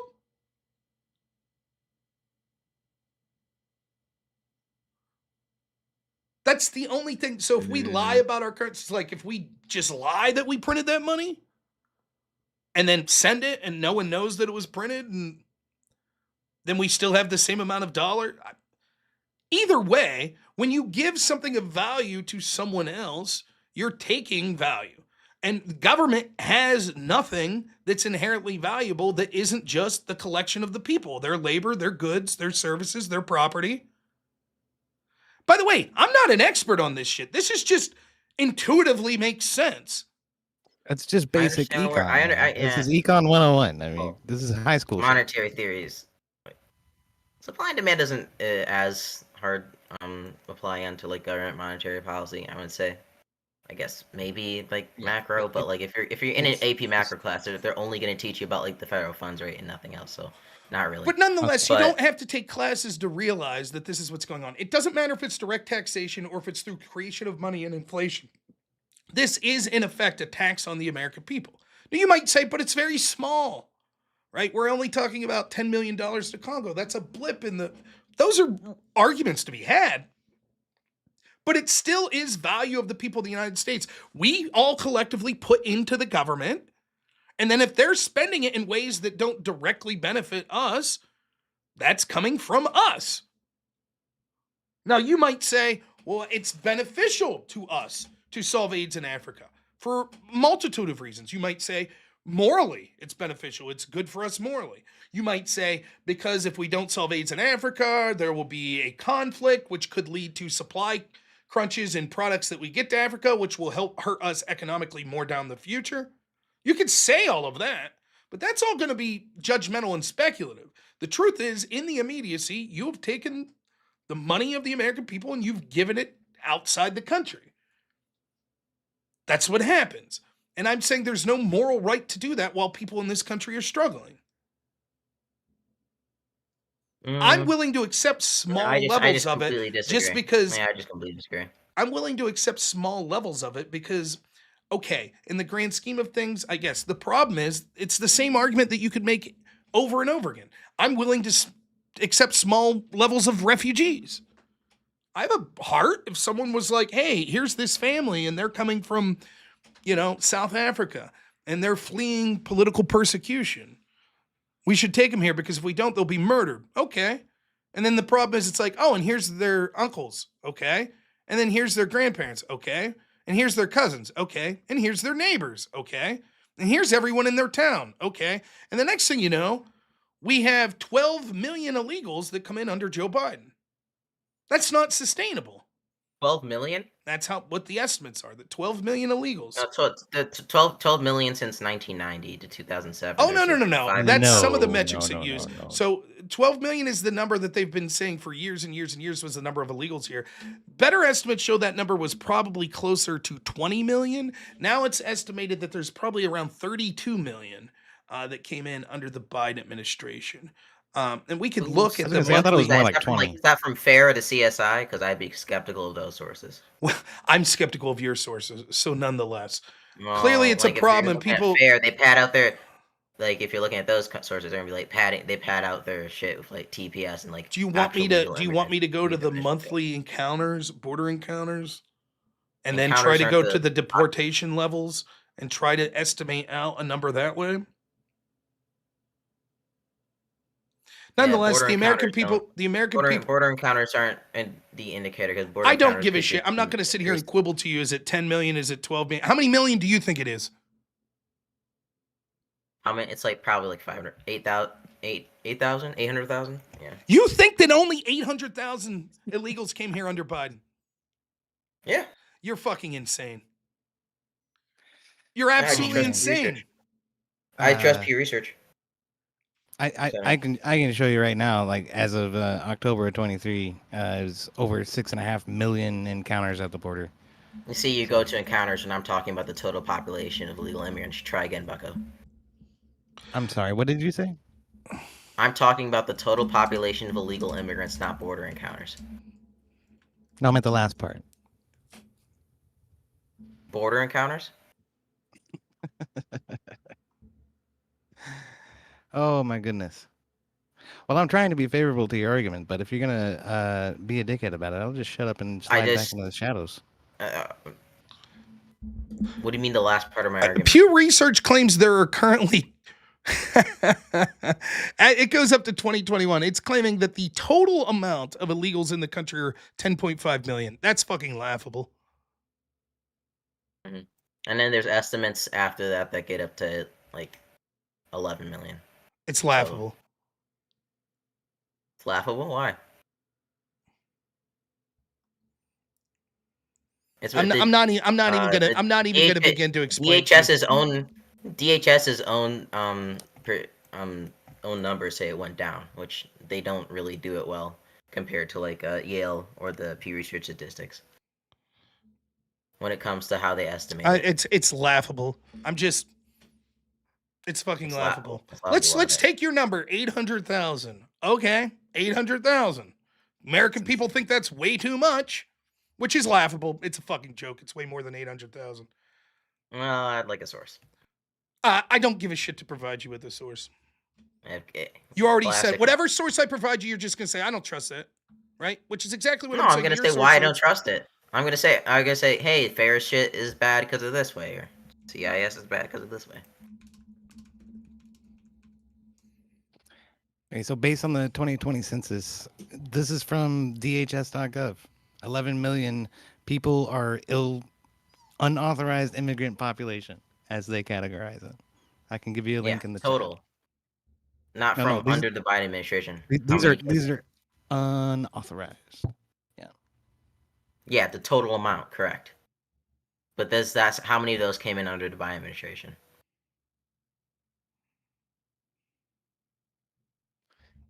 I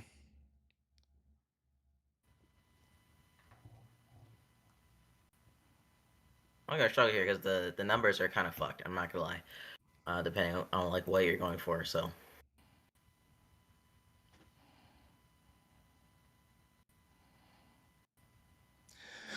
U.S. Customs and Borders say 10 million migrant encounters from February 21st to July 2024. Millions. Okay, that's the other thing. Nonprofit Migration Policy Institute says there were 6 million entries. Customs and Borders said there's an additional 2 million gotaways. So if we take those numbers, that's 10 million. Or let's take 6 million plus 2 million. That's 8 So million. you're So let's see how many Biden deported. so you're adding in encounters, which aren't illegal immigrants. No, you're adding entries. in- Yeah, that when they say entries, they just mean encounters. Nonetheless, then those encounters would have been deported, correct? And they'd show up in the deportation numbers. No, not if an encounter is like going through TPS. Entry, no, an entry asylum. means they made it into the country. Biden deported 1.5 million. That would mean, according to those numbers, This is from where? that was from DHS and the nonprofit. Let me see here. Oh, shit. Fuck that. Where was it? Oh, what is this? The only data I have goes up to 22. That doesn't get any more recent than that. So we can't even cover the entirety of Biden's presidency with available data coming from DHS.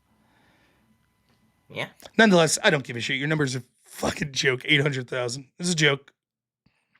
I think there were more It than says 800,000 encounters in fucking 23 alone. Like that's Once a again, encounter retardedly low number. encounters, right? What's an Encounter encounter like mean? that So word. what if they get encountered, what happens? An encounter is either in a Title 8 apprehension or Title 42 expulsion. Okay. So if they get expelled, does that count as a deportation? That would count as a deportation. Okay. What was the other option? Apprehension. Apprehension. Okay. Apprehension doesn't count as a deportation. That doesn't count as a deportation. Yeah, but but apprehensions could also be illegal migrants. The other thing is the Okay, Biden no, real administration quick. created Apprehensions could be what?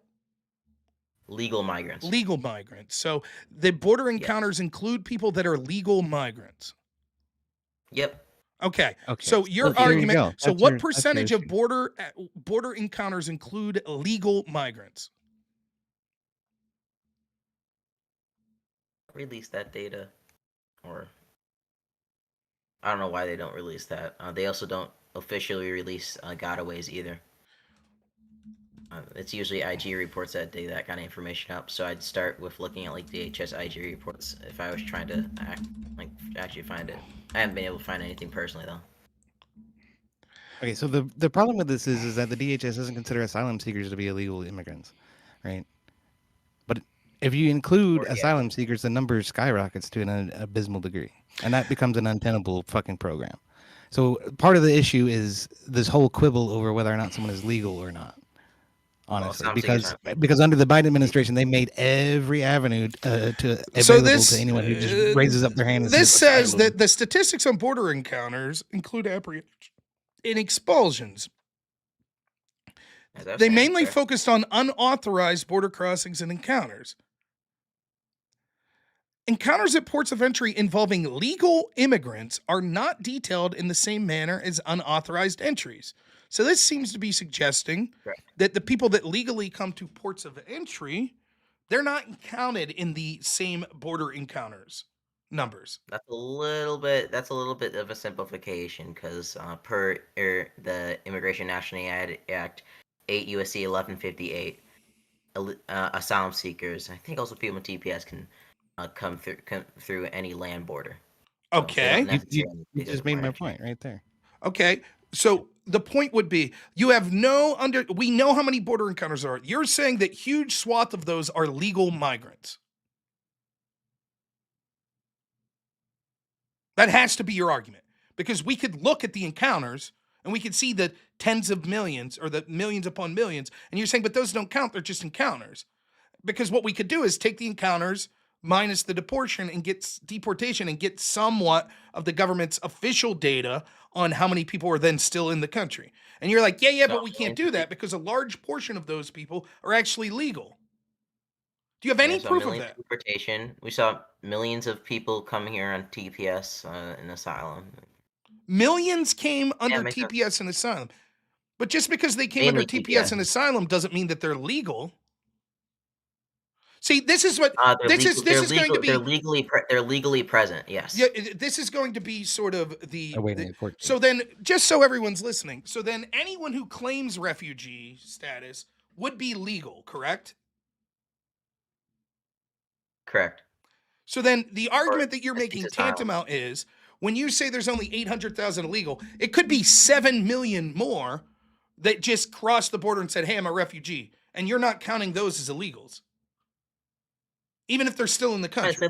You're kind of simplifying it further because there is a there is a process to actually. That's how it like, starts, start yeah? your asylum-seeking That's how it process. starts. They raise their hand and they That's how say, it I'm an starts, asylum is- seeker. Yeah. You okay. would say that, but then the border patrol does initial check, so a border agent could just say "fuck you," you're expelled at that point, right? Right. Then So you expulsions. get taken. We've Then already you talked get about taken. expulsions. That could be expulsion, or they could take you to be deported or detention, or I don't know which. Well, It that depends would on like be how under the officer expulsion wants as well if they're taking you to be deported. That would have been up to May of 2023. That's when. Yeah, Title I don't give a 42 shit was about phased these out word basically games. today. I don't really care. I don't care about the word games that people like you will say, well, yeah, anyone who comes here and says they're a refugee, technically they're legal. Hell, you might as well go the extra mile. Actually, there are no illegal human beings. So the amount of illegal immigrants in the country is zero. Right? Where would I go? That obviously, like under law, like an illegal alien is a thing. That's completely retarded. But that people make that same Liberals- argument. liberals You're who make just that- saying, well, it's a according dumb to argument. law, if they claimed asylum, they're not illegal. So if when we're talking about all of these people that are coming, Yeah, my into- argument's consistent. you could say your argument's consistent. It's irrelevant. The specifics of it are irrelevant. Whether you qualify them as legal or illegal is to the problem that the American people had. You had all these people coming that aren't part of our culture, that are gaming the system, that are coming here by the millions and being left in this country. That's exactly what happened under Biden. And you say, yeah, but Biden called them legal. So they're not illegals. It's irrelevant to the American people that don't see it that way. They don't give a shit what the label you put on them is. The problem they have is that they're flooding their communities. It's the same way with the Ohio situation, right? What community? You say gaining the system. I say following it to the specifications It's that not. Biden set up. If you're a Absolutely refugee, define refugee. So a refugee. Well, we're talking about asylum. Refugee and asylum seeker are different because a refugee. Okay, seeks asylum seeker. Define asylum seeker. So just actually give me a sec. It's anybody who is, I think it's in like reasonable fear of their like religion, association, political group. There's 4 more. No, 3 more. Okay, so fear for your religion, your social group, basically people that are fleeing their country because they fear for their lives. Correct? Yeah, life is one of them. Okay. So if I am in, let's say, Chile, the country of Chile, and I fear for my life, how many countries do I have to walk through before I get to the United States? Significant amount. What's that? It's probably like Quite 11 few. at least. Yeah, quite few. And am I in fear of my life to being persecuted in each of those countries? Really depends if it's on your situation. So give me an example of a situation where that would be. That the nation of, Chile and Argentina and Ecuador and Colombia and Mexico and Panama. Give me a scenario where I would fear for my life in each of those countries. Go ahead. Are they all brutally corrupt? A lot of cartels control have like a lot of territory in multiple countries and supply chains. So do those you can make the cartels also argument operate in the United States? No. So you can make the argument That's that not maybe true at somebody all. from Of Chile- course they operate within the United States. Well, not to the same extent, obviously. The same would be true of Chile to Colombia to Ecuador to Panama to Mexico. They don't operate to the same extent in every country. I'd agree not to the same extent. in every So then, country, if an asylum seeker, obviously state which is if an asylum safer in the seeker US, comes though. to the United Let's States use it safe. and says, "I'm fearful of the MS-13," right?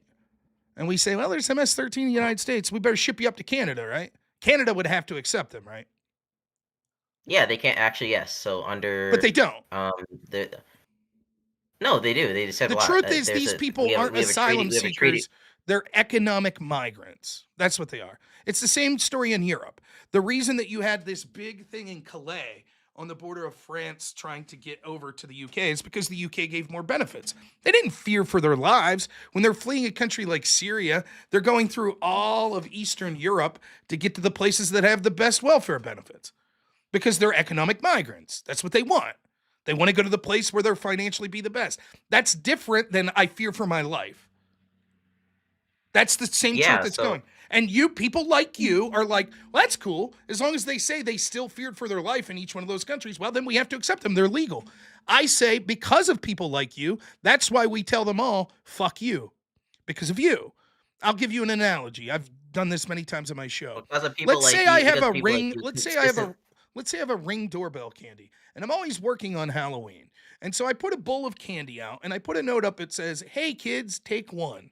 And then when I get home, I check my Ring camera, and I see that my adult neighbor immediately came over when I left for work and stole the entire bowl of candy. And then the next year I do the same, and my adult neighbor does the same. And the next year I do the same, and my adult neighbor does the same. So then the fourth year I say, you know what, I'm not putting candy up. And my adult neighbor comes over and goes, "Don't you care about the kids?" That's you.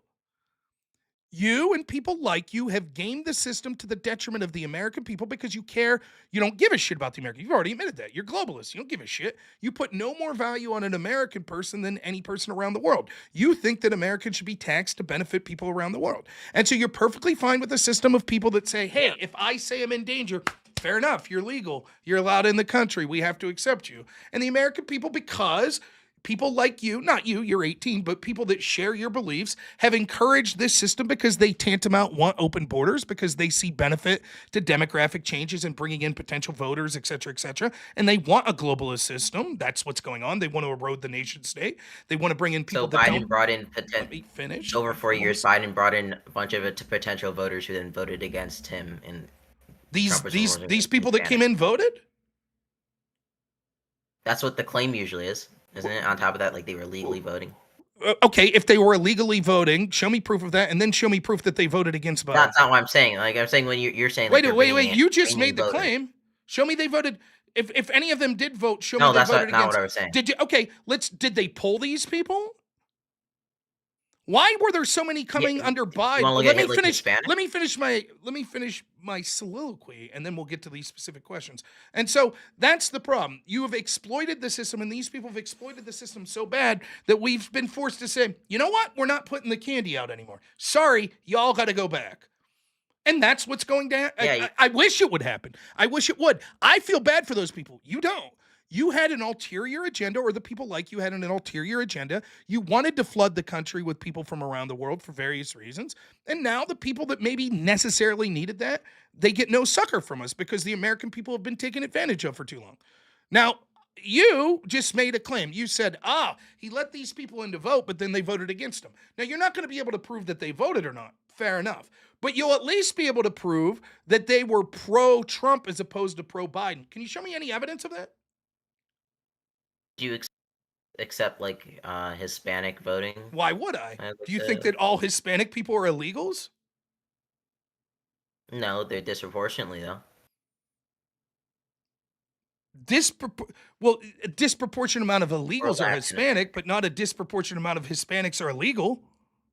Yeah, that's our okay. What is that about? Some of the people that want the strongest border are Hispanics because they're actually on the border and they see their communities being overwhelmed.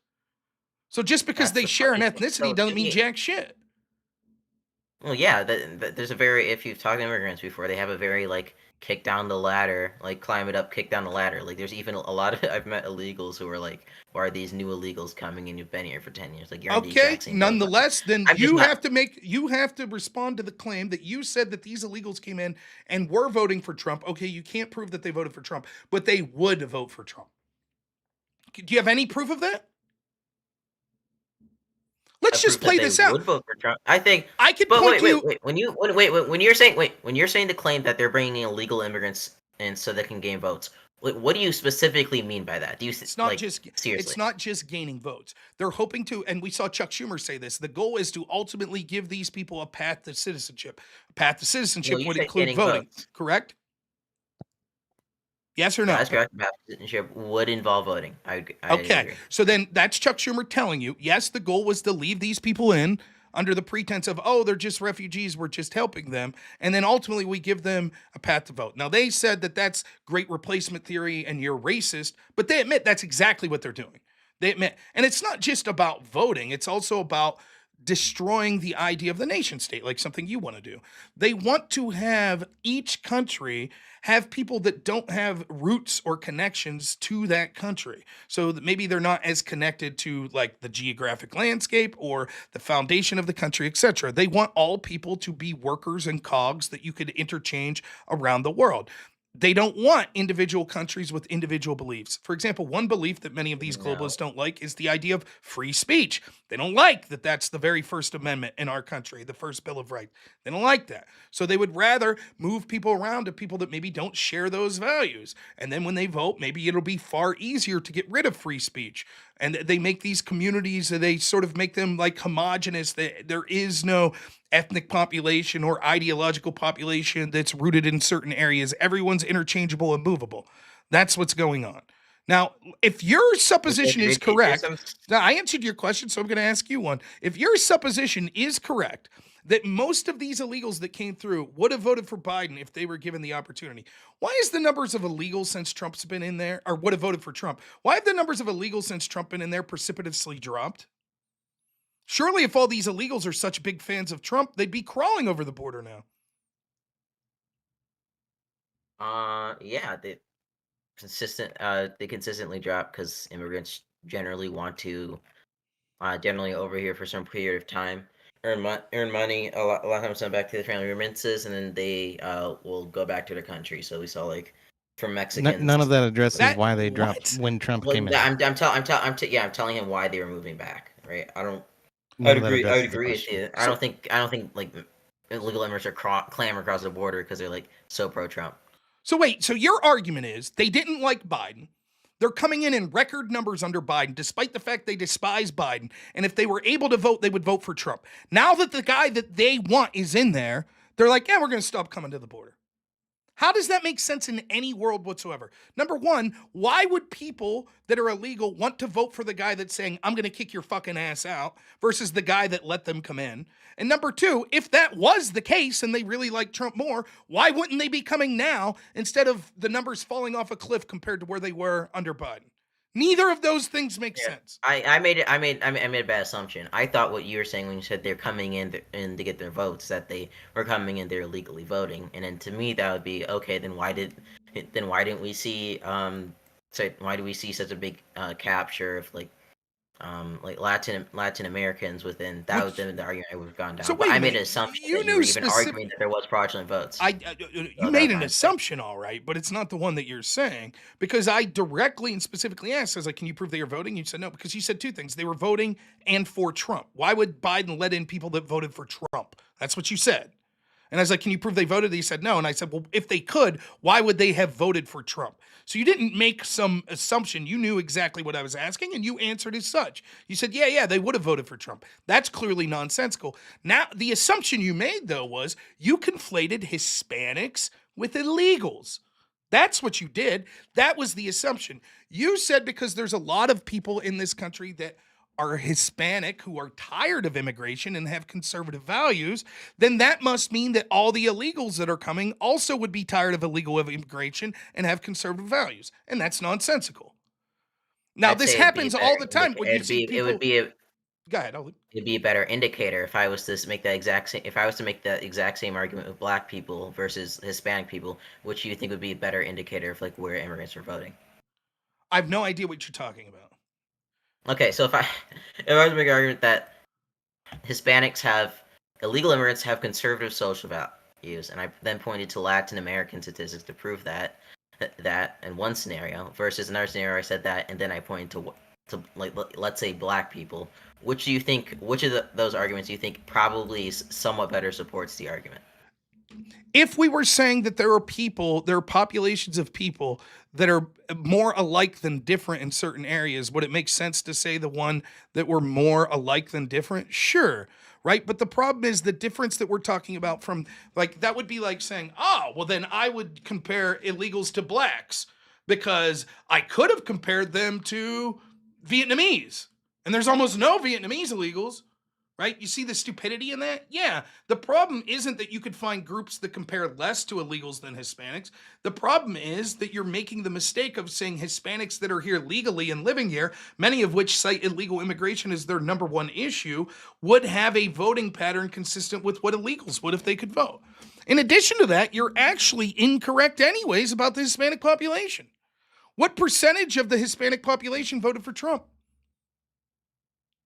You're implying over 50%, right? No, I was implying that he captured more than the previous No, year. no. That's not what you were implying, because you said most of them. Why would Biden leave in people that mostly would vote for Trump? That would imply more than half. Okay, I misspoke, or I wasn't communicating. Okay, so then your point means nothing. So why would Biden leave in people more likely to vote for him, was your point? I think that's self-evidentry. Right? Your point was, why would he let in people more likely to vote for Trump? But you're admitting, actually, I misspoke. I knew they'd be more likely to vote for Biden. So why even bring up that point? Because I thought, I thought you were talking about illegal immigrants voting for Biden. So, okay, illegal immigrants voting. If all of them did vote illegally, who are they more likely to vote for? I honestly don't. Well, you just gave the best comparison that you were using. It's the best comparison. I'm gonna say it probably depends. So if you're looking at a new illegal immigrant, I'm gonna say you're probably more likely to vote for Biden. Okay. If you've been here for like 10 years, you're probably more likely to vote for Trump. Okay, then explain why more than 50% of Hispanics didn't vote for Trump. I'm guessing because Hispanics are usually very conservative social values, but are more like feel like the Democrats are more like pro-labor type. Okay, but if that's the case, then where do you get the supposition that illegals that were here for more than 10 years would vote for Trump? I said more. Would more likely. I don't know if they were going to. More likely implies more than half. A better than not chance they would vote for Trump. But all the data you're pointing to suggests. I guess what I meant is not more likely, but would have more of a chance to vote for Trump than somebody who was just here. Okay, but still, the data seems to suggest would still be more likely to vote Democrat. Yeah. Okay, so what's the point you're making again? You keep saying, oh, you misunderstood. All of this still gets to the fundamental truth that using your own logic, illegals, whether it be illegals that are here day one or 10 years, are still more likely to vote Democrat. So then what's the point you're bringing up? Why would Biden let people in? The original way I was thinking was, one, Biden letting a lot of illegal immigrants. Two, if we're assuming, because I interpreted your argument wrong, that we're assuming that those illegal immigrants were voting. Three, why would Trump have captured more of if a lot of the legal immigrant population in is Hispanic, then why would Trump have captured even more of the Hispanic vote than in previous years if there are more illegal immigrants voting who are for Biden? That point's a non sequitur. The only reason you bring up that point, you're trying to change the meaning of what you said there. The only reason you brought that up, the only way it makes sense in the context of our conversation is you're making the argument, okay, wait a second. You're saying Biden allowed these illegals in. And one of the reasons you said was voting, correct? That's why you bring up that point, right? I'm like, yeah, that's one of the reasons, amongst others, but yeah, that's one.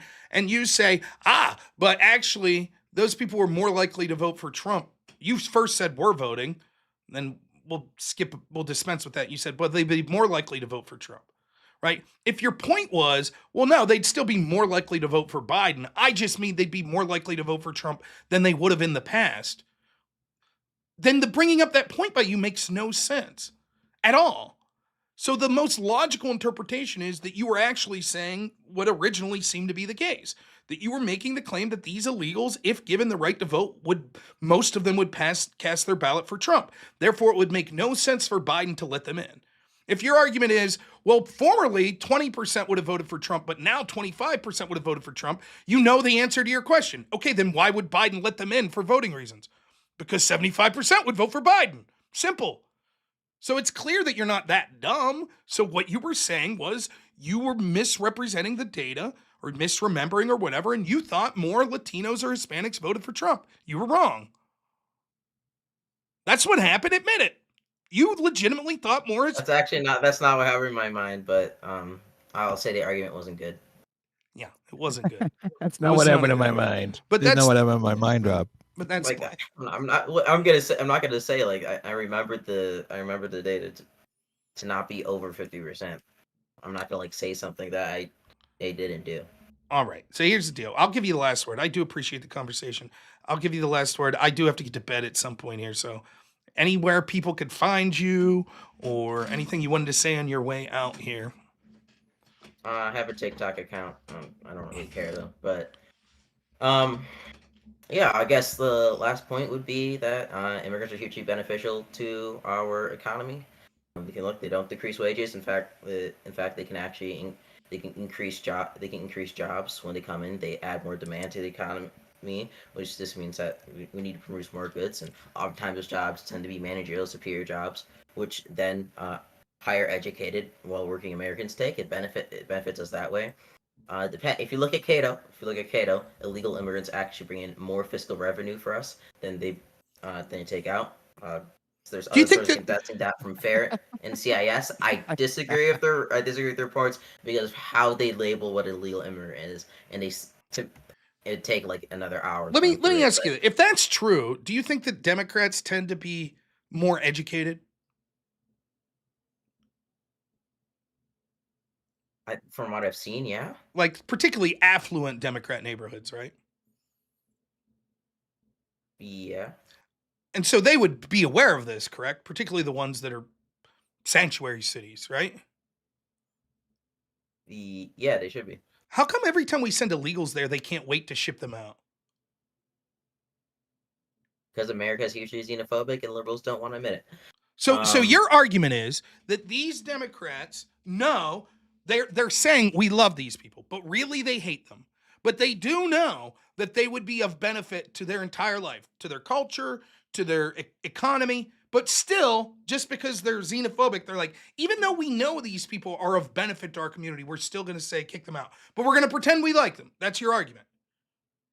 I wouldn't even say that. I would just say that the Democrats have a nasty habit of virtue signaling about minorities, not actually about caring them. But. Well, might I suggest every single time we send these people somewhere and the local population is like, get them the fuck out, that maybe Cato's wrong, that maybe there is a cost, that maybe it turns out it's a huge burden to bring in unskilled, particularly young male populations into a community where they don't have anything in common with the culture, the language, etc. That maybe there's a huge social and economic burden to that. And that the people that have benefited from illegal immigration, including Republicans whose donor class likes the cheap labor, and Democrats who like the demographic changes and things like that, that they continue to finance studies that say, no, it's all good. But those studies that repeatedly say that, all these studies, they all say it. And yet every time the people that say those things get illegals that come to their neighborhood, they're like, yeah, get the fuck out of here. And your argument is, oh, no. Those people all know that those illegals are great, and they all know that they're good for the economy, but there's just something in them that's like, I can't do it. I can't have these great people that commit less crime, that are so cool culturally, that benefit our economy. We just can't have them in my community. I would suggest that you're wrong. I would suggest that if they're so beneficial, like for example, like the last word, Rob. Well, I'll give you right. It's my show. I'm talk. Like for example, even when we saw racism against blacks in this country, one of the greatest things that ended racism, or at least went a long way to fighting back against it, was capitalism. Right. For example, you could take like pure capitalistic endeavors like sports. Right. Jackie Robinson breaks the color barrier. Yeah, he gets a lot of racism, but ultimately a lot of people that were formerly racist were like, holy shit, this guy's helping me win games. Great.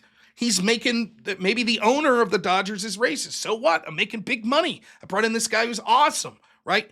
That's one of the, racist will even work with people of color if it benefits them financially, but not liberals. They know that these people will benefit them financially. They praise how great these people are, but they're so racist. They're even more racist than conservatives because they know that these people are awesome for their entire community, but their racism's so strong. They're like, nope, I refuse to let them here. They're willing to self-sabotage their own economic future because they know that their economic future would go up by these illegals being there. And they know that they commit less crime. All the studies, that's what they say. Huh. Why can't we find one community of liberals that'll take these people? You're kind of like simplifying it. So, if I didn't want to get into this much detail, but if we break it down from local to state to national, It's nuanced, bro. Immigrants are.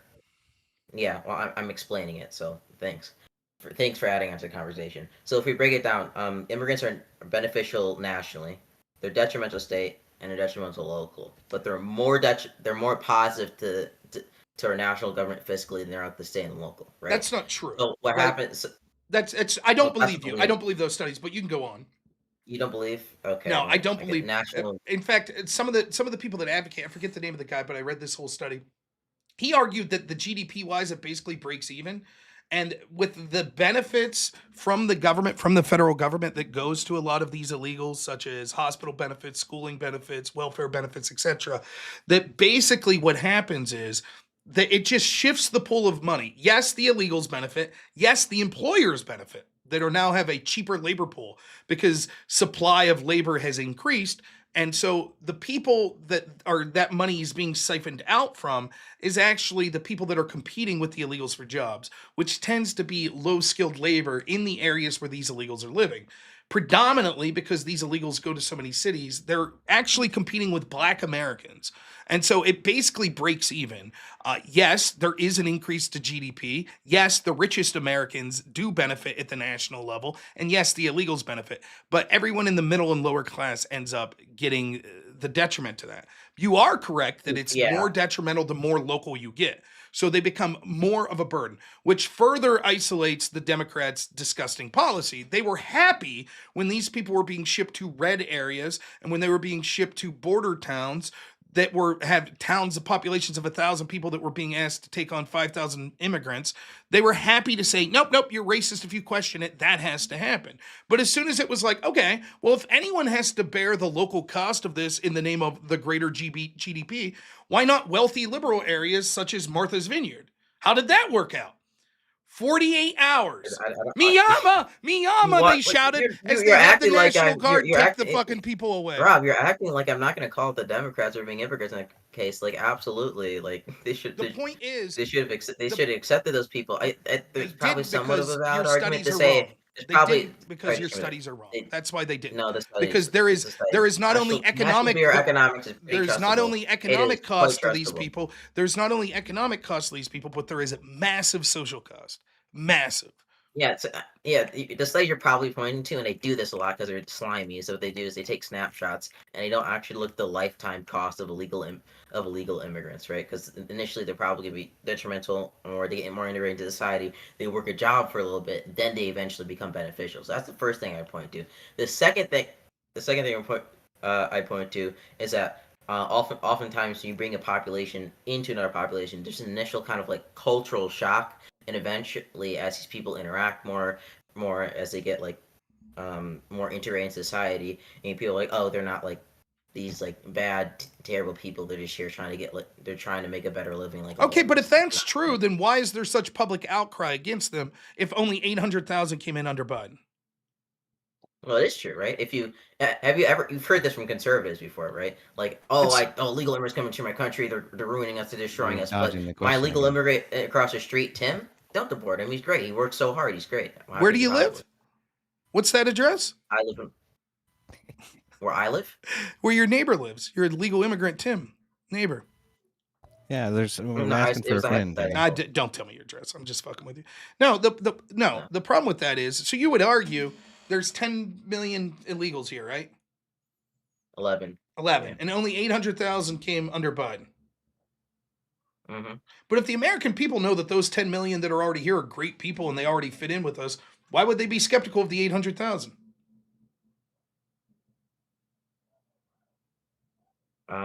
They're not skeptical of the 800,000. They're skeptical of the people in asylum TPS. So the millions more that are legal status. Yeah. But don't they know? Can't anyone just point out, look at all these? Because you're oversimplifying. The truth is that many of these illegals that come basically still live in ghettoized enclaves. They haven't assimilated totally. That's not true. They haven't. Some do. Do you want to look like? Yeah. Cultural enclaves have increased to the proportion of the population. What changed? What changed California under the times of Reagan for being reliably Republican to being an untouchable Democrat state? Deep blue territory. What? Immigration? Is that your point? Yes. Or- Mhm. Like you listed all of these negative So if effects that they can happen from if they immigration. assimilated so well into the local culture, why is the local culture drastically changed as the percentage of migrants that have came in have changed so significantly? I don't. Wouldn't I'd it be have the to look opposite? into Wouldn't that. all the Like, migrants tend to could you be name- more, if they came in with could you more name them? Democrat type beliefs, they would have said, oh, we're assimilating to the local area. Now we'll become more Republican. But it was the exact opposite. How'd that happen? Could you name some specific cultural viewpoints that changed because of the immigration? Sure. The idea of going from fiscal conservatism towards massive government programs that we see in California, the biggest in the country. Green New Deal type programs, gay rights, and things like that. If you remember in California, what was it, Proposition 19 or whatever, in the late 90s or early 2000s? California, they thought they had it wrapped up because in almost a decade, it went from one of the reddest, or from a reliably red state to a deep blue state. So they pushed for Prop 19 to legalize gay marriage in California, and it failed. Want to know why? What population of people overwhelmingly voted against it? You know? What population? Black Americans. Turns out, and it's easy to see, right? Predominantly, the population in this country was white in, say, 1940, right? Far more white than it is now, right? Yes? Yeah. Okay. Well, do you think the country is more conservative then? I think everywhere is more conservative than. Okay. But yeah. So now we can see when it comes to people that are migrants, they're overwhelmingly don't vote at least conservative. So much so that this last election, when Trump hit 40% of Hispanics and 44% of Hispanics, what percent did he hit of blacks? Like, I don't even know. But we understand that blacks overwhelmingly are Democrat, right? Yeah. So the idea that it's just, well, you take these people from different cultures and you bring them in and they all mix and jive and then you can't tell them apart isn't true. Right? Like there's still, people tend to associate with people that share their cultural and ethnic backgrounds. And we can see all through some of these major cities that there are complete communities that you couldn't even, like Dearborn, Michigan, with the Islamic communities there. Practically, Agree, but like if we look, then they're legal. In proportion, just give me a sec. In proportion to the amount of illegal immigrants, or sorry, not legal. In proportion, the amount of immigrants in proportion to the population, which is similar to back then. And then we use that same metric for cultural enclaves. There's actually less. I don't believe it's similar. in Based on comparison- what data? Yeah, I can send it. Do you want to send me?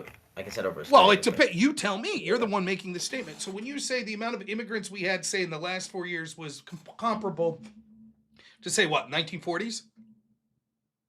Yeah, as a percentage of the population. Okay, so what percentage of our population is a legal immigrant that came through in the 4 years under Bud? Not just immigrant overall. Okay, but again, right, the problem is the mass influx that we have under such a short period of time, like under Biden. Because they'll interchange these numbers. They'll say, well, there's only 800,000 illegals. But then you're like, well, yeah, but there's 10 million because we just called 9 million of them legal. But it's still an immigrant population. I'd agree. I don't know. I wouldn't still. I don't agree that maybe California is like one of the times that happens. Yes, right. I think But that it's I think America has stood pathways of immigrants in proportion to this just fine, and we saw way more things like literal like race riots, people like literally like unaliving each other. Compared to now, assimilation is a much faster and much better process. Well, the problem is this: like fundamentally what you're saying is true. People are more likely to assimilate the longer they've been here. That's true. The problem is when you take in such huge numbers of people, basically what happens is assimilation's not necessary because these people tend to enclave.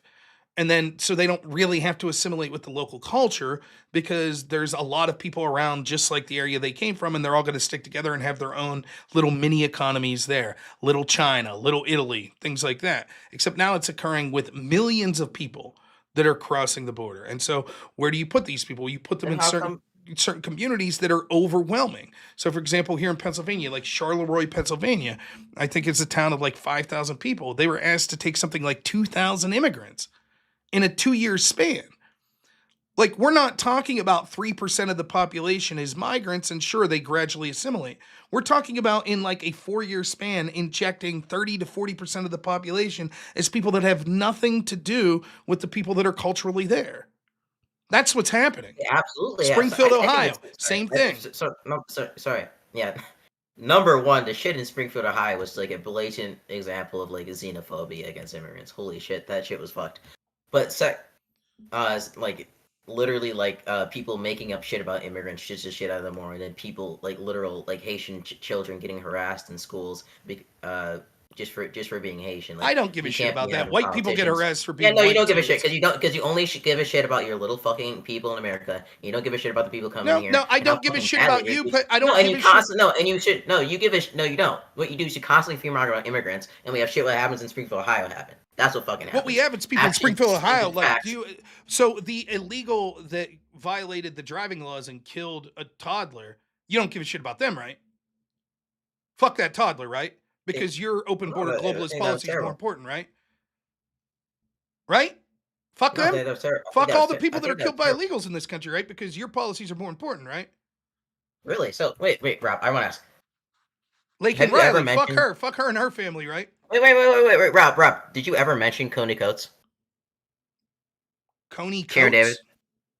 Yeah, she was an illegal immigrant killed under the Trump administration. No, I don't think I ever mentioned That's her. fine. And You never mentioned how about Sharon David? Sherrod, I've mentioned. Yeah, I know that case. Sharon David? Oh, I thought you said Sherrod David. No, I don't know. No, Sherrod no, David. Jill David. No, okay. So why is it when this exact same shit happens under the Trump administration, I hear not a single conservative fucking talking about it, but then Lakeland Riley happens and it's on the media for fucking months, and it's like a main talking point of the entire Ooh. election. It It seems sounds like all you somebody guys just do is grabbed fucking your virtue balls. signal about illegal immigrants.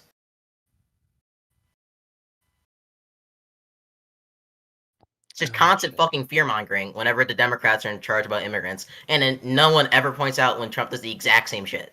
That was the same with the FEMA shit. When during hurricane season in 2018, he literally took money out of the disaster relief fund and gave it so he could deport more illegal immigrants. But no one mentioned that. No one was talking about that. But then Biden doesn't even do that, and he lies about it, and everybody's Rob, up in your mic is off if you're trying to talk, bro. Oh, I bumped my butt. Okay. Thank you, EOD. So You're welcome. I'll explain why I brought it up, because you're the person saying, oh, you didn't bring up that there was xenophobia against these people. Yeah, I don't give a shit that you bring that up. I care if there's racism against anyone. What I don't care about is where you game the system, send people in that have massive detriment to people's lives, and then people react, and when one person goes over the line, you go, see? Racism. Therefore, it was all justified. You see? Racism, so we have to bring them people in. But when there are people on the opposite end that are killed by illegal immigrants, you don't give a fuck. You say, well, that's a one-off. We don't really make policy because of that one-off, right? You talk about this sort of things only talking about in the Trump administration. Can you tell me where you or any other Democrat commented on the massive rise in Russia xenophobia during the 2016 election when they were saying Russia, Trump's puppet of Vladimir Putin, and there were credible claims of hate crimes against Russians going up? Did Democrats get blamed for that? When you do you ever criticize I do remember that. Do you ever I think criticize, I watched a single do you video. yourself criticize Trump for being too cozy with Putin? Honestly, no, not really. Okay, but you vote That's for a not party how it that works. does, and then Russian hate crimes increase. So will you admit you don't give a fuck about that xenophobia? I do. I don't think we should be the. I remember like all the ogres comments calling Russians back then. And yet you voted for him. Can you name one prominent Democrat that spoke up about that? I couldn't. Who? I couldn't. That's what I said. Oh, you couldn't. And yet still 8 years later they're repeating Russia, right? Yeah. Okay. So Rob, okay, now that we're done, like Now wait a I'm minute. gonna Now say- all of a no, sudden, no, I now that noticed we're you done, got- now that Oh, we're it's done, nuanced, now bro. that we're It's done, now let nuanced. me get on my high horse. now that we're done with the whataboutism, now that we're done with the whataboutism, now that we're done with the Rob, now that we're done with the whataboutism. Lincoln Riley. How bad is Lincoln Riley? How bad is Lincoln Riley? How bad is like? Oh my gosh! No one ever mentioned Sheriff David. No one ever does. Because Okay. what you virtue signal. That's all it is. It's virtue signaling about That's individual what you're events that they doing. can You didn't mark up. mention You you can and the lying Democrats- about what immigrants actually do because you do can't the- actually mention At any of the very bad shit. best, at the very best, you could claim that I'm as guilty as you. You nor any of the Democrats that you support mentioned hate crimes against Russian when they were spreading their Russian xenophobia. So spare me your xenophobia under Trump comments. You didn't talk about xenophobia when Obama was putting kids in cages. You didn't do that. You didn't talk about xenophobia when Biden had 4 times more kids in Dude, cages. come on, bro. I was like 12. Fuck off. I mean, you as in your party. Oh, come on. Okay, how old were you when Biden had kids in cages in 2021-22? I criticized him for that, and I me also see don't it. like Let me Obama's see your border post. policy. You said you had social I didn't media like back post then. it. I talked about it. Oh, was it worse than Trump? I don't know. Were Maybe there I don't more- even were mention there that more talking kids in- point. Were there more kids in cages under Biden than Trump? Maybe?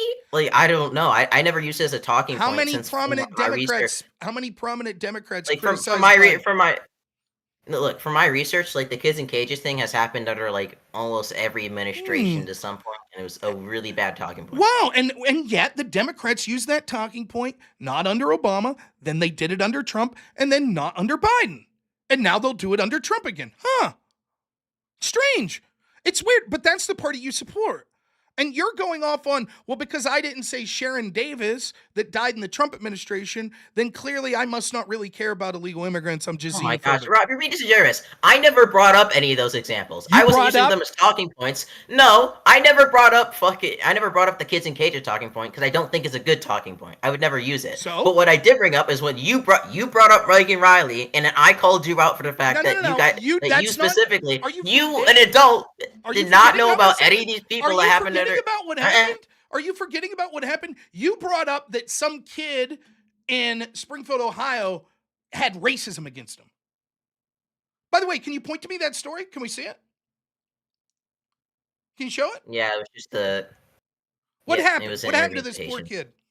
It's clearly deeply He affected was getting his soul. he was getting harassed by classmates. Okay, what was the harassment? Yelling at him, calling him names. Okay, what kind of From name? people on the street too. I don't know. They didn't get that specific into Oh, it. so what we have is like that you are so emotional about is a kid in Springfield, Ohio got yelled at. It was multiple people claiming harassment, and then there's also the Schmatzi rally. I don't know about the boom boom threats because I've heard that came from other places. It could have been from people in the U.S. Most hate crimes that are publicized in this country are actually done by the people that are supposed aggrieved. Yes? How many times do hate we crimes see in a this country- swastika? Oops, it was Yeah. put up by a black person. Or you remember when Ralph Warnock's people in Virginia were marching to look like the Patriot Front, and it turned out it was Democratic operatives trying to pretend to be Nazis? Remember that shit? So I just want to be clear. What you got in your high horse and yelled at me about was there were a few people in Springfield that said that people yelled names at them. That's it. Yeah, they're getting harassed. No proof, just their claim. Hey, we've been harassed. So actually, Charleroi near me. You wouldn't believe this. Guess what? I know someone who works in Charleroi. They say that Haitian immigrants harass them all the time.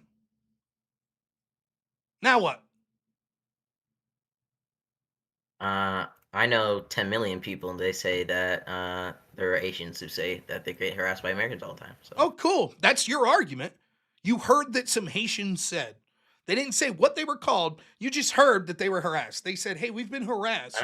I have no idea why a child would lie on TV, to be perfectly honest. But okay. Because their parents encouraged them to? Have you ever been around children? So maybe they Haitian misunderstood parents this encouraged them situation. to lie on TV about being harassed. How old was you saw this? How old was the child? Look to be in elementary school. Okay, maybe like when you say that, kindergarten, 5th grade? roundabouts where? Older elementary, younger elementary? I'd say about mid. Like, Mid, third grade-ish. Third, fourth yeah. grade? Third grade, yeah, third Okay, grade. when you were in third or fourth grade, may you have misunderstood why someone was picking on you? Probably. Do Yeah, you it could think? have happened. Okay, you may have. Here's another question. Was your school pretty homogenous that you went to? No. It was pretty diverse. Yeah, I'm black. Too, Okay, so. well, what's that have to do with shit? You don't think there's schools that are predominantly black, that there are very few people that aren't black there? I'm black. I live in like I live in like a diverse Okay. community. Was English pretty much the universal language at your school? Yeah. Okay, if someone came, and let's just say they were Vietnamese, and they didn't speak a lick of English, and they were in your third or fourth grade class, do you think they'd have got picked on?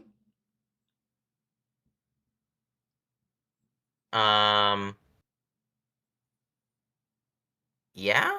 Do you think Honestly, that only they would have got maybe? picked? Would they have say got don't picked know. on even if no one said they were eating dogs and cats? Do you think they still That's could a have got weird picked school. on? I didn't because Dude, you're full of if shit. there's dogs Unless and cats, if there's dogs and cats claims going around, yeah, but yeah, because I remember there's some immigrant kids who you're came full of in shit, who are man. actually You're full of shit. I'll who tell you actually right now. doctor. I'll tell you right now. Like, there's probably I would say I would give you this, Rob. I would say that on average, if a kid came in who didn't speak the language, and like an average middle school, that would happen, or elementary school. But, okay. So then what's that wasn't my experience at my personal elementary school. so then what's the connection to that dastardly Trump? What is it again? Basically, you're like, yeah, a couple kids got harassed, and then there's a schmatzy rally. Which you can't in prove was. Springfield. Okay, could that rally have happened even without? What was the rally about? Because they were eating cats and dogs? I mean, bystanders. It was about the migrants. Right. And Which under temporary protected status. Right. Which. Yeah. So we have no proof that they were actual Nazis. They showed up and they were mad about migrants. Okay, how's that Trump's fault? So Trump shouldn't point out the problem that this community is having? So waving swastikas around, TikTok, swastikas around isn't like good proof you're a Nazi, or? Well, is the Patriot Front Nazi? How about I show you the people like that went to the Northam? Were they Nazis? They were waving around flags. Turns out they were Democratic operatives. But let's assume they were Nazis. And so Do you have evidence of the Yes. not of the Yes. supposed Nazi Yes. protesters in Springfield being Democrat operatives? Yes. Okay, what's your evidence? Let me see. Okay.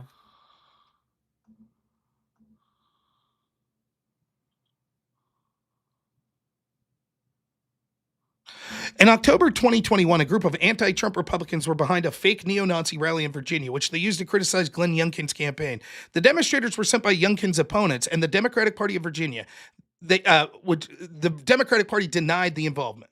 The context also mentions a rally in Virginia and Martin Luther King Jr. That was, yeah.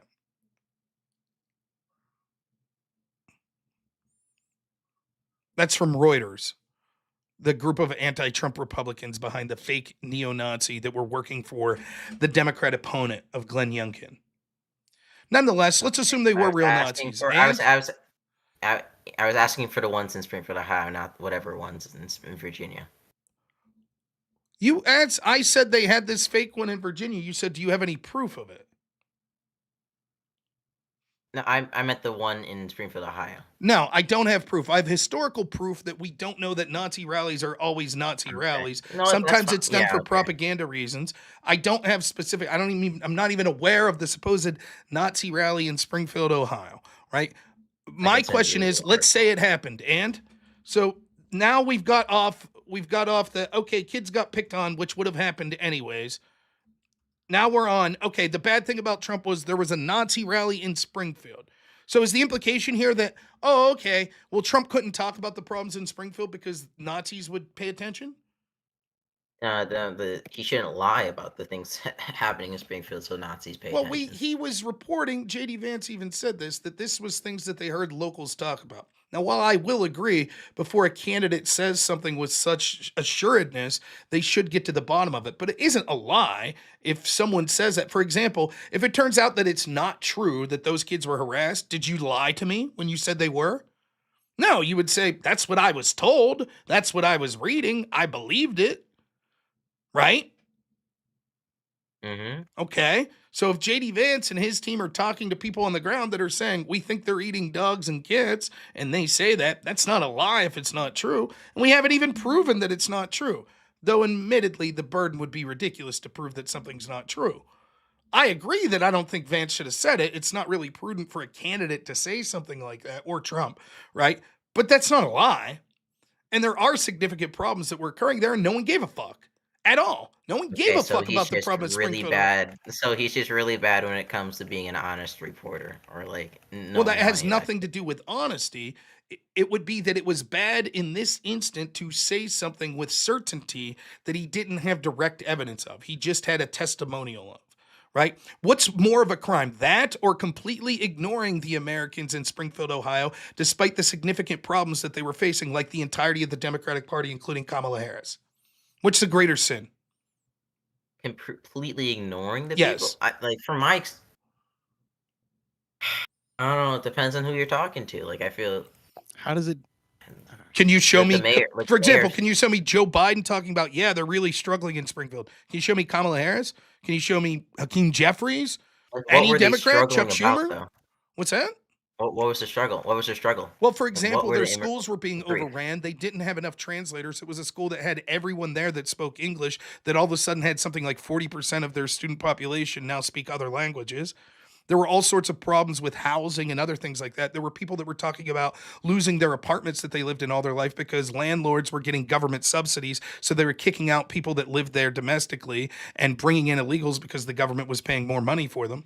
Significant problems that were going on. In addition, I heard a lot. I looked into the housing thing. I wasn't really. There wasn't like there wasn't a significant increase, really any increase you could see in housing prices from like the time the immigrants started like moving into. So just to be clear, if I could show you reports of people saying I was kicked out of my house for this, you wouldn't believe that, but you do believe the kid that was on television saying I got harassed.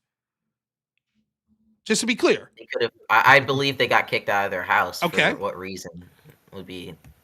I don't know. The better evidence for me would be like pointing to some significant increase in the average housing price in the area. So just to be clear, this Nazi rally you're talking about was on August 10th, 2024? Yeah, I put that in general, correct? Yeah. How many people were there? This terrible Nazi rally. What, like 20? 12. So just to be clear, the problem with Trump and and Vance was that two kids went on TV and said they got called names, which you admit would have probably happened even if Trump and Vance had never said anything. And then there was a Nazi rally of 12 people. Oh, by the way, this Nazi group that went and protested all around the country. For example, the location they went to after that was the state capitol in Deadwood, South Dakota. It would make sense that they would, Springfield, Ohio is filing a lawsuit against them. Wow. 12 people. Now, I grew up in Clarion County, Pennsylvania, and there's a town right next in the county next to us called Jefferson County, or a town called Brookville in Jefferson County. My grandpa was in a nursing home there, so when I was like 14 or 15, every Wednesday, Saturday, and Sunday, we'd go to the nursing home for 2 hours. One day, we're driving through the town of Brookville, and traffic stops. What's going on? On the courthouse of the Brookville steps was the KKK. There's like 8 of them in full outfit, most of them white, but I think one of them may be wearing like black or red. And as a young person, I was aware of what the KKK was, but I was like, what the hell is this? And across the street from the KKK, the 8 of them or so that was on the courthouse, was probably 80 to 90 people just yelling all sorts of obscenities at them. Now, this town's 99% white, right? But even there, people are like, get the fuck out of here, right? That was it. Now, who do I blame for that horrible harassment in my life? Where do I point the finger? If I remember, maybe Bill Clinton was president. Where do I point the finger there? 8 people, yeah. Big deal. Did they punch anyone? And do they directly influence it? What do you do to directly influence Did it? they punch anyone? Did physically assault anyone? Damage any property? No. Okay, so what did they do? They waved their silly little flags and everyone said, "Go fuck yourself." They pointed their pew-pews at some people. They pointed guns. They were That was legally fun. carrying guns, I assume. Yeah, there's. Weber said while they were crossing, it was a guy in a suit who was wearing a mask. He was leading them. There were 4 people standing in the street, pointing their pew-pews, saying, "Go fuck back to Africa." Weber said that's what they were shouting, pointing their guns at the car, at my car. Her husband drove through their life to get them to safety. So you have a testimonial that somebody had a gun, but we don't have any arrests No, associated they with had no, possession of a in the weapon pictures. or anything. You can look at the pictures in the article. Why didn't they arrest anyone? It looks here like the whole town was watching them the whole time. The mayor's like, "Yeah, we closely monitor them." So if they illegally pointed a firearm at someone, surely they'd have been arrested, right? Or is the local police racist too? They're, by the way, suing this It was Nazi. just at a traffic stop. Huh. Interesting. Sounds I to did me not like see this is a local big fucking restraint- nothing burger for you interact to, with them. for you to scream. Well, You don't I guess care. I guess what they. I Can guess we what they compare say this is just for one I second? Since you brought this up first as the big evil that occurred, can we compare this to like Lake and Riley just for a second and see which one's worse? You mind? Lake and Riley's worse. I'm not gonna Huh. go. We don't have to go. And down yet you that. didn't hyperventilate and scream about that. That's so odd. Huh. Weird. In fact, he was hyperventilating and screaming at us for trying to bring attention You to never- something you like didn't- Lake you and didn't- Riley. Yeah, you never hyperventilated and screamed about sharing. You want to know the David, so- truth? I never even really talked about the Lake and Riley thing because I kind of find that taking individual events like that oftentimes appeals on people's emotional heartstrings and sometimes overlooks the bigger picture as to what our policy should be. So, for example, you could say like, "Oh, take any country." And you could probably say that an immigrant from that country did something really shitty, like murdered someone, right? But does that speak to what our policy should be on immigration from those specific areas? Probably not. Like, for example, if I could find someone from the country of Norway that brutally assaulted a woman, do I then get to say, "Oh, Trump left in 10,000 immigrants from Norway"? Probably not, right? So, to be honest, although I do think the Lake and Riley story is a tragedy, and I think that people have the absolute right to talk about it, I haven't really focused on it. So the irony of you saying, "But you didn't talk about the people that illegal immigrants killed under Trump," it's like, probably true. It's not really what I do a lot in my channel, right? But I did talk about the problems of illegal immigrants in general and overwhelming communities, etc., and things like that. You probably mentioned you really mentioned it in this conversation though, so that's what I mentioned it because you were making a similar type of argument that you would then go on to criticize me.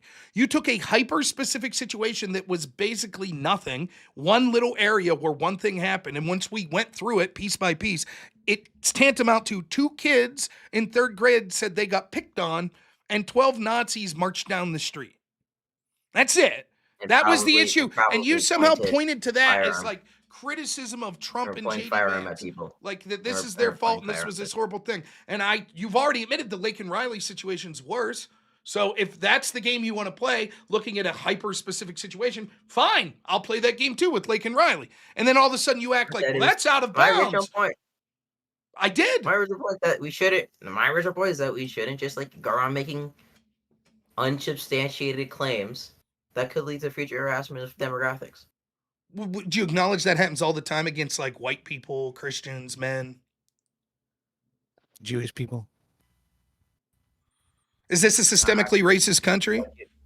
I would say Jewish people, yeah. Is this a systemically racist country?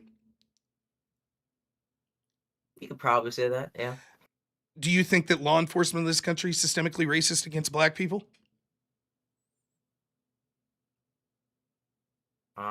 Maybe not law enforcement, definitely the justice system. Do you think that the justice system has a penchant for killing unarmed black men disproportionately? No. Do you agree that many Democrats believe that is the case? Yeah, I was actually thinking about bringing that up as an argument that like people point to George Floyd on the left, like George Floyd, police brutality, and then when you actually look at the statistic, it barely happens. That's Not right. really something you So mention all the time. Democrats polled, over 50% of them said the amount of unarmed black men that are killed a year in the United States was over 1,000. You know what the actual number was in the year George Floyd died? I think it was like 20. It was tiny.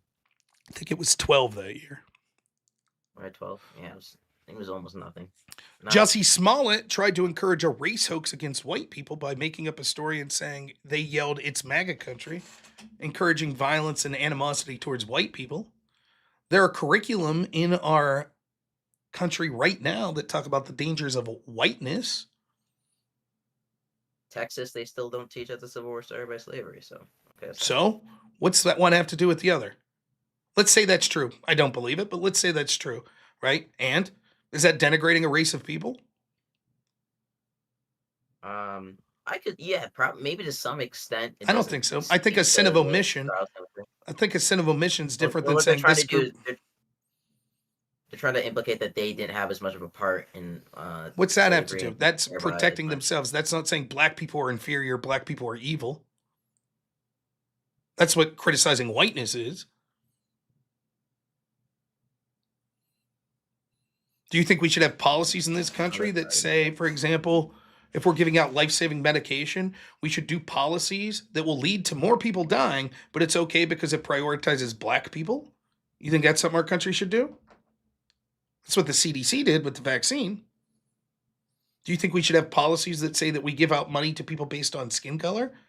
Like when Joe Biden offered to give poor farmers money, but only poor black farmers? Generally not. I thought the platinum plan was horrible. Okay, so then the question becomes, if we're going to get into a pissing match between, harassment against these illegals and against people of color, etc., there's plenty of harassment that goes the other way, too, based on mainstream beliefs in the Democratic Party. And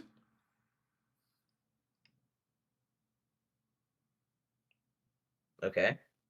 we have blatant lies that were spread by the Democratic Party almost wholesale, like hands up, don't shoot, which resulted in real riots, which disproportionately affected people of color losing their property. Rob, you're misinforming. They're not lying. They were simply misinformed, and they spoke. That's not true, although that was true before Eric Holder's Justice Department did the investigation. After the investigation, where it was clearly determined that Hands Up, Don't Shoot was a lie by Barack Obama's Justice Department and Eric Holder, the people that were aware that that investigation occurred and still repeated the lie were lying. But yes, I'll agree at first when they just were repeating information, sure. But I don't believe that, for example, the people that are host on CNN were unaware of the Justice Department investigation. Maybe you would have been, or the guy you're talking to down the street. I think the people on CNN, are more than competent, but that's besides the point. They knew Eric Holder's Justice Department, and they still repeated "Hands up, don't shoot." No, but you don't think they knew?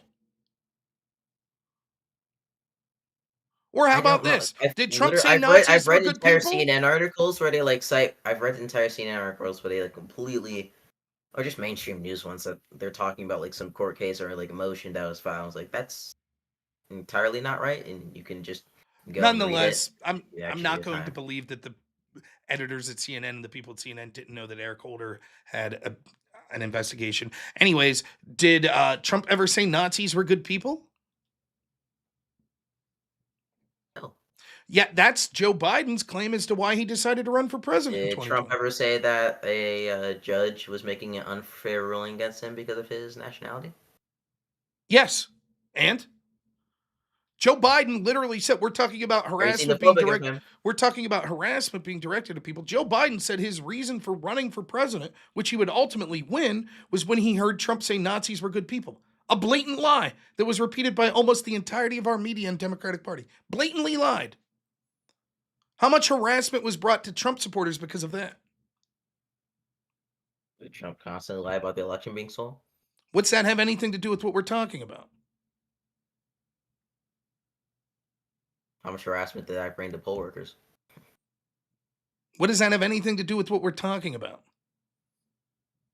You're talking about harassment, correct? You're the one who brings up Trump said some things, and therefore 2 kids from Haiti got harassed and got names called that would have had names called anyways, and some No, Nazis Schmoz marched, is so this was referencing worthy of Pew Pew's- criticism. So we're Pew going through Pew's examples that are far more guns. prolific on the other side, and you seem to have nothing to say. Now, should I stand up here like you did and say, clearly you don't care about those people, and yell and scream and hyperventilate like you did? Well, Is that what I clearly should you do? don't care. You don't care about Sharon David. I'm just saying you did not. Of course speak I up, do. You did not speak out about it. Do you care about Tyrone Willington? Yeah. You do? Did you make him up? No. Okay, bro. I'm just making sure. Okay. So you Oof. Not trying to get General Alden. you care about him deeply?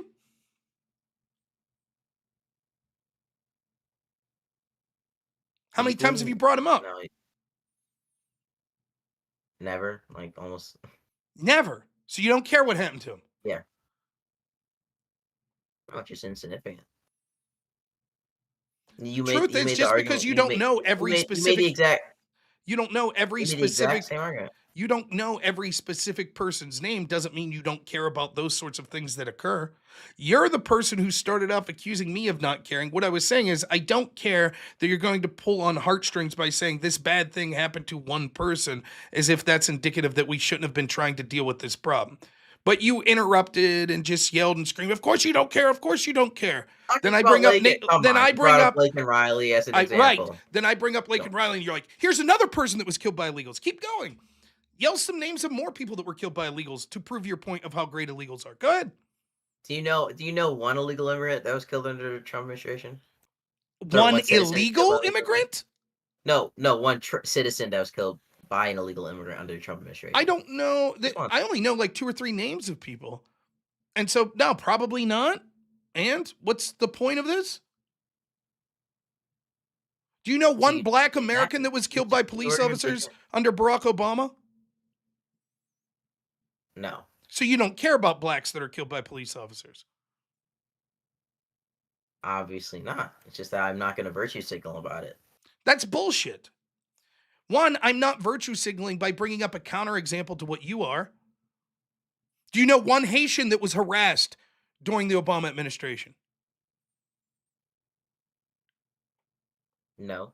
Oh, so you only really give a shit about Haitians being harassed. So you were virtue signaling when you brought up the kids in Springfield. Can you name me one Nazi rally that occurred during the Obama administration? Nazi rally?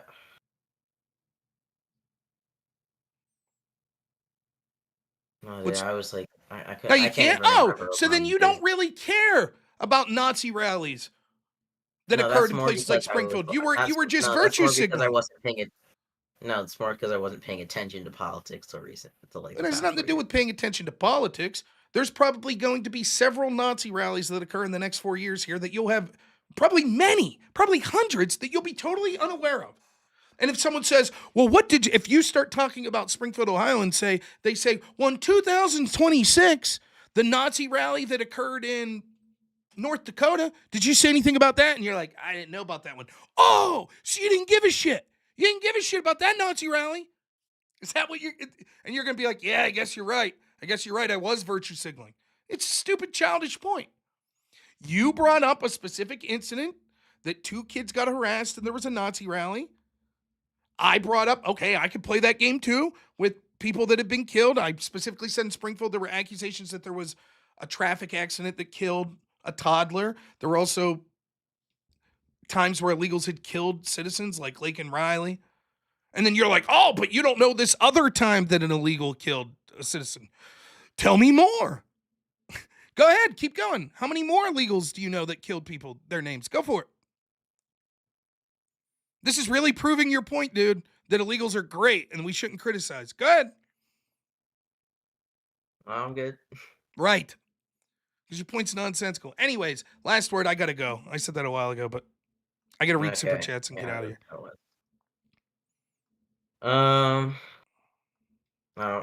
Recommend people look into diversity shit.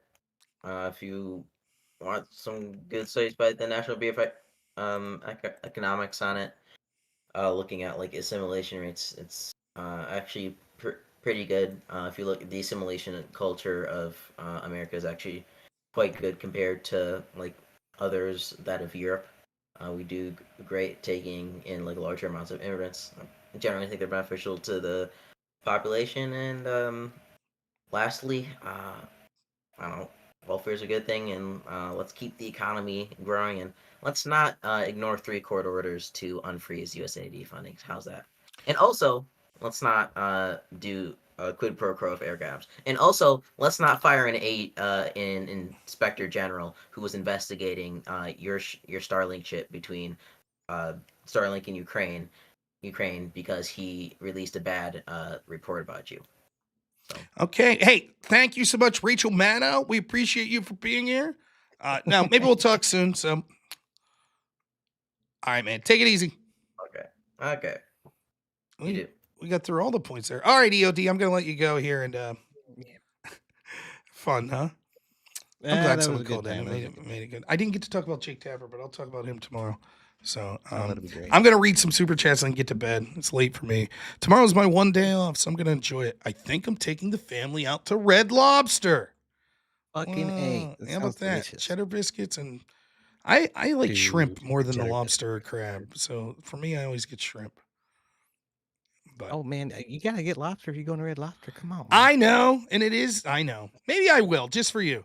I'll say, my friend EOD recommends the lobster. They'll be like, oh. I usually get surf and turf when I go. Quite fancy. Your friend EOD. We know him well here in Du Bois, Pennsylvania. All right, man. Thanks for calling in. We'll talk to you soon. Yeah. Cheers. Right, see you, man.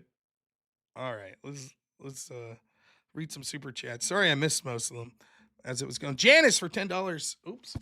Hit the button. Says nothing now. Janice for $10 says, why would you not vote for Kamala? What has really changed? GOP still voting for deficit spending and will keep voting for deficit spending. The more things change, the more they stay the same. I think that the Trump administration, particularly when it comes to DOGE, looking into where this corruption is going, and hopefully with Kash Patel leading the helm at the FBI, rooting out potential corruption at the FBI, is far better than what I expected of this administration so far. This is just the beginning of it. If there's not achievable results that occur, then yeah. But it still wouldn't be as bad as Kamala moving the ball forward in all of this corruption and spending, etc. Janice for $2 more says, your new mic sounds good. Camera looks good too. Thank you. Mr. B for $10 says, it's okay to believe that the money leads to a certain group of people who in most cases are responsible for a lot of issues and conspiracies. It's stupid, however, to blame them for everything. Oh, that's talking about the Zionist. Mr. B for another $5 says, where did all the Robs wrong about the Zionists go? Funny how they disappeared after you opened calls. Right. Nate for $1.99 says, good evening, Rob. Enjoy your night. I will. Waghira for $5 says, Rob is wearing a proper dad hat, complete with dirt and sweat. That's how a hat should look for your smooth-handed nerds. Yeah, this hat here, you can see I got this black mark is we were out at a fire burning stuff, and an ember got me. And it's got, this is my everyday hat, so it's got a lot of grossness on it. But yeah, that's it. Thank you for noticing. John Barrett for $2. Thank you. Says, not painted in the years. Affirmation for painting. Dave Timmerman, $2. Says, thanks for the discussion. Until next time. Yeah, thanks, Dave. I was a little harsh on you. Maybe shouldn't have been as harsh. John Barrett for $2 says, it turns out I'm not great at painting and Part W. Raceland, thank you for being a member again. I appreciate it. And Wagira, 10 subs. Thank you. I really appreciate it. John Barrett for $2 says, Vegemite and government cheese for this boy. Roar89 for $5 says, this kid is lame. Move to Canada with your ideas are terrible. He needs life experience. Yeah, I think you saw a lot of holes in what he was saying. I enjoyed going down the rabbit hole with him, though. Wagear for another $5 says, non-compliance with almost all laws could eventually lead to being killed if you defend yourself against so-called lawful force. True? Nate for $10 says, he conceded the entirety of the debate when he acknowledged that we must first improve himself before he could help others. Why put himself through college when he could put others through college? Yeah, great point. John Barrett for